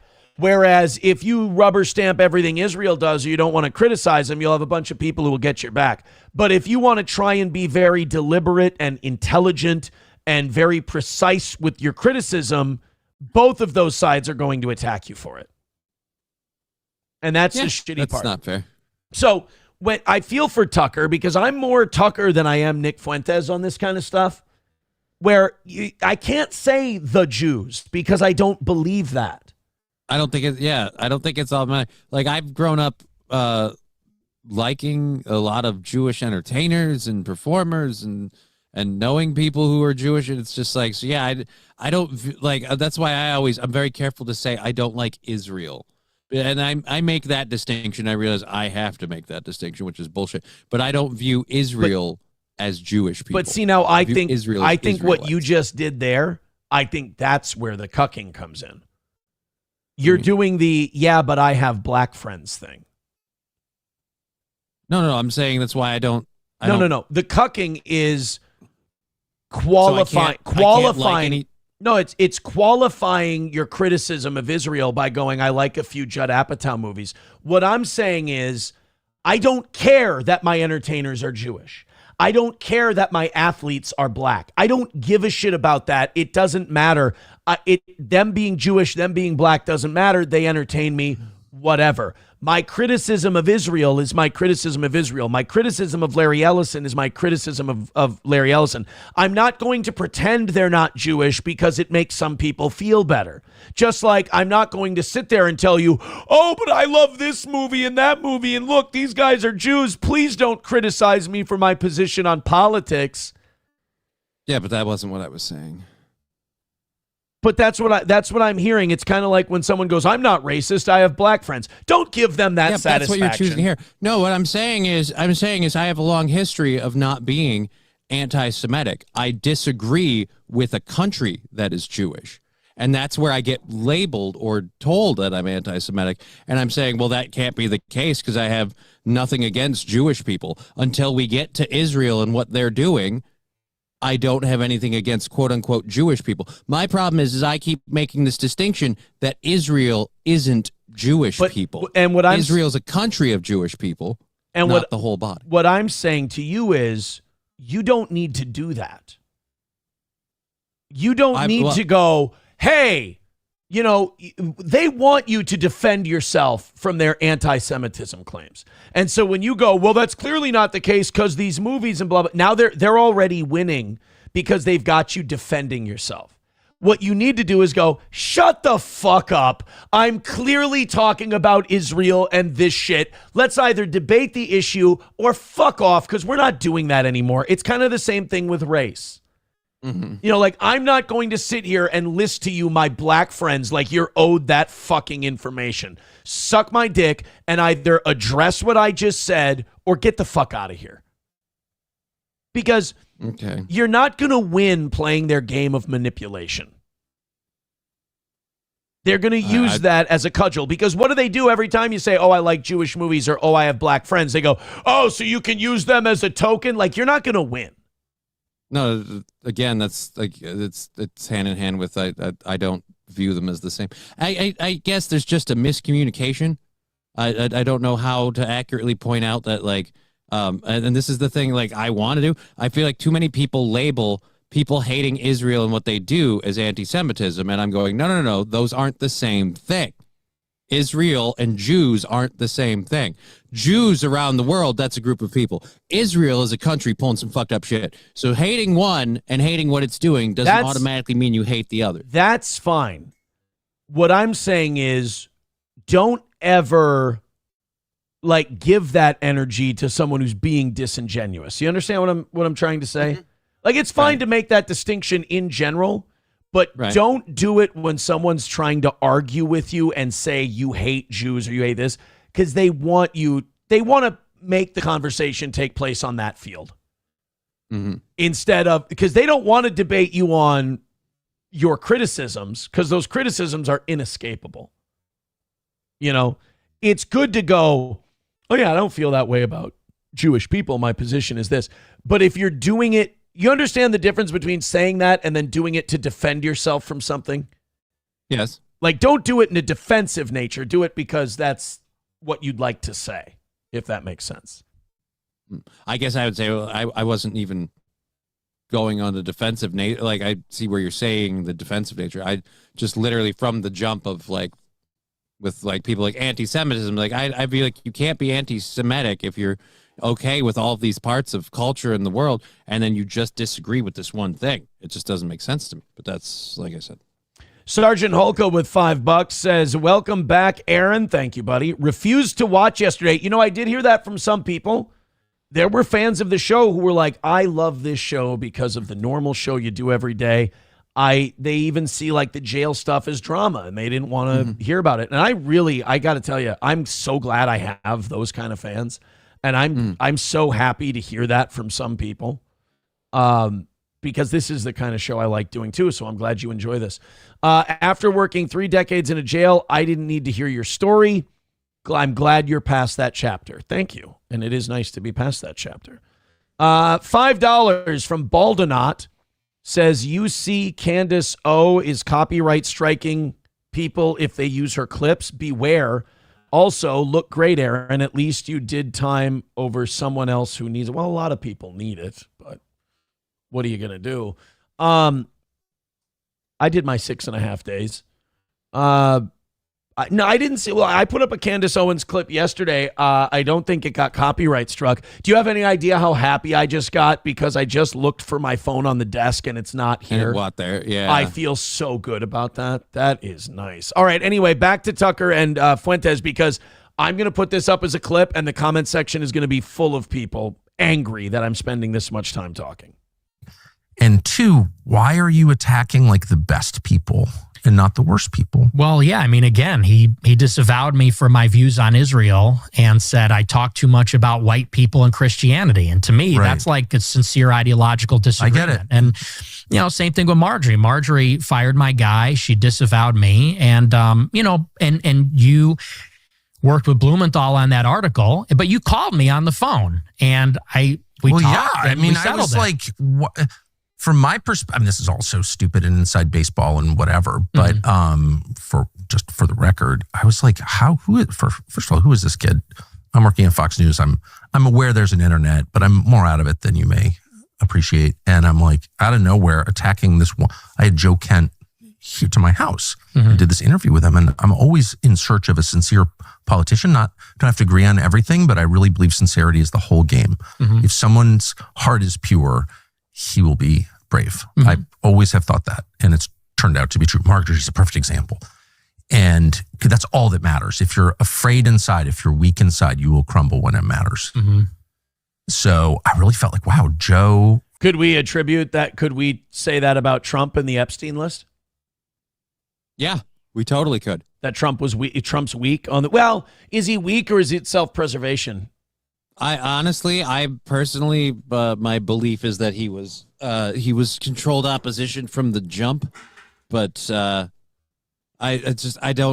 feel like the simple way to put it is he has handlers, and while they let him run loose and run roughshod quite a bit, he does not have free reign. I think controlled opposition is a great way to put him, because he is rebellious, but he's rebellious within the margins.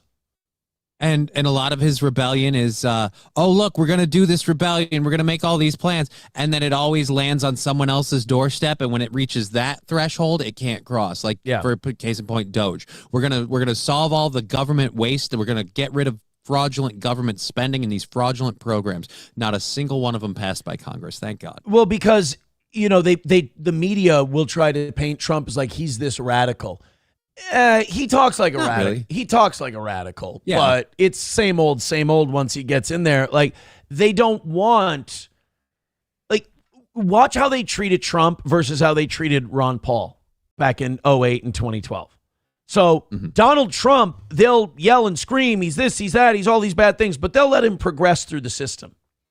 Right. Ron Paul, they tried to massacre in terms of public opinion. They tried to make some newsletter look like he was a KKK guy. They kept saying he's endorsed by David Duke. And this, well, first of all, David Duke can endorse anyone. It doesn't mean Ron Paul accepts it or sought it out. You know, it doesn't mean he agrees with David Duke's ideology. Exactly. Just someone endorses him. If someone truly is rebellious, if someone truly is a renegade, they'll strangle them in the crib. But that's what I think. That's what I think the assassination attempt, though, did. Is it sold the narrative to those of us who went, oh, well, if he was really rebellious, like they wouldn't let him get that far. And then there's the freaking bleeding neck, fist in the air flag moment. We're like, oh my God, they tried to get him. They tried to get him, guys. He's our guy. I don't agree with him on everything, of course, but I was like, this guy is really sincere. He's like a good person. And then you show up and you're like, he's a CIA officer, and I'm going to.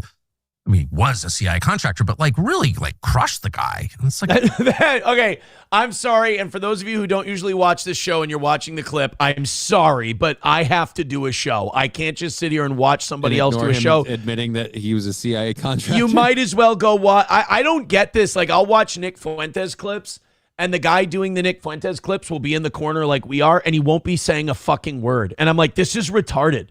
Like, what are you doing? I'm tuning in. Take yourself off the screen then and just post the clip of him talking. But if you're going to be on the screen, fucking contribute a verse to the poem. And this, I always love when this happens because people always catch themselves in these moments and they don't like acknowledge it. He's like, why are you calling Joe Kent a CIA agent? I mean, yes, he was a CIA contractor, but I was like, well, you just answered your own question. That's because why? Yeah. Why, of all people, you agree on 90% of stuff? You know, that was my view. And I was like, well, clearly this kid's a Fed. Right. But you didn't know the whole story. I didn't. You're absolutely right. And look, and now that, and I want to be, I'm not trying to be combative. I think that. Go ahead. You're not going to hurt my feelings. No, I mean, here's what I'm trying to say is now that Marjorie is pushing in the right direction, I absolutely support everything she's saying. And I've not been critical of her at all this year. Yeah. Because I think that what she's doing is extremely courageous. And I think you're right. She is sincere. So it sounds like you're, not to put words in your mouth, but your life experience has left you so stung by the Republican establishment. You don't trust anybody, it sounds like. Well, no, I mean, these people attacked me when the rules were different, and now they got better, and now I'm good with them. I mean, I'm willing to be good with them, but I think that I don't know if Marjorie still has a problem with me or not. This kid, I got to say something about this kid. This kid's starting to figure out how the game is played. Like, he's going to be dangerous in a good way. It's because he always had the talent. He always had the gift to be able to do a show, carry a conversation, move it forward, interact with people. Always been good at that. Now he's learning when to turn it on and turn it off. He's learning when to be diplomatic and when to be on a war footing. What limited Nick back in the day was he was always at war with everybody. He was ready to freaking burn them all down. But now he's starting to become media savvy where when I go on Tucker, let's take it easy on this shit and we can go a little heavier on this shit. When I'm on, like, when he was on, who's the dumb Iranian guy who's like a retarded Republican bootlicker? Oh, fuck. PBD, Patrick Bet-David. Patrick Bet-David. When he was on Patrick Bet-David, it was interesting to watch the evolution of Nick Fuentes because you could see that he was like, okay, I'm on here with what is basically a retard. I'm going to give him the Cliff Notes. I'm going to give him the skin deep, you know, the baseline shit because this guy ain't going to be able to handle going any deeper than this. And he was right. And when I watched the PBD interview, I was like, wow, this is like for intro to Nick Fuentes people, because it didn't go any further than that, because that's all Patrick Bet David can handle. He's some dipshit. But when he talks with Tucker, watching Nick know when to press and when to hold back, Nick's starting to learn the little idiosyncrasies of the media game, and there's a reason. People are like, why now? Nick's been around for a while. Why now, after he's been canceled and can't use banks and has been kicked off all these streaming platforms? There's an old saying, cometh the hour, cometh the man. And when people in the last year have gotten fed up with Israel, and they've started to see through a lot of Israel's shit, and people have become incredibly critical of Benjamin Netanyahu and Israel. So when they started to look for people who were in authority on that, he kept coming up. And then once people have their eyes on you, now it's up to you to capture their attention in that moment. Are you the man for this hour? And Nick needed those years in the wilderness to develop his media savvy, get a little older, become a little more mature. Now he's done that, and he's getting, like, every time I watch him now, I'm like, he's getting scary good. Okay. Scary good at being able. I don't watch him enough to know, but yeah, every interview isn't, fucking black people do this and fucking Jews do that. And it's not that. It's not the way he used to be. It's turn up the volume on this for this interview, turn down the volume on this. Like, we need to welcome people in. And then he can do his America First show on Rumble, and he can get a little spicier. But when I'm on Tucker, when I'm on PBD, I got to speak to that audience. So he's doing a pretty good job. I saved my favorite clip for last. This was Tucker and Nick Fuentes talking about Israel and as I become more religious now in the last year or so, one thing that's always bothered me is the term Judeo-Christian. The only thing Judeo in my Christianity is the people who shove nails through my Savior's hands and feet. Right. It's a term they made up to kind of branch the two of us together. It's a bullshit political term. My holy word that I put weight in is the Gospels, the good news. It's what gospel means. The Old Testament, the old Jewish stories, I mean, yes, that's part of the Bible. But the teaching of Jesus Christ and Matthew, Mark, Luke, and John and all that, those are my books. So this idea of Judeo-Christian is some made-up bullshit, probably around 1948, to try and marry two things that are in many ways at odds. I mean, to the Jews, Jesus is a heretic. Right. So there ain't no combining art. To me, he died. A fair number of Christians, like, supposedly Jesus is supposed to come down and land in Israel and smote those mofos first for everything. Like, to me, he's the guy who died for my sins and saved my soul. To you, he's a heretic. There is no Judeo-Christian. We can't navigate the gulf between those two positions. So we're not going to be friends on this on a spiritual level. So it's nice to hear people say this. This is Tucker and Nick talking about the phrase Judeo-Christian and how problematic Christian Zionists are.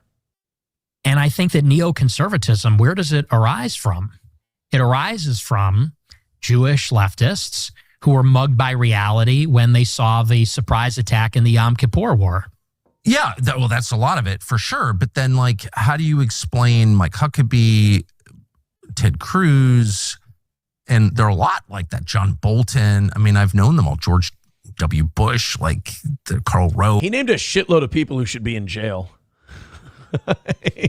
Named a lot of people who should probably be in prison. I mean, all people I know personally who I've seen like be seized by this brain virus, and they're not Jewish. Most of them are self-described Christians, and then the Christian Zionists who are, well, Christian Zionists. Like, what is that? Right. And I can just say for myself, I dislike them more than anybody. Because like what? Because it's Christian heresy, and I'm offended by that as a Christian. Yes. That's why. Perfect word for it. Heresy. Why not? Like, I'm pissed at the neocons. Very pissed. I've said that a million times. I've been mad since December of 2003 when I went to Iraq. And so, like, I went and asked straightforward questions to Ted Cruz because that seemed like he was a sitting senator who's like serving for Israel by his own description. He seemed like a worthy target. I'm not going after MTG, who's like the most sincere like, why not go after Ted Cruz? I don't understand. Well, again, with Marjorie, I was a friend of hers. I think what they're describing is that Tucker's a more political animal and Nick's more of a... He's still operating off of his feelings. He's still got the feels in it. He hasn't grown all the way up yet. He's still going. Tucker has learned the political portion of being a talk show host, whereas Nick is in his Rush Limbaugh era, if you will, where he's or Howard Stern era maybe is more appropriate. Maybe Tucker's Perhaps. more in his Limbaugh era and Nick's still in the Howard Stern era. But the kid is learning, and Tucker does raise a good point. I think where Tucker's point goes too far, though, is where, yes, it's good. It's probably a priority to criticize Ted Cruz over Marjorie Taylor Greene. But a lot of people will do that enemy of my enemy is my friend shit, and they'll never criticize Marjorie Taylor Greene if she does something wrong because she agrees on the Ted Cruz stuff. So there is kind of a balance that you have to strike with all that. But just good to see those two talking to each other.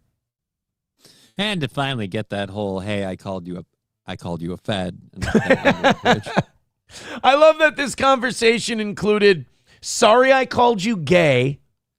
And yeah, I called you a Fed. And sorry I called you a Fed. Perfect. So yes, that was Tucker and Nick Fuentes. I still haven't seen the whole thing. I'm going to watch the rest of that today, but we had to talk about it. Crowder Wears Panties says MTG is the most sincere person. Get the fuck out of here with that shit. I'm going to tell you this. I think the crazier the person is, the more sincere they are. Because they can't hold back. An act? Yeah, they can't hold back. They're crazy. They just got to tell you what they're thinking. I think there is a sincerity in Marjorie Taylor Greene. You don't have to like someone or agree with everything they say to think that they're being sincere. There are plenty of people I don't like who I think are being sincere. Bernie Sanders, I think, is very sincere in what he believes. I don't think Bernie Sanders is bullshitting me. I do. Chevy Fan says this interview was a fed and a fag. Baldonaut says MTG is crazy, but a broken clock is right twice a day. She ended up being right about the space lasers thing. That was the one that I was like, oh shit. Like, she was the Jewish space laser lady. She was the Israel's got space lasers, and everybody was making fun of her. We pulled the whole Alex Jones thing of, oh, look at this stupid lady, Israel's got space lasers, and it turns out, nope, turns right about the space lasers. Did they come out and say that they were space lasers? I don't know the full thing of it, but I believe what it is they've argued that they are lasers, they are in space, but they aren't weapons or some shit, or they're not. I don't remember. They pulled some sort of middle of the field where it's not that she's right, it's that she has facts she misrepresented, and I'm like, yeah, all right. While no evidence, that's where I'm landing. They're space lasers. While no evidence exists that space lasers are being used in the conflict, the term has two distinct origins. By the way, this is just the path we take to confirm all this shit over time. Yeah. It starts as crazy conspiracy theory, and then they go to, well, we're not using it in the conflict itself, and then... But they do exist. And then a few years later, it becomes, oh yeah, we were burning people with space lasers. You know? A ground-based laser weapon system called Iron Beam, developed by Israel, has been undergoing testing for defensive purposes. It's always defensive purposes. It's always defensive. The phrase Jewish space lasers has been circulated as an anti-Semitic conspiracy theory. Is it an anti-Semitic conspiracy theory, or is it just a crass way of saying what it is? I mean, if the nation of Israel is building a weapon system called the Iron Beam that is a laser-based weapon, it's a Jewish space laser. Fires laser. from space or fires from ground into space? Yeah, that's a space laser. That is Jewish. kind of is a Jewish space laser. In order to get it up to the sky, they have to bounce it off of 6 points to make a perfect Star of David. I didn't know. See, I didn't know that. I learn things every time when I dig into this stuff. You guys are 180 away from tomorrow morning's goal. Thank you very much. I appreciate that. Streamlabs, PayPal, Venmo, Super Chats, Rumble Rants. Hey, you guys did very well on that old like button on both Rumble and YouTube yesterday. Do the same thing. Go ahead and do the same thing. We appreciate that so much. 636 today, a nice conservative number. Don't have to be at 1,100 now today and worry about that. Back to our between 6 and 7 that we usually have. I appreciate it, guys. Could do without that one. Somebody sent me a screenshot of a Rumble chat with a super chat. Mr. Approachable did. I don't know what we're talking about. I'm just reading this screenshot. I don't know what's supposed to be in here that I'm supposed to know or react to? Yeah. That's always the thing. Explain it to me. Spell it out like I'm the dumbest motherfucker who ever lived. It's always assume that I'm the dumbest guy in the room, and you'll have a much better understanding. Things will work a lot better that way. Exactly. All right, let's open up some things. We got, boy, I did not see this coming. Bam Margera wants to give Britney Spears life advice. I mean, it shows that Bam is doing much better, but I don't think it's a good thing for Britney. Tim Walz talking about our food shelves. We got teachers striking in Minnesota. We got a bunch of stuff going on here in the last hour and a half of today's show, so be sure to stick around. Hit like, hit subscribe, hit follow. You know, I had to pee before we did the Tucker Nick Fuentes thing. I have to pee after. Weird.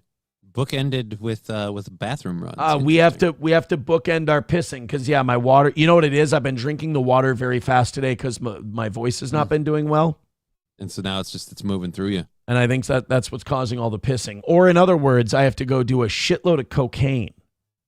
Those, it must be nice to be having that kind of lifestyle. I can't even afford that living. Right. It's, praise Jehovah. Nothing but old caffeine for me. Loser.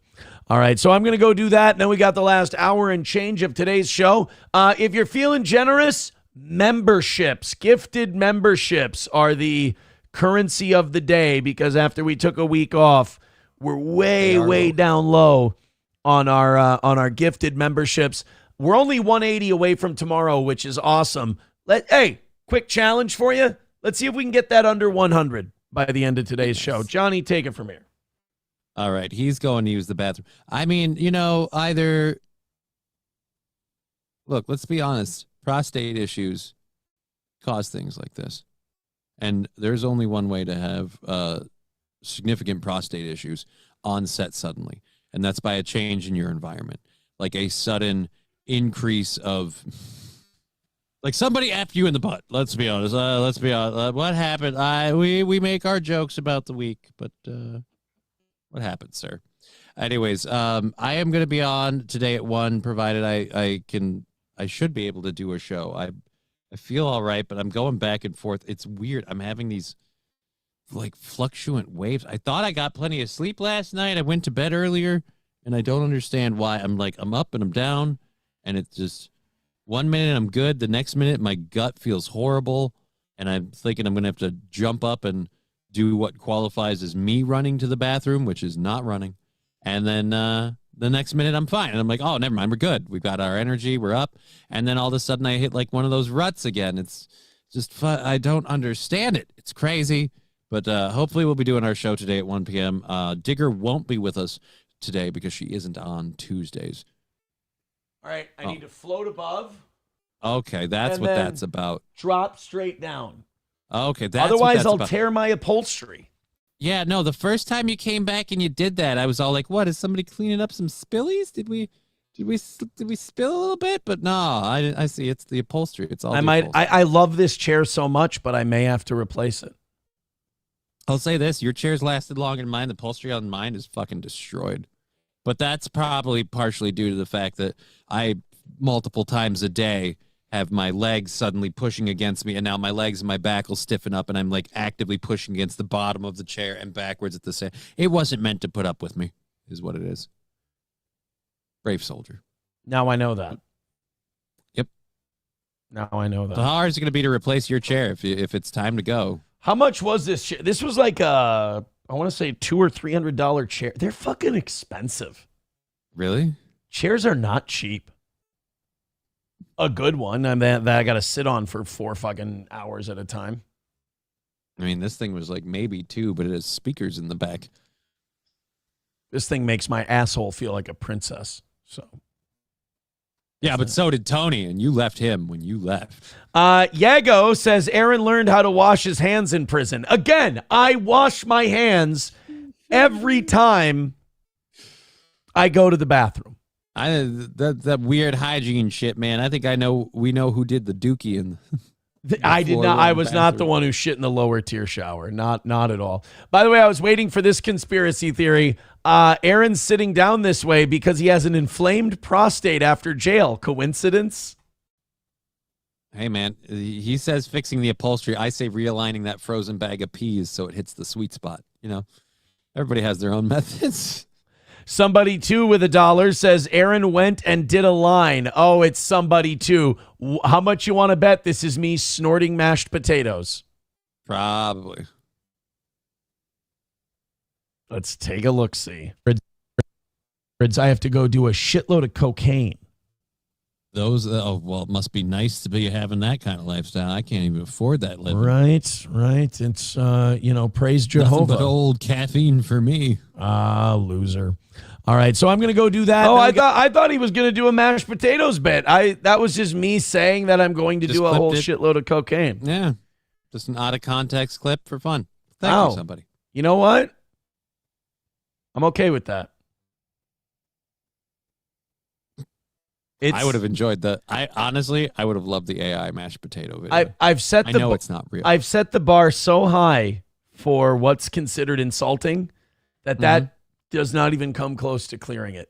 All right. Just accurately saying what you said. You know, there's something about when you don't like a personality or a public figure, when they tell you the truth about something, you don't want to believe them. Mm-hmm. You instinctually want to call them a liar. And people who don't like me do that a lot. You know, they go, when I tell them something that's true, it's like they have to hear bad news from someone they hate. And they'll go, it's not true. He's lying. He has to be lying. And they cry and they throw a fit. And I usually don't understand that attitude until I saw Tim Walz talking about the government shutdown and food shelves yesterday. Because I wanted him to be wrong because I don't like him. Even though he probably wasn't wrong about this particular thing. So I kind of empathized with the mentally ill for a moment because I too shared in that illness for a brief moment. But there was something very troubling that Trump did yesterday. In kind of his all-out blitz to blame this shutdown and all pain associated with it on the Democrats, he had a choice that he could take a $5 billion emergency fund and put it towards SNAP benefits and food stamp benefits. And he chose not to. He chose to keep that $5 billion emergency fund where it was. And I think the attitude on it is, I want this to hurt, and I want people to blame the Democrats, and I want that to be good for me. Now, I don't think it's good for the people when you're governing based on making the other side look shittier, because then nothing's getting better. Right. We're just picking the lesser of two evils. By the way, why didn't anyone tell me that I didn't change the date on the crawl today? I haven't read the crawl. There we go. Now it's fixed. All right. This is Tim Walz talking about SNAP and food stamp benefits and food shelves. This is going to be a problem because if people can't get food stamps, if people can't get to the food shelf, if people can't get their food that they usually depend on, crime is going to go up. Oh, yeah. There's a whole group of people that were blatantly posting on like TikTok and other social media sources like, well, if I can't get my SNAP benefits or my EBT, I guess I'm just going to steal stuff. And it's like, oh, right. Right. Like Walmart's closing down stores in preparation. Like, is that a good, is that like a good thing that they're stealing? No, it's bad to steal. No. But it's not about whether it's good or bad. It's about whether or not it's real or unreal, whether it's going to happen or it's not going to happen. It's going to happen. People are going to steal shit if they're not getting their government food They stamps. aren't going to just go hungry. Right. They're not just going to go, well, I guess it's immoral to steal, so I guess I won't eat. This is Tim Walz talking about it yesterday. We as Minnesotans have made a concerted effort to make sure that food security is a priority. I want to be very clear. USDA, during this shutdown, has contingency funds that they could release just like us. They are choosing not to. They are choosing not to. And I can paint any damn picture you want for you. They're paying contractors to tear down the East Wing, but they're not putting money into the food bank that they're setting on. So if there's a sense of frustration in America, it's very real. Look, I don't like Tim Walz. I think he's been a bad governor. But you look stupid if you try to shit on a guy when he's right. Well, I guess I'll just make peace with. I'm going to look stupid because I'm just like I have a problem with Tim Walz criticizing people for how they handle money. Fair. It's just a weird thing. And for me, like, I understand he's making a point and I agree with him. Like, right, they have money that they're sitting on and they could use right now. But on the one hand, I do understand that if you want this government shutdown to end and you want your bill passed the way it is, you don't get anything by keeping these benefits open. These people will be happy, complacent. They won't want this shutdown to end. They won't push their Democratic supporters for it to end. So if you by sending out this money, yeah, you help people, but you're feeding the cold, if you will. Right. And you've got to starve the body or feed the body to starve the cold is kind of the deal. So that's actually a backwards metaphor, Johnny. You may be right, but it also doesn't make him wrong. Right. It doesn't make him wrong, but it's a weird hypocritical thing for it's like they have emergency funds that they could release just like us. It's like, yeah, but we don't really have as much in the way of emergency funds because you mismanage stuff so regularly. And then for someone who's all concerned about people being able to go out and get their food, you didn't let people run their businesses when COVID happened. Like, it's weird to kind of say this guy's kind of being a dick and not doing shit right when you've got that stuff on your record. And like I said, for me, the biggest part is you're criticizing how the government's spending its money when, again, I feel like plenty of people can criticize how you balance your books. And they could. I just know that that's not the pressing issue today. And when it comes to what the pressing issue today is, he's right. The USDA could be releasing money and it would probably keep our streets a little more peaceful. And I do see people in the chat going, well, the government shouldn't be doing this and these people should get a fucking job. And yes, they should. Again, just because you're right doesn't mean he's wrong. The other thing is not true. Yes, they should get a job. That would be great. Yeah, we probably shouldn't have federal government food stamps. You're probably right. But we do. This is what's called the tragedy of the commons. This is what happens when the government creates learned dependency for its people. Is that we can say all the hypotheticals we want. They should have a job. Sure. There shouldn't be a federal food stamp program. Okay, but there is. Like, I feel like a lot of these arguments are cop-outs. They don't have a better idea. Right. We have a real problem bearing down on us, which is people who have learned how to be dependent on the government don't have the government to be dependent on for whatever length of time there's going to be starting November 1st. Okay, what now? It's not going to fix the problem to go, well, we shouldn't be doing it. It's not going to fix the problem bearing down on us to go, well, they should all have jobs. All right, that we're not in control of that. So we need to figure some shit out. I guess, I don't know. I'd have to say either you want the continued subsidy things to go out, or you're going to have to just man up and go, look, man, this is going to suck for some people and it's going to hurt people and possibly end people. But this was a bad idea in the beginning and you're going to have to take some hurt to get out of it. Like, there's no clean way out of this. All right, let's say they do start stealing from Walmart and grocery stores. what goes first? Don't be racist. Walmart's already like no. I Walmart's mean like preemptively- products. Oh, what goes first? Yeah, don't be racist. I'm gonna say. Can you first out is the meat. wait? Before you do, can you name your products without being racist? Yes or no? No. Fuck. I had hope. Okay, go ahead. What's gonna happen first? Well, first they're gonna go for the meat because that stuff spoils and doesn't last as long, and then the hair care products are out. Like those will go hand in hand. Wait, but the food, but they're gonna steal the hair care product. But they're already stealing the hair care product. Well, right, but that's the thing though. Once lootings commence, get to looting or get the hell away. Like they're not going to be like once the thieving and the stealing starts because of people are going to group up. They're going to attack these super centers and these large places en masse. We've seen it before. So they'll go in with bags and everybody's just going to start grabbing shit. Plenty of moms who just want to feed their 2 hungry kids at home are going to grab their milk, eggs, bread, and all the supplies they need and their toilet paper or whatever. And they'll take that and they'll go just what they need. But plenty of other people will be like, oh, while I'm at it, I might as well grab myself a PS5. Oh, look at that. Is that something I can sell? I guess I'll take that too. Like there are plenty of people who are going to look at this as again, just an opportunity to get anything they want. I think the YouTube chat might be more racist than the Rumble chat today, and that's rare.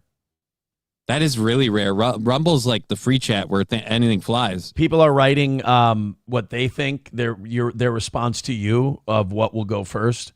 Yeah. TVs, they've already locked up the cocoa butter, Black and Milds, chicken, TVs, then stereos, then gaming systems, foot lockers. So dude, Fruit of the Loom is behind glass even in this town. Like I'm sorry, they're gonna fucking steal everything. I went to Somali Walmart this weekend, and they do have a lot of shit locked up. Yep. I go to nice. I shop there because it's close by. Yeah, it's fucking half of that place is on lockdown. I prefer white Walmart by my house. Right? Isn't it? And the weird part is it's like not even 10 minutes between the two. But if you went in one and then you left that one and you went in the other, you're like, why are they so different? There's a Subway in here. Why didn't they do that over? They had a liquor store over. Weird. Vince Griswold says Church's Chicken is installing ramparts. It's fucking creatively racist. Do you think Rumble's going to be like feeling challenged? With what? Now that I said YouTube's more oh yeah, totally racist. I guarantee they'll come back. Rational Redhead says this is why Trump didn't do that emergency relief, because it is driving a massive self-deportation because illegals are getting more benefits than legal and native born. That's actually true. Maybe, but I do think it's also to make the Democrats look responsible for the shutdown and make it hurt more so that they'll. Oh, I totally believe that. But I would say I wouldn't disagree with anyone who's like, look, we don't want like everybody that comes here illegally, like they get these assistance, they get these benefits programs. In Minnesota, you can qualify for SNAP and everything else. You don't have to be a legal resident of the country. That's not a qualification. If it was American benefits for Americans, it would be a lot easier. But the fact that there will be plenty of people who, even if it isn't the intended target, can go, well, the part of the reason they're doing this is to take benefits away from illegals. That part's unfortunately true. Switchblade Proper says there are bloodlines with multiple generations that have never paid for their own food. Enough is enough. This is why, a lot of people like to, on the internet especially, like to call Woodrow Wilson one of the most overrated presidents, that he's really, really bad. I don't think LBJ gets enough criticism. When people criticize LBJ, it's Vietnam. Right, I don't think he gets enough criticism. Shit too, keeping it going. I don't think he gets enough criticism for the war on poverty, which is, food stamps, welfare, things like that, spending $17 to $25 trillion on these welfare programs. That all it's really done, it doesn't really move people off of poverty as much as it creates learned dependency, which I don't think is the people best. Who have kids based on dependency because they need those learned dependencies to stay in place. So I don't they keep popping out kids. Yeah, I don't think LBJ gets enough shit, but everyone's got their president that they don't think gets enough shit. Yeah, Taft. I used to think Franklin Pierce was a dog shit president, and he was a bad president, but I also learned that Franklin Pierce lost his son shortly before taking office. His young son died, and he just didn't fucking care anymore. He just started drinking. Well, that would make sense why he was a dog shit president. Yeah, I'm like, okay, well, it kind of makes sense now that he just drank. He didn't give a fuck about being president. He just drank his balls off. Franklin Pierce, son, death. I just want to make sure I have my history right here. His sons died. Yeah, one of them died at 3 days old. One of them died at 4 years old. Another one died at 11 years old. Okay, so he just was completely fucking done. And the 11-year-old one happened right before the presidency, or let me see. Franklin Pierce presidency was the 11-year-old. Yeah, so March 4th, 1853. Yeah, so March 4th of 1953 or of 1853, he took office. January of 1853, his 11-year-old died. His last kid. His last son. Yeah, that'll kind of fill you with a whole bunch of fuck it. So he was fucking done. So like two months before he took office, after he'd won the election, his 11-year-old died, and he was just, I'd rather fucking just drink the entire time. He also, I think the carriage he was riding in hit some lady and killed her. So he was like the first president to have like a DUI. Wow. Yeah, Franklin Bush. I always thought Franklin Pierce was a piece of shit, but it turns out he was just a guy with a shitload of trauma. And then we made him a normal dude.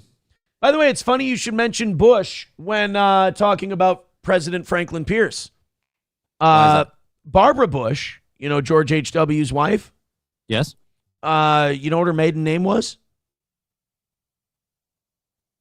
Don't tell me it's Pierce. It's Barbara Pierce, and she was a direct descendant of Franklin Pierce. She was like a great-great-granddaughter of Franklin Pierce. Thank God we don't have any of those oligarchies or royal families where they all keep it inside the same lines all the time. Right? It's so nice that this country comes from a group of independent poor people. Veldrain with $1 says, my name is Muhammad Muhammad. How do you expect me to restock my convenience store shelves without buying YN's EBT at 50 cents on the dollar? Right? It's going to kill a whole economy around here. That's for sure.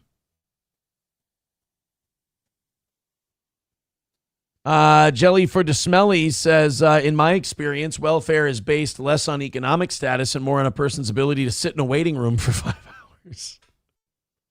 Well, everybody's got their own skills. There's a lot you can do when you don't have a job. Yeah, right? Britney Spears is going through it right now and probably has been for a few years. Ever since she got into that mouse house. Well, remember when everybody thought that it was so wrong that she had this conservatorship and we need to free Britney? And I think it was Corey Adam and I who were the most passionate about saying, like, all of you fuckers are going to sit here and chant free Britney. And she's going to just drive herself down. They're going to remove this conservatorship.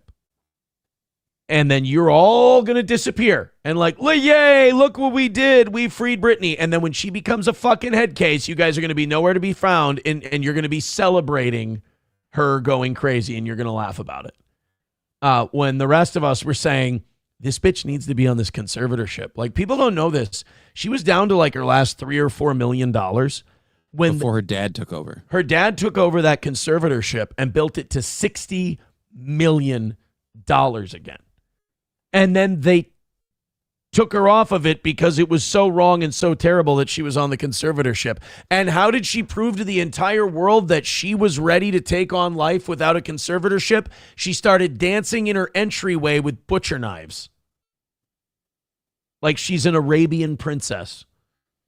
Now it's gotten so bad for Britney Spears. Before I went away on my vacation, Kevin Federline wrote a book, and he talked about how hard up Britney Spears is psychologically right now.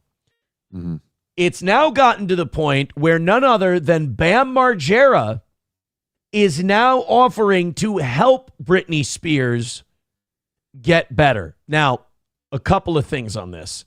One, I am so happy to see that Bam Margera, like, look, my shit's recorded. My shit's out there. I can't sit here and pretend that I thought Bam Margera was going to be okay.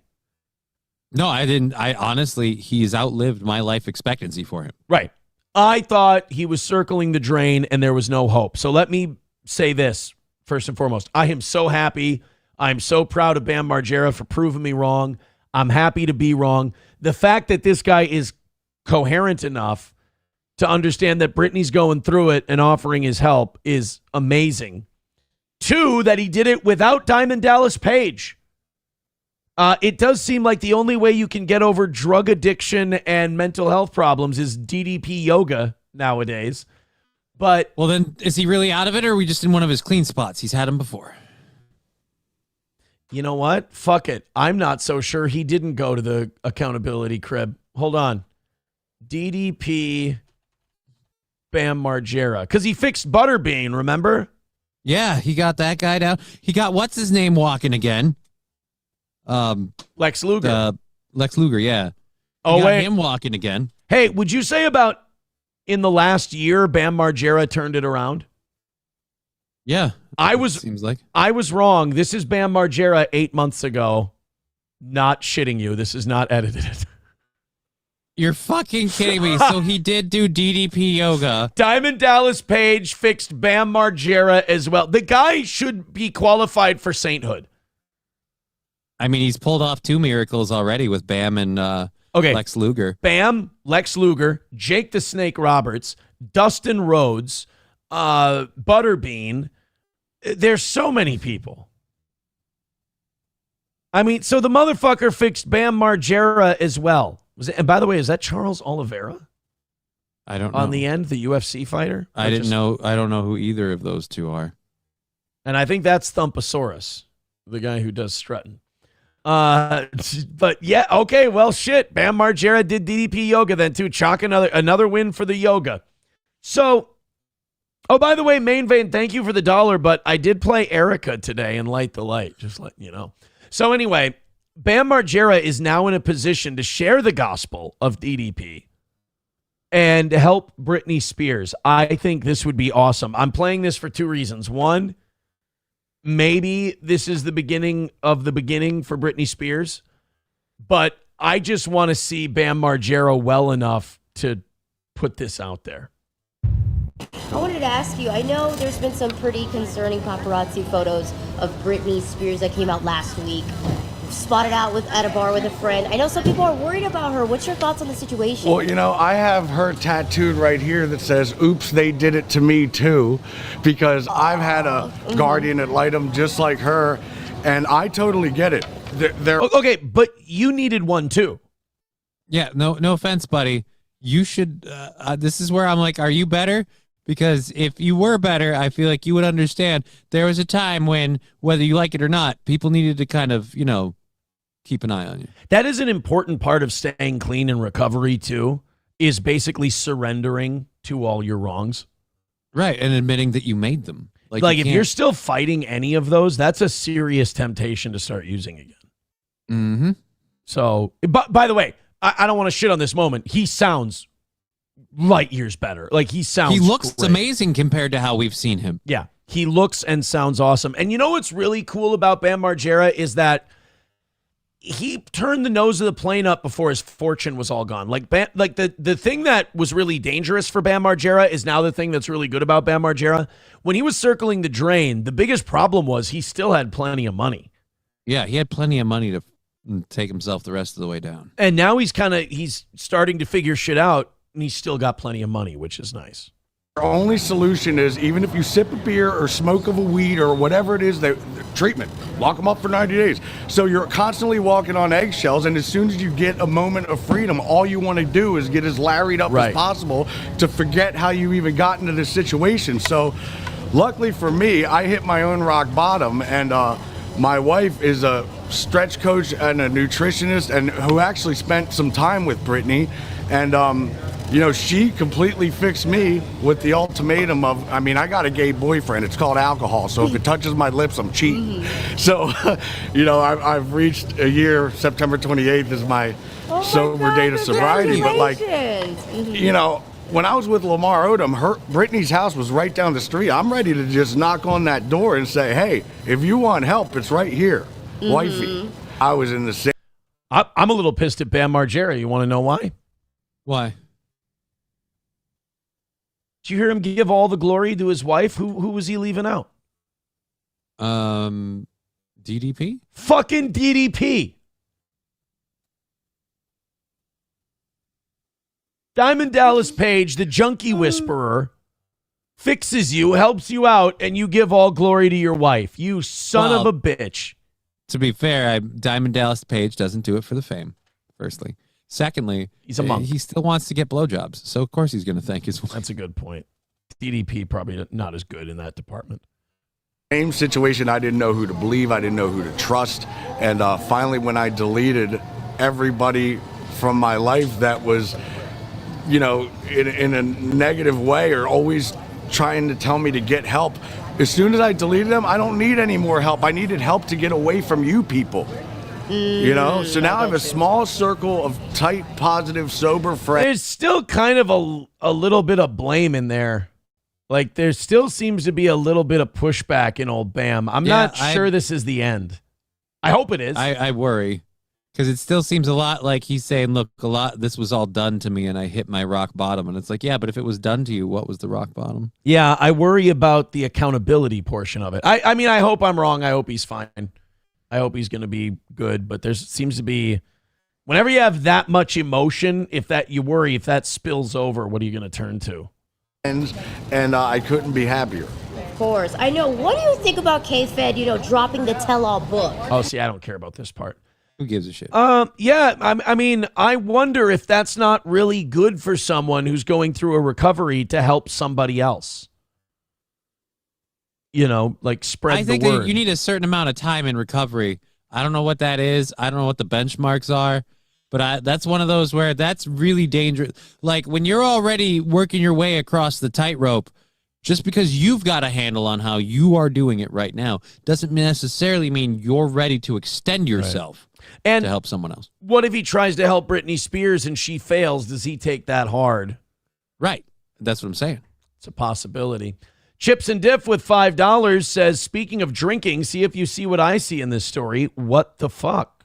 All right, we'll check that out in a second here. $1 from Main Vein says, I grabbed 2 weeks worth of groceries just in case it goes off this weekend. Personally, I hope it does. It's going to be mostly mud.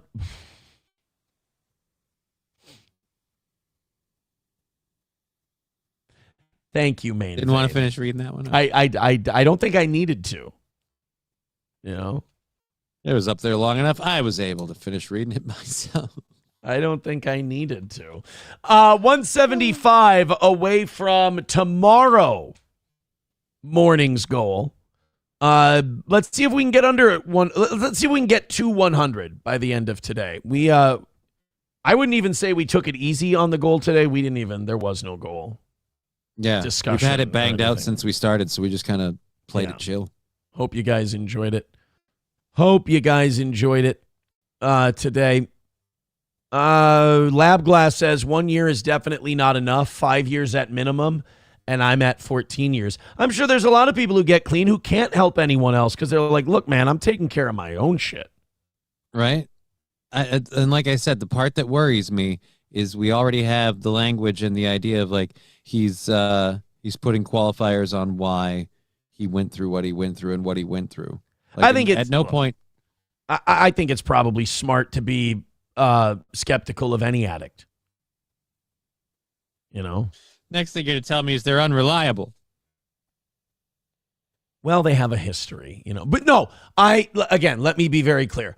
It is so cool to see Bam Margera coherent, normal, happy, healthy. It's with the idea that we might see him again when we see a clip. 100%. Yeah, because for a while there, it was pretty touch and go. It was like, oh, is this the last one now? Oh, boy. Anonymous with $2 says it's almost like we never won the Revolutionary War and the British just paid to install a bloodline to run America under the pretense of freedom. Oh, shit. Maybe. All right, let's go to this story that just got sent into us. Chicago City teens remembered after weekend deadly crash. The Chips and Diff sent this in. It's a Minnesota story. And what was his caption with it? Drinking. Something about drinking. Speaking of WTF. drinking, see if you see what I see in this story. All right, you guys ready for a scavenger hunt kind of a thing? Yep. It's a very sad story. It's teenagers dying in a drunk driving crash, which is no fun to talk about. But let's see if we can find what he's. I don't know anything. I haven't seen anything about this. Let's have a little fun here, and let's see if we can guess based on, So it's something we have to notice. It's like a Where's Waldo thing. Is there a video? Yeah. What are we going to see? I don't have it on the screen yet, so. Oh, no, I can't see anything either. I want to see if we can make the call before anything's even on the screen. All right.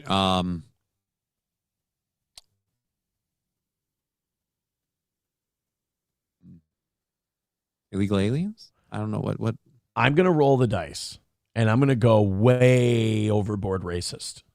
Not like me being racist, but he wants me to guess, like, can you notice what I noticed in this video? I'm going to say there's a 40-ounce bottle of malt liquor. Okay. In one of the photos. Tonight, we're learning more about two teenagers killed in a two-car crash near Chisago City. Thanks for joining us. I'm Randy Meyer. And I'm Kelsey Carlson. The crash happened early Saturday morning, devastating this community. Our Leon Purvis was at the scene today. And Leon, one of the drivers, just 14 years old.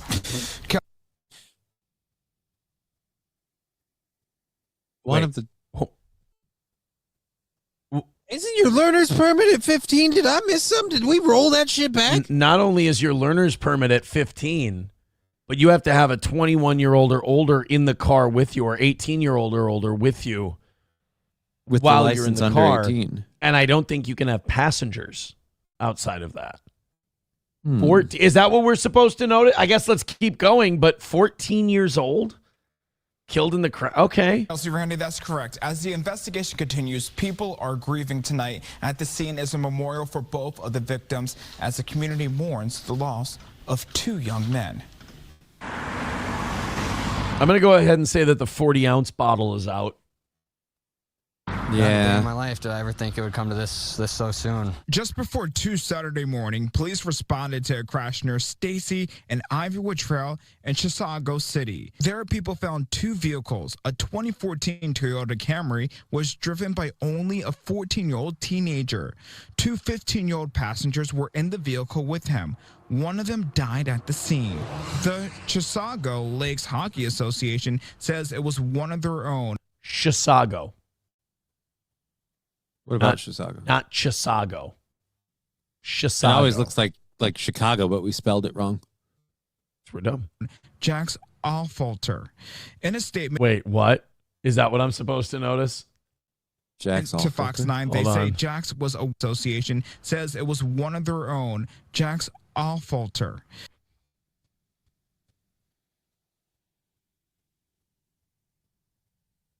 Allfalter. What about it? It's not funny because a kid died and it was drunk driving and it was underage. Are you being serious right now? Yeah, I'm missing it. What awful? Okay, let's in go a back. statement to Fox says it was one of their own. Jack's Allfalter.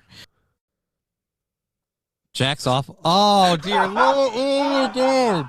Oh my God! I missed that so much. I'm paying attention to two dead kids. I wasn't looking for that. Oh my God! I'm really sorry. I mean, a 14-year-old shouldn't be driving a car, but that doesn't mean he should be dead. But fuck that! You talk about gallows humor. That is, oh my Lord, unfortunately your parents funny. hated you. Oh my God! Why? In a statement to the association says it was one of their own. Jack's Allfalter. He even hesitated because he's like, I can't. He knew what would happen if he went too fast. I can't say Jack's Allfalter. In a statement to Fox 9, they say Jack's was one of their own. Jack's Allfalter. In a statement to Fox... I'm sorry. It's so wrong that he's dead. And fuck you, Chips and Diff, for sending that to us. Because it's so funny. That is, so shitty. Is that, by the way, I'm going to go to the chat right now. Jack, or Chips, was that what we were supposed to notice? Did we find the part we were looking for? Was that what we were supposed to notice, or should we keep playing? I want to see if Chips and Diff knows if we caught it. The age is not what I'm talking about, but it is important. Okay, do we need to keep going, or is Jack's Offalter? Did we find the treasure, or are we still hunting? I'm just waiting for Chips and Diff to let us know if we have to keep going, if there's more. Because if there's more, this story's officially... He says, no, keep playing. Well, what the... Could we have missed? This guy named Jack's Offalter. A guy named Jack's Off is not the thing we're supposed to be... All right, hold on one second. A wonderful kid with one of their own, Jack's Allfalter. In a statement to Fox 9, they say Jax was a wonderful kid with a kind heart. The 14-year-old driver and the other 15-year-old passenger are in the hospital with serious injuries. The second vehicle was driven by a... Okay, they're leaving beer by the cigarettes. Why are we putting beer and cigarettes? They're leaving beer, cigarettes, and vapes next to the roadside where he died. This is the most white trash story we've had on this show in a long time. What's the red thing in the box when you give him jewelry? Jesus. It's a guy named Jack Off, and they're leaving beer and cigarettes at his grave. And he's 14. He's a 14-year-old kid, and his white trash friends are leaving shitty light beer, Marlboro Reds, and vapes. Oh, my God. If I were his parents, I'd punch every motherfucker over by that site. Hey, we want to remember your 14-year-old son, Jack's Off. Oh, yeah, how you going to do that? Well, here's a couple of tall boys and a couple of packs of smokes. And we're going to leave this ashtray here because, you know, he's going to need that too. What the fuck? This vehicular death brought to you by Winston. Winston tastes good like a cigarette should. 17-year-old teenager. All right, now wait a minute. Chips and Diff, is that what we were supposed to notice, or should we keep going? I like playing this game. Was that it, or do we keep going? Did we find the oh my God moment? Oh, he does say in the chat, 14. I had to scroll up a bit. 14-year-old driver, and they put beer, cigs, and e-cig by the cross. Oh, he says there's a tin of chew, too. Yep. It was sitting in the ashtray, I think. Boomer Bob Show says that thing's a bottle of Faygo away from being complete. Kind of. Oh, yeah, and someone says all you need is a fat bitch to come by every day and play Lynyrd Skynyrd for him. That would be another thing that we could add to it, for sure. Okay. Maybe a package of Hydrox cookies. That would make it more white trash. A Totino's party pizza. That'd do it. All right, let's keep. I think we found what we're supposed to find, but let's keep going. Dear God. With an 18-year-old in the passenger seat. Both of them went to the hospital. The 17-year-old died at the hospital. Hasn't hit me. I don't think it's hit anyone here. Well, no, you're still alive. Hit them. Yeah, no, they collided in the street. You're just standing here, sir. No offense, Chisago City, but everyone in your community is retarded. Well, dude, we're not going to see him. They left. On this look what they left at the Weston Romero became best friends with the 17-year-old victim since the age of 4. The two met in a parking lot over a single quarter. There's a quarter on the ground. Picks it up, lifts it bright. Says he's the best quarter finder in the world. And ever since then, he's had the nickname Quarter Finder. No.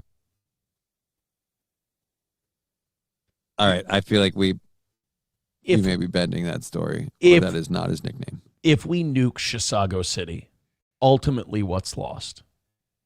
That depends. Are we nuking it with like an independent nuke, or are we using the power plant? Jewish space lasers. Then we'll be fine. Okay. Weston is left to grieve the life of his best friend he's known for 13 years. Not Quarter Finder. I kind of just sat there, or it was Oh, yesterday, just bawling my eyes out. Honestly, it's only a 25% loss. I just sat there by the gravesite, drinking one of his beers. He doesn't need them. I'm just so torn up. Do you mind if I borrow one of your smokes, buddy? Last check, Lakes Area Police. No new updates at this time, but they do say alcohol may have been a factor. No shit. Really? I don't know what would give you that clue. The fact that after they're dead, we left beer by the death scene might... Jesus, dude. Could you, could we at least have a moment of thinking that, like, his parents are going to see this? And we don't put booze and smokes next to the 14-year-old's memorial site. Jesus. People love that Zin shit, though. Oh, yeah, I know. That Zin is becoming a thing. I have a friend who, whenever I go to his house, I got to pick him up. Packets. I got to pick him up Zin on the way there because his wife, he's not supposed to have it. So I got to smuggle it for him. Well, aren't you just a dude? And he loves that Zin shit. 09 Canyon says a pack of Reds is like $13 if it's sealed. Snatch that shit up. Oh, yeah, those fuckers ain't staying there. Somebody's walking or hitchhiking or just even driving by that and seeing a fucking closed pack of smokes and like, they're dry, right? Oh, I'll take those. So his nickname was Quarter Finder. His real name was Jacksoff. Were we sure Jacksoff was... I thought the 17-year-old was his friend. That guy was I thought Jacksoff was the 14-year-old. I thought the 14-year-old jacks off and the 17-year-old finds quarters. Okay. Well, hobbies. Who had the booze at his memorial? Was it the 17-year-old or the 14-year-old? God, I hope it's the 17-year-old. I think it was. The 14-year-old, no offense, like your town's done. Like the 14-year-old had the the Beanie Babies and the license plate thing. Yeah. Why is your best friend a 14-year-old when you're 17? That's kind of fucking weird. Again, I think because there was a 17-year-old involved in the crash. I think his friend was 17. I certainly hope so. They said his friend, they met each other when they were 4. So couldn't be the 14-year-old because then he'd be close to 8 meeting a 4-year-old or a 4-year-old meeting a 1-year-old. Well, either way, it's, we're leaving smokes and beers at the memorial site. So it's a classy thing no matter what. Quarter Finder, some people pointing out, so this guy was an Israel supporter. I don't know if it's just the look of him or the way he talked, but the way he talked about his friend's story, I feel like Quarter Finder had a lot more to do with that guy having weed. Like he was holding. Right. I think that was why his nickname. Like I hear that nickname Quarter Finder, I'm like, no, fucking barely anyone uses cash anymore. No. I don't. We didn't find you in name you Quarter Finder because look, I found a quarter. No, you always have weed on you. That's why you're the Quarter Finder. Approachable with $1 says you can actually see the moment the light bulb turns on for Johnny, and it's the funniest thing I've seen in months. All right, let's see Johnny come to the realization that we the gotta kid's take us name down. Is Jacksoff. Oh yeah, we do. Here he is right now. Yeah, I'm missing it. What awful? Okay, let's go In a back. statement to Fox, says it was one of their own, Jack's Allfalter. Jack's off. Oh dear Lord! Oh my God! I missed that so much. I'm paying attention to 2 dead kids. I wasn't looking for that. Oh my God! You were doing the right thing as far as being a human being goes. And ironically enough, that's why I failed. I did the right thing. You were doing the right thing by going, oh my God, a 14-year-old is dead in a car accident. Sad. That's sad and horrible. And I'm sitting here while you're trying to figure out going, Jack's off. It's jacking off. It's Jack's off. Boomer Bob Show says Aaron is Dono Finder. Well, not today. We're on to Wednesday's goal, so I haven't been much of a Dono Finder today. But yes, most days. Thank you all for your support. Most days I am indeed the Dono Finder. Today we're like a $1.70 away from Wednesday. So thank you guys very much. We could use those gifted memberships though, because that number went way down after last week. That back up. Minneapolis teachers authorized a strike yesterday. Over what? Definitely money. I mean, it's definitely over money. It always is. Yeah. Hey, Johnny, no. The teachers are authorizing to strike over, those darn kids just not getting the education opportunities that they need. Oh, boy. Honestly, with the government where it's at, signs of an economic recession being where they're at, I really don't we need more money. Do you? We need kids that can read and write. So come back to me when you've accomplished that task and we can talk. Let's see. We got, what is this? Fox 9 with the report. Right now, the Minneapolis Teachers Union is counting ballots ahead of a possible strike, and we're expecting results in less than an hour. That's when teachers could authorize a strike. Fox 9's Mike Manzoni is following the developments from the Live Center for us tonight. And Mike, even if they do authorize the strike, that doesn't necessarily mean one will happen.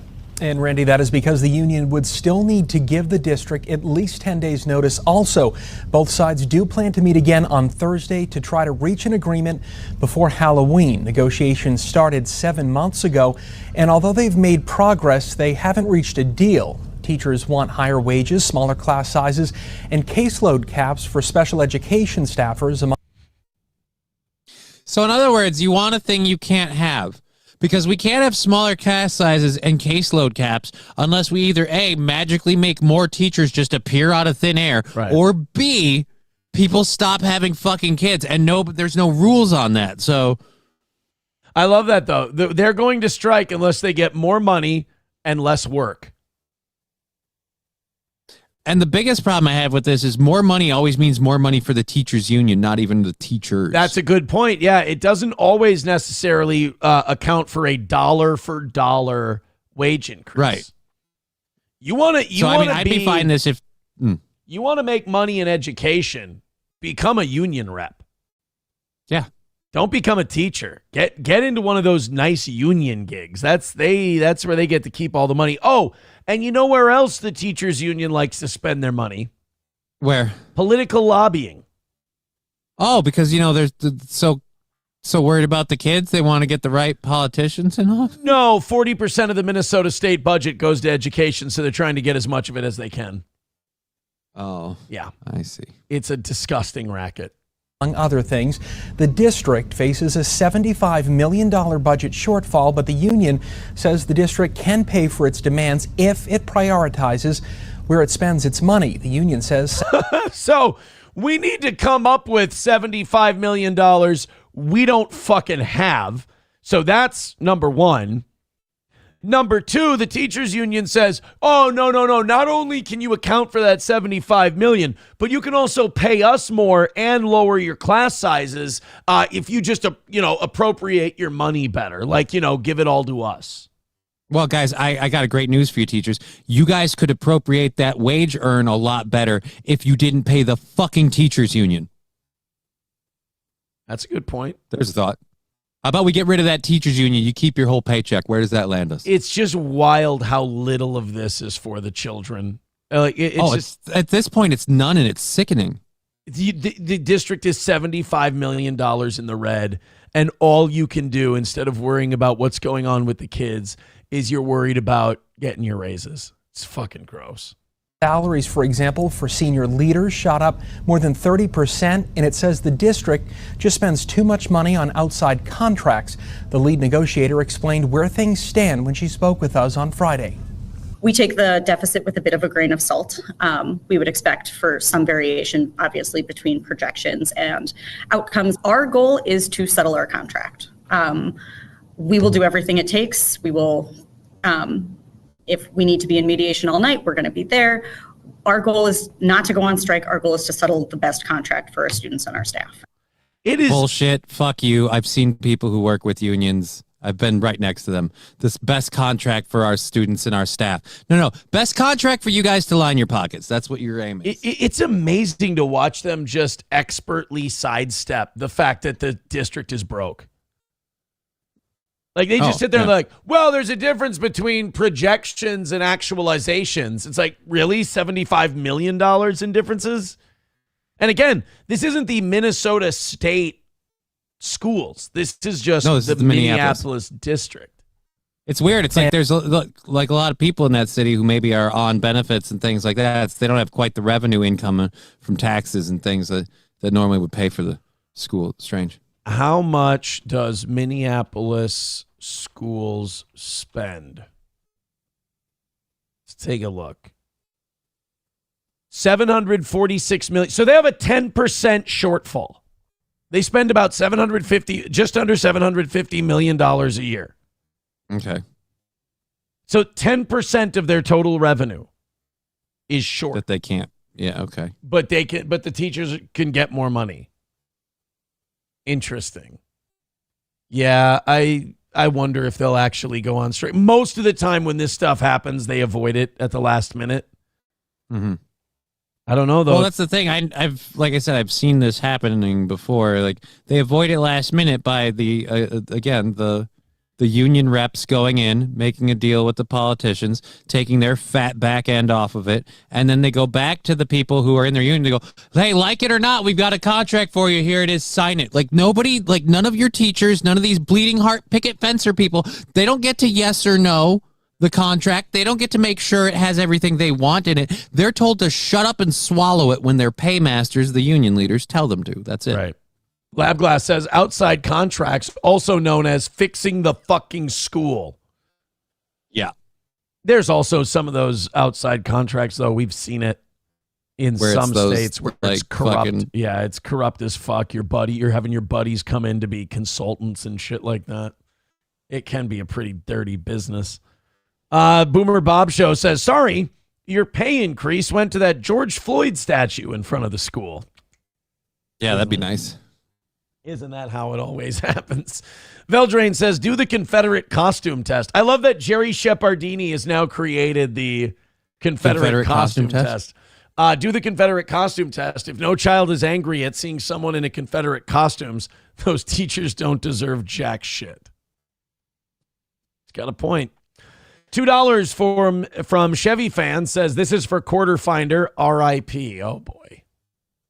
This is worrisome. What did we? Gentlemen, here we go. Point is up, spinning nicely. Hey, wait a minute! Hey, somebody just jumped in and grabbed it! That is not a player. That's a fellow in a black hat and frock coat. He snatched the coin and he's running. Guffatrami, he's taking off. Rest in peace, Quarter Finder. He was a hero and a great man.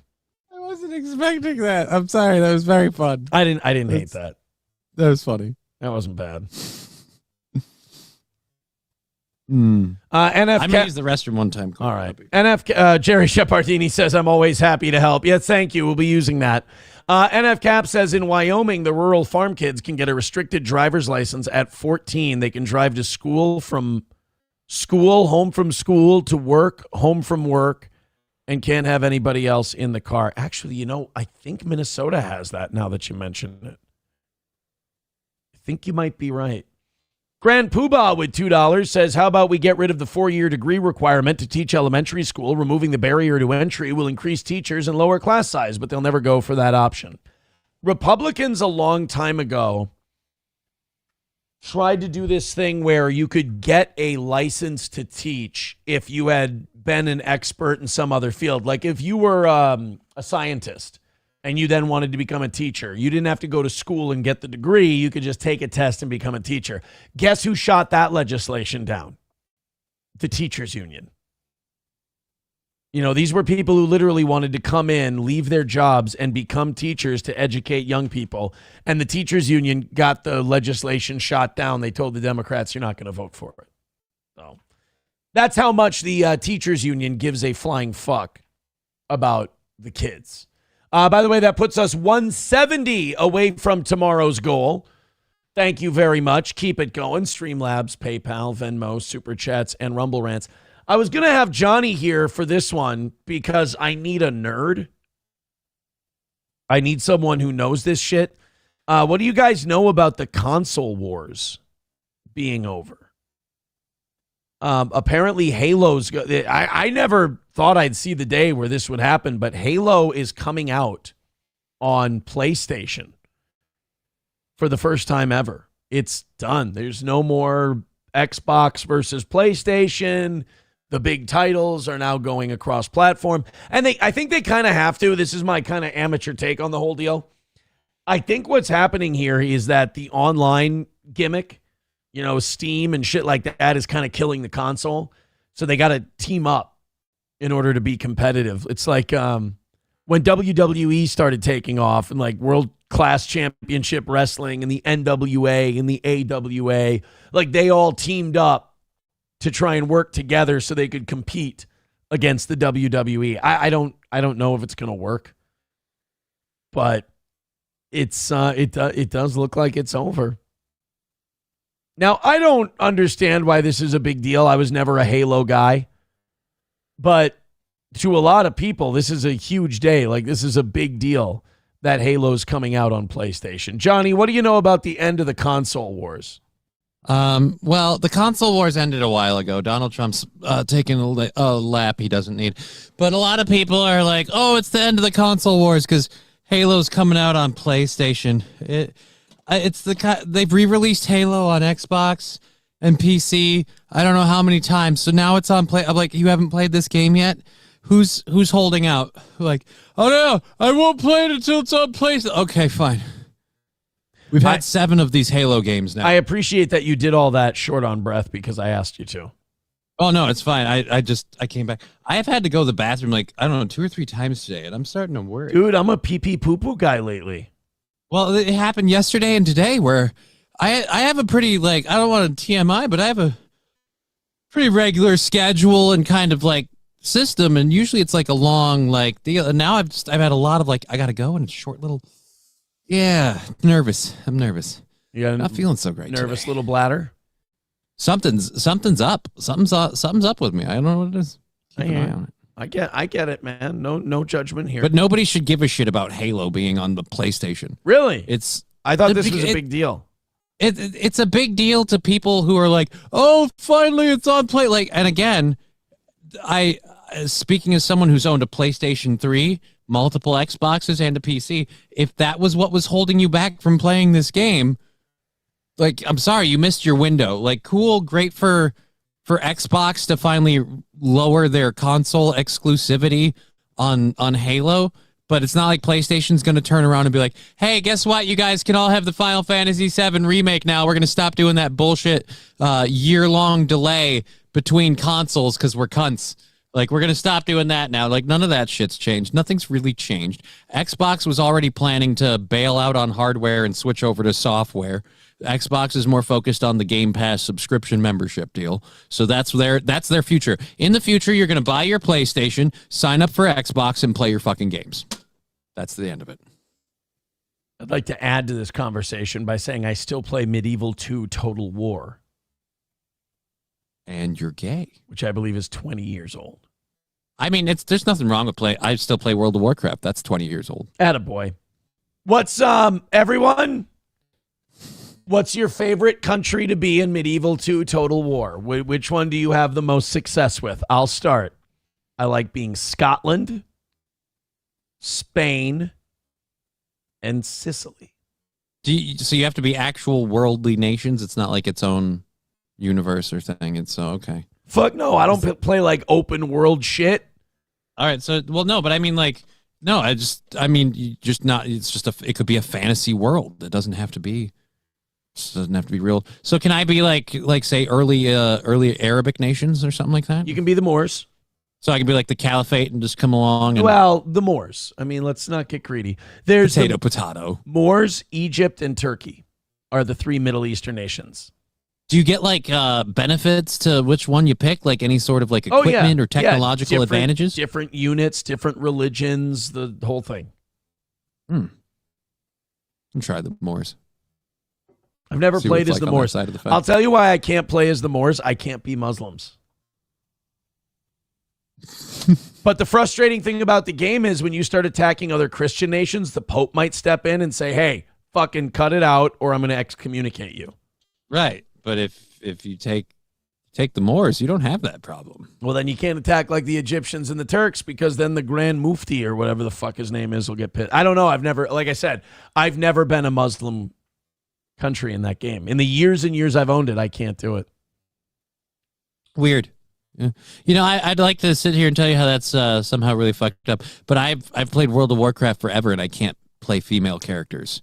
Like, it weirds me out when people are like, I got to play a chick, and I'm like, I mean, I guess I could if I had to, but I just generally, like, I'm a dude, so when I make my character in the game, the character's a dude, because I'm a dude, and it's just... I get it. No, you don't have to explain yourself to me. Kmart Ready says, and now Game Pass is $30 and people are canceling. Okay, Johnny, help me. Johnny, help me. What's Game Pass?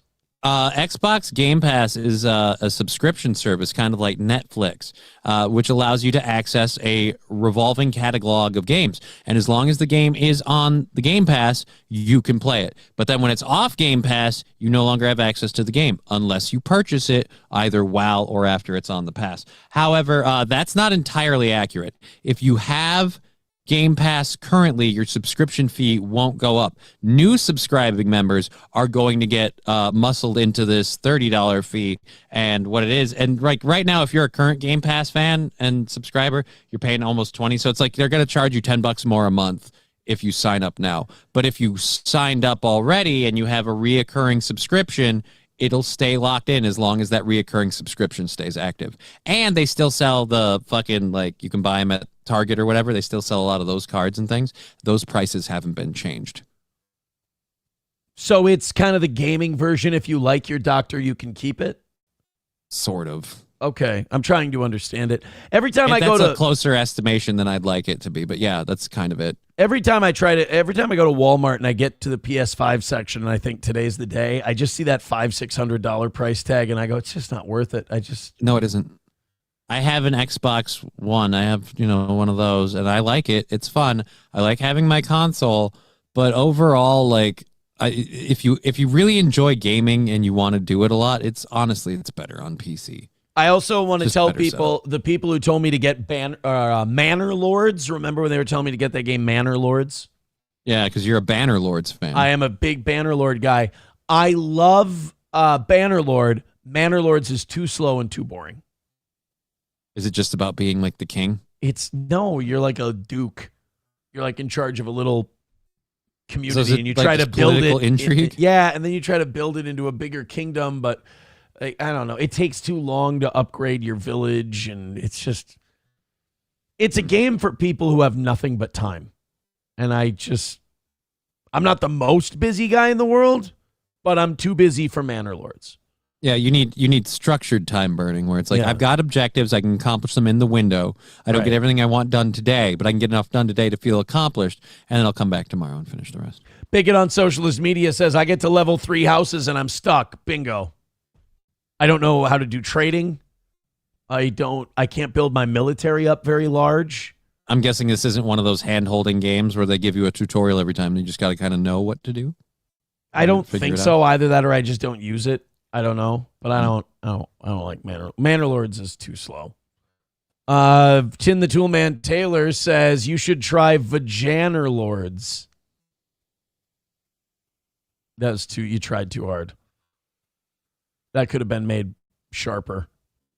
Dr. Silverwolf with $2 says Johnny just likes to stare at man butt. That's why. Is that why you're not a girl? No, I don't. I honestly, this is the other thing. I've heard people make that argument of like, if I'm going to stare at something's ass all day, I want to like the ass I'm looking at. I'm like, dude, it's not real. Firstly, secondly, why are you staring at your character's butt all day? Why are you guys so anally? You have a full-bodied character, and the only part you're fixing on is the hindquarters. There's a whole world around you to focus on. There's a dragon in front of you, and he's about to eat your friend. But nope, go stare at my ass. Like, all right, okay. I don't understand ass men over tit men. I don't get it. I need it explained to me in a diagram, but I'll wait. Kmart Ready. So I said I don't know what Game Pass is. Kmart Ready, who likes to bust my balls on a regular basis, is calling bullshit. He says, double chin. I don't. I'm too busy. Honestly, you don't have an Xbox, so it's not surprising. I'm too busy winning the Cell Block B East 2-on-2 half-court championship. Any freestyle rap battles while you were inside? No, I thought about it, though. Some guys were rapping, and I was like... You were ready to jump in? But I was like, these guys, I'm out of practice. They're not ready to hear the word from Larry Bird, man. The word from Larry Jail Bird. I think that should be my name, Larry Jail Bird. But I did see a couple people on Twitter or whatever got mad at me for being good at basketball still. Like I said, it's just very weird the things people get upset at me about. It's not like I'm offended by your political take. It's like, I knew you'd come out and say you had fun. Like, I'm sorry. I had to be there. I was going to have a good time. I'm going to kill the time and have fun. I'm already going to be here for a week. You want me to be pissy and shitty too? Yeah. Yeah, I figured Joe would say he was the coolest guy and he was good at basketball. I didn't say I was the coolest guy. I just said, I was fucking good at basketball and I had fun with the guys. You mentioned getting your ass handed to you in both gym rummy. What was the? I can't. Yeah, I suck at gin rummy and cribbage. I got my ass kicked. Cribbage and 21. I got you. beaten 21 as well. And what about cornhole? You got your ass handed Didn't to you get in to play any cornhole. cornhole. All right. And we'll call it bags in jail. Thank you very much. I never called it cornhole. But yeah, you could tell a lot of people's insecurity based on how they saw my jail stories. I'm like, guys, you need to get mental health treatment because I was still in jail. It's not a good place to be. I was being really good at basketball in jail is still worse than being just gay on your couch in your house. So I was better than you last week. Ha. I guess. Watching me hurt people's feelings by being in jail was a pretty rad accomplishment, I do have to say. It was interesting. Veldrain with $1 says GIRL, girl gamers. Johnny knows that means guy in real life. Yeah, somebody was saying in the chat that some guys pretend to be girls in video games so they can get money out of people. Oh, yeah. Yeah, the girl gamers are few and far between. I know a guild of them in WoW, and they literally, it's such a rare thing that they band together. But most girls are you find out he's a 42-year-old from Detroit who's got like an automotive gig. And he runs around in the tits and goes, "Oh, thank you so much for all your help." Because a lot of stupid simp dudes will be, "Oh, I've been playing this game a while. If you need anything, I'm happy to show you. And I'll help you in some stuff." And they just take all of the free goodies and everything, and they go, "Thank you." And then the guy leaves, fucking dumbass. And then if it's a dude, you feel weird because you're like, well, now that I've spent so much time talking to him, I feel like I should meet him and jack him off. I didn't want to be gay, but I developed feelings. I don't want to be rude. It's just one of those things. So I'm just straight up. Hey, I'm a dick in real life. I'm a dick in a video game. On a Wall says, play RV there yet with Sean. I don't know what that means. Veldrain with $1 says, Aaron, have you heard of Bannerlord 2 War Sales? Hold on a minute. I have not, so I'm guessing you have not. We are 165 away from tomorrow. I did ask if we could get to 100 for tomorrow by the end of today, but that's just greedy, and it's probably not going to happen. We got 15 minutes. Jerry Shepardini says Aaron's fellow inmates were impressed that he was shrooting the Rock. Dwight Schrute. We're mad at him because he was always shrooting the Rock. Yeah, they did say, "Hey, man, you want to be Dwight or you want to be Radio?" And I said, well, because I have a show, because they were fascinated by that. I go, because the fucking guards and the other employees kept telling them, like, oh, he has a show. They go, you want to be Dwight or Radio? And I'm like, wait a minute, Radio because I have a show or because I'm like the black retarded guy in the Cuba Gooding Jr. movie? And they were like, either one. Okay. They both fit. I went with Dwight. I mean, he's a famous character. That being a nickname, because I've been getting that since high school. Right. And like in high school, it was annoying and insulting. But now it's like the guy's a legacy character from a very famous show. Used in memes, jokes, and he's a part of the cultural zeitgeist. It's an honor. Yeah. I feel more connected to said zeitgeist. But yes, I was always shrooting the Rock. What were we? Bannerlord. Bannerlord's 2, something about like War Sales. War Sales? Mountain Blade 2 Bannerlord. So this isn't a new game. It's like an expansion pack. Okay. We'll receive a singer player. Singer player. You have to sing. Single player expansion called War Sales, which adds naval warfare to the game, including sea battles, ship command, and new campaign mechanics like blockading ports. It sounds really cool. It sounds like that's where the game's going to get like too involved for me.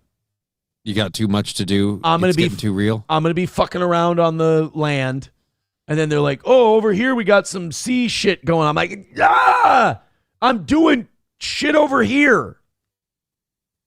You know, it's kind of I'm like the land guy. It's kind of like when I'm fighting a battle in one part of the kingdom, and then they go, "This castle is under siege," and a prompt pops up there, and I'm like, "Fucking shut up! Leave me alone. I'm busy." I'm kind of busy.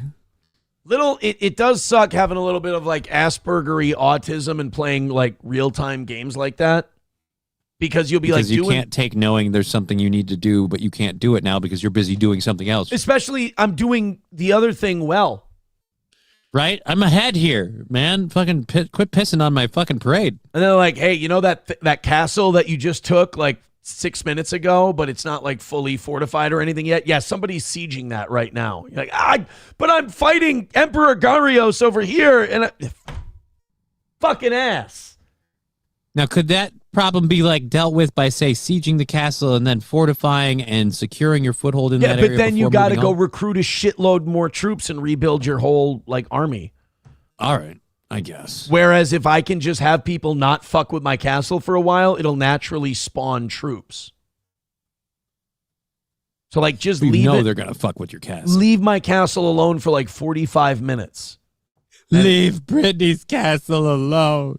I don't think it just, you need to come up with a new game plan, which involves planning for that inevitability. I'm really good at the game, but it just takes so long that I get bored and I start a new one. Right. Like when I become the king of whatever kingdom I'm serving, they elect me king after the king dies. Because you make friends with all the lords and they're on your side, blah, blah, blah. Right. And You're a hero. then I'm like, okay, this is too much. You know, the thing about those conquest games, like your empire gets big to a point where you're like, all right, this is too much now. It's not fun. Now I'm just like a landlord. That's always the way it went for me in Age of Empires. Like at a certain point, like I've gotten all of my technological advancements up. I don't feel very, very pressured to like, now it's time to enter in the cheat card for the Cobra Mustangs to just go around and mow down all my enemies. Which I did that to my dad and his friends in a LAN party. This will take it. Back in the day, kids, we didn't play over the internet. Yes. We played groups of computers in LAN parties. Oh my God, I've never made a group of grown men start screaming, "What the hell's going on?" And when they didn't know about the cheat, and I'm like, all right, I'm just going to start spawning little fucking blue Cobra Mustangs that just run by and shoot everything. And then what happened to those Mustangs? Did you start like crashing into them and not being able to afford to fix them, and like the front end of them would get severely damaged? No. I literally wiped the map of all the other players, and everyone was screaming, "What the fuck?" Did you, because like, they had huge armies. And when you had these Mustangs, did you stalk the other players and try to purposely park right next to them like some kind of creepy X? No. Okay. Did you collapse the entire front driver's side rocker panel of your Cobra Mustangs Mustang? in the game and then not fix them? No. Fixing them was a pretty big priority after every sortie. I started with a solid 20 Mustangs, and I was like, after every sortie, we won't add more, but we'll fix the ones that are there. Okay. So if you take them down, they stayed down. But no, I always repaired them. I just It's wanted good to know if you had a strategy in Age of Empires. By the way, somebody pointing out, Bigot on social media says Rise of Nations is better than Age of Empires 3. I love Rise of Nations. I have not played Rise of Nations. Age of Empires, Solid. I got Age of Empires 2. You know what I like about Rise of Nations? The tech improvements, you can set them to very expensive and very slow. So that way they take a while and they cost a lot? Yeah. And you you know, go like it is in real life? Yeah, you go through different ages. Like you can start at the Stone Age and go up to the Information Age. That's kind of nice. I like it. Fauci's Pangolin, he says Age of Empires 2 is better than 3, no doubt, undisputed. Oh, absolutely. Yeah. 3 sucks. Fauci's Pangolin says, Larry Jailbird, did you have any quality dink to dink time at Lights Out? No, there was no. I don't think dink to dink time is ever quality, by the way. Veldrain says, hey, Aaron, one of your naval ports is being blocked. Better do something about it, right? See, I don't want to. I'm sieging Legetta right now. I'm in the middle of a siege. I can't just break a fucking siege and go stop the Aserai from fucking blockading my port. I'd go nuts. Silverwolf with $1 says, I just got bored and released a Bowser. That's a little Sim City right here. That's just a good time. Aaron plays Rise of Boners. That's not true. Sherry Gilbert says, how long does this show usually stay on? Oh, you can't tell by the elongated video game talk that we're almost done. Yeah, we're just kind of running out the clock. We got a couple minutes left, baby. We're going to be done soon. You can't tell that we got about 5 minutes left. There's not enough time to start a new story, so we're just going to kind of vibe. Just kind of putzing through what we've got, rehashing what we've done. Yeah. That Nick Fuentes guy, I still think he's gay. Where is it here? Jerry Shepardini says, did you make it rain, Wilson? Rain. Mid-range jumpers, my man. Mid-range jumpers and putbacks. That was my speciality. L-Train says, damn, the jail bump only lasted a day. We didn't even want the 1 day. I was pissed yesterday. We'll get to 1,100 people or whatever. I was like, no, I want to stay where we always are. I want my fans. I want my audience. That's all I want. I don't want it to be special. And we'll go. And then today we went back to 700 something at our peak, and I was there. That's where we belong, right there. Okay. Enough with the bullshit. I like that. See, we're coming in for a landing today. We're at 581 as we bring it in for a landing. So you go up, 7, 7, 7, 7, almost 8, down, just under 6. See, the truth is about this show with the viewership, we spend most of our time around 6, 7, and then that's it. Kevin Brennan numbers. That's what we like to do. We like to stay in the Kevin Brennan neighborhood. That's all. Kmart Ready says, to be fair, I like this discussion. At least it's something I can get behind. Somebody, people like video game. Man, the reason I included this story is because I understand people like video games way more than I love games. I like video games. And I feel like I like them, but I like them to the point where, people who really like them think I'm gay. Right. You like them. People like me would be like, he likes them. He's not a gamer. Right. Exactly. I'm a tourist. Yeah. Well, not even you live on the outskirts of the gaming world. You got a couple of things you like. Here's what go downtown. Here's what I got on my desktop right now. Because I don't keep all my Steam games on because it's they take up so much fucking room. Oh, yeah, dude, don't. I have external hard drives for that shit. Here's what I have. Total War Medieval 2. Grand Ages Rome. That's a fine game. Grand Ages Rome is fun. Imperial Glory.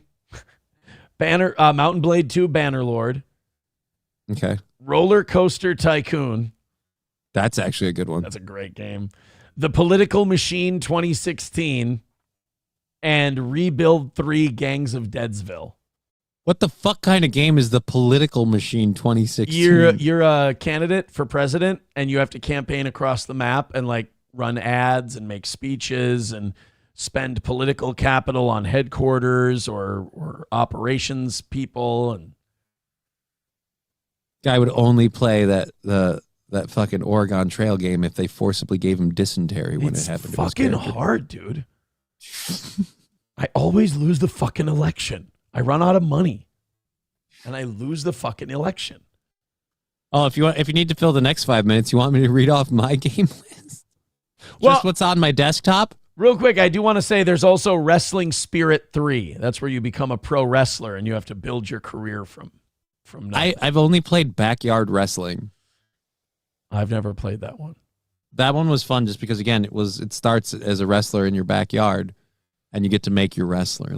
I'm very big about the character creation. Abel Graham says RCT is based. Wait, do I have a game called RCT? What is it? Oh, Roller Coaster Tycoon. Yeah, it fucking rules. Yeah, Roller Coaster Tycoon's awesome. It's a great game. So what? Oh, hold on, real quick. Numero Uno with $1 says play Texas Law for Johnny real quick. I don't know. Let's see that. I don't know what Texas Law is. I don't know what it is either. I'll go to the link. I'm not sure. Numero But Uno me reading off the list of my games will just be here forever because I have a shit ton of them. He was telling me about Texas Law earlier. So this Mr. Kill Everything Texas guy Law has 31 guys watching him. And then Karmic will have 50 guys watching him, and I'm supposed to. Texas Law. Hey, Karmic, so you realize what Texas Law does to you? Observe, Karmics. Texas Law, 1488. Whoa!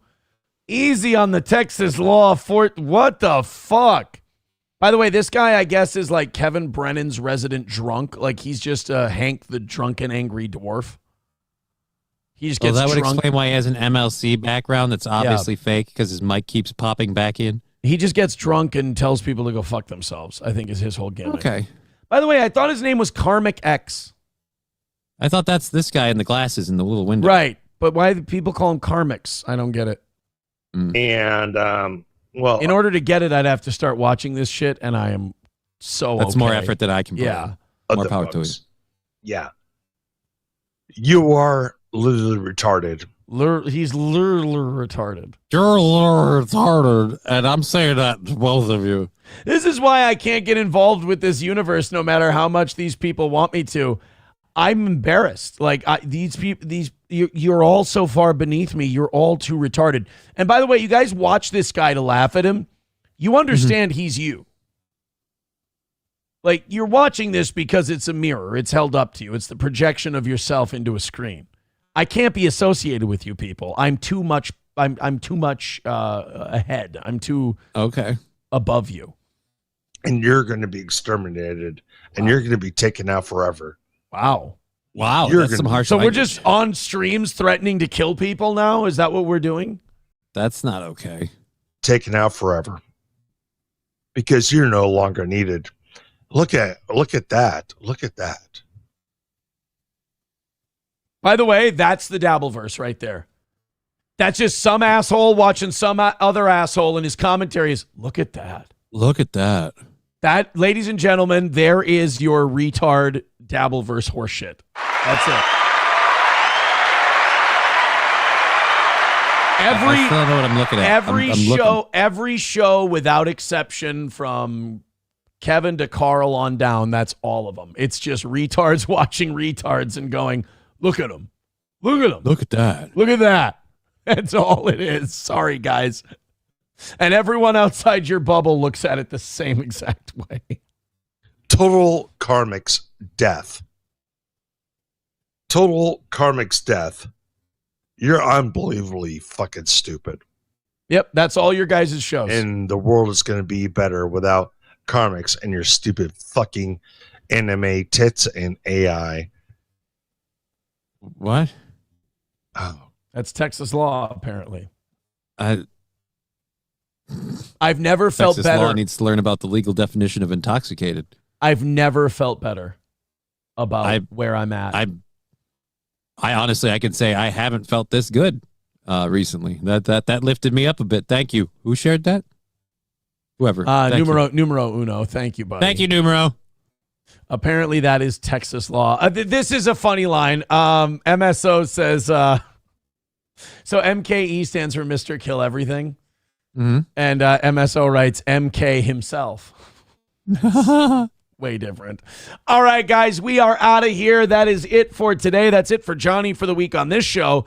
But you're going to be on Just Kidding LLC at 1 o'clock today? Yeah, I hope so. Unless I might not be on if I'm not feeling well. We'll see how this goes. It's been up and down. We're okay at the moment, but all right. See how we go. I am out of here too. I will talk to you guys tonight at 6 o'clock Central Time. Let's see if we can keep this vibe going. We will talk to you again very, very soon. Have a great rest of your day.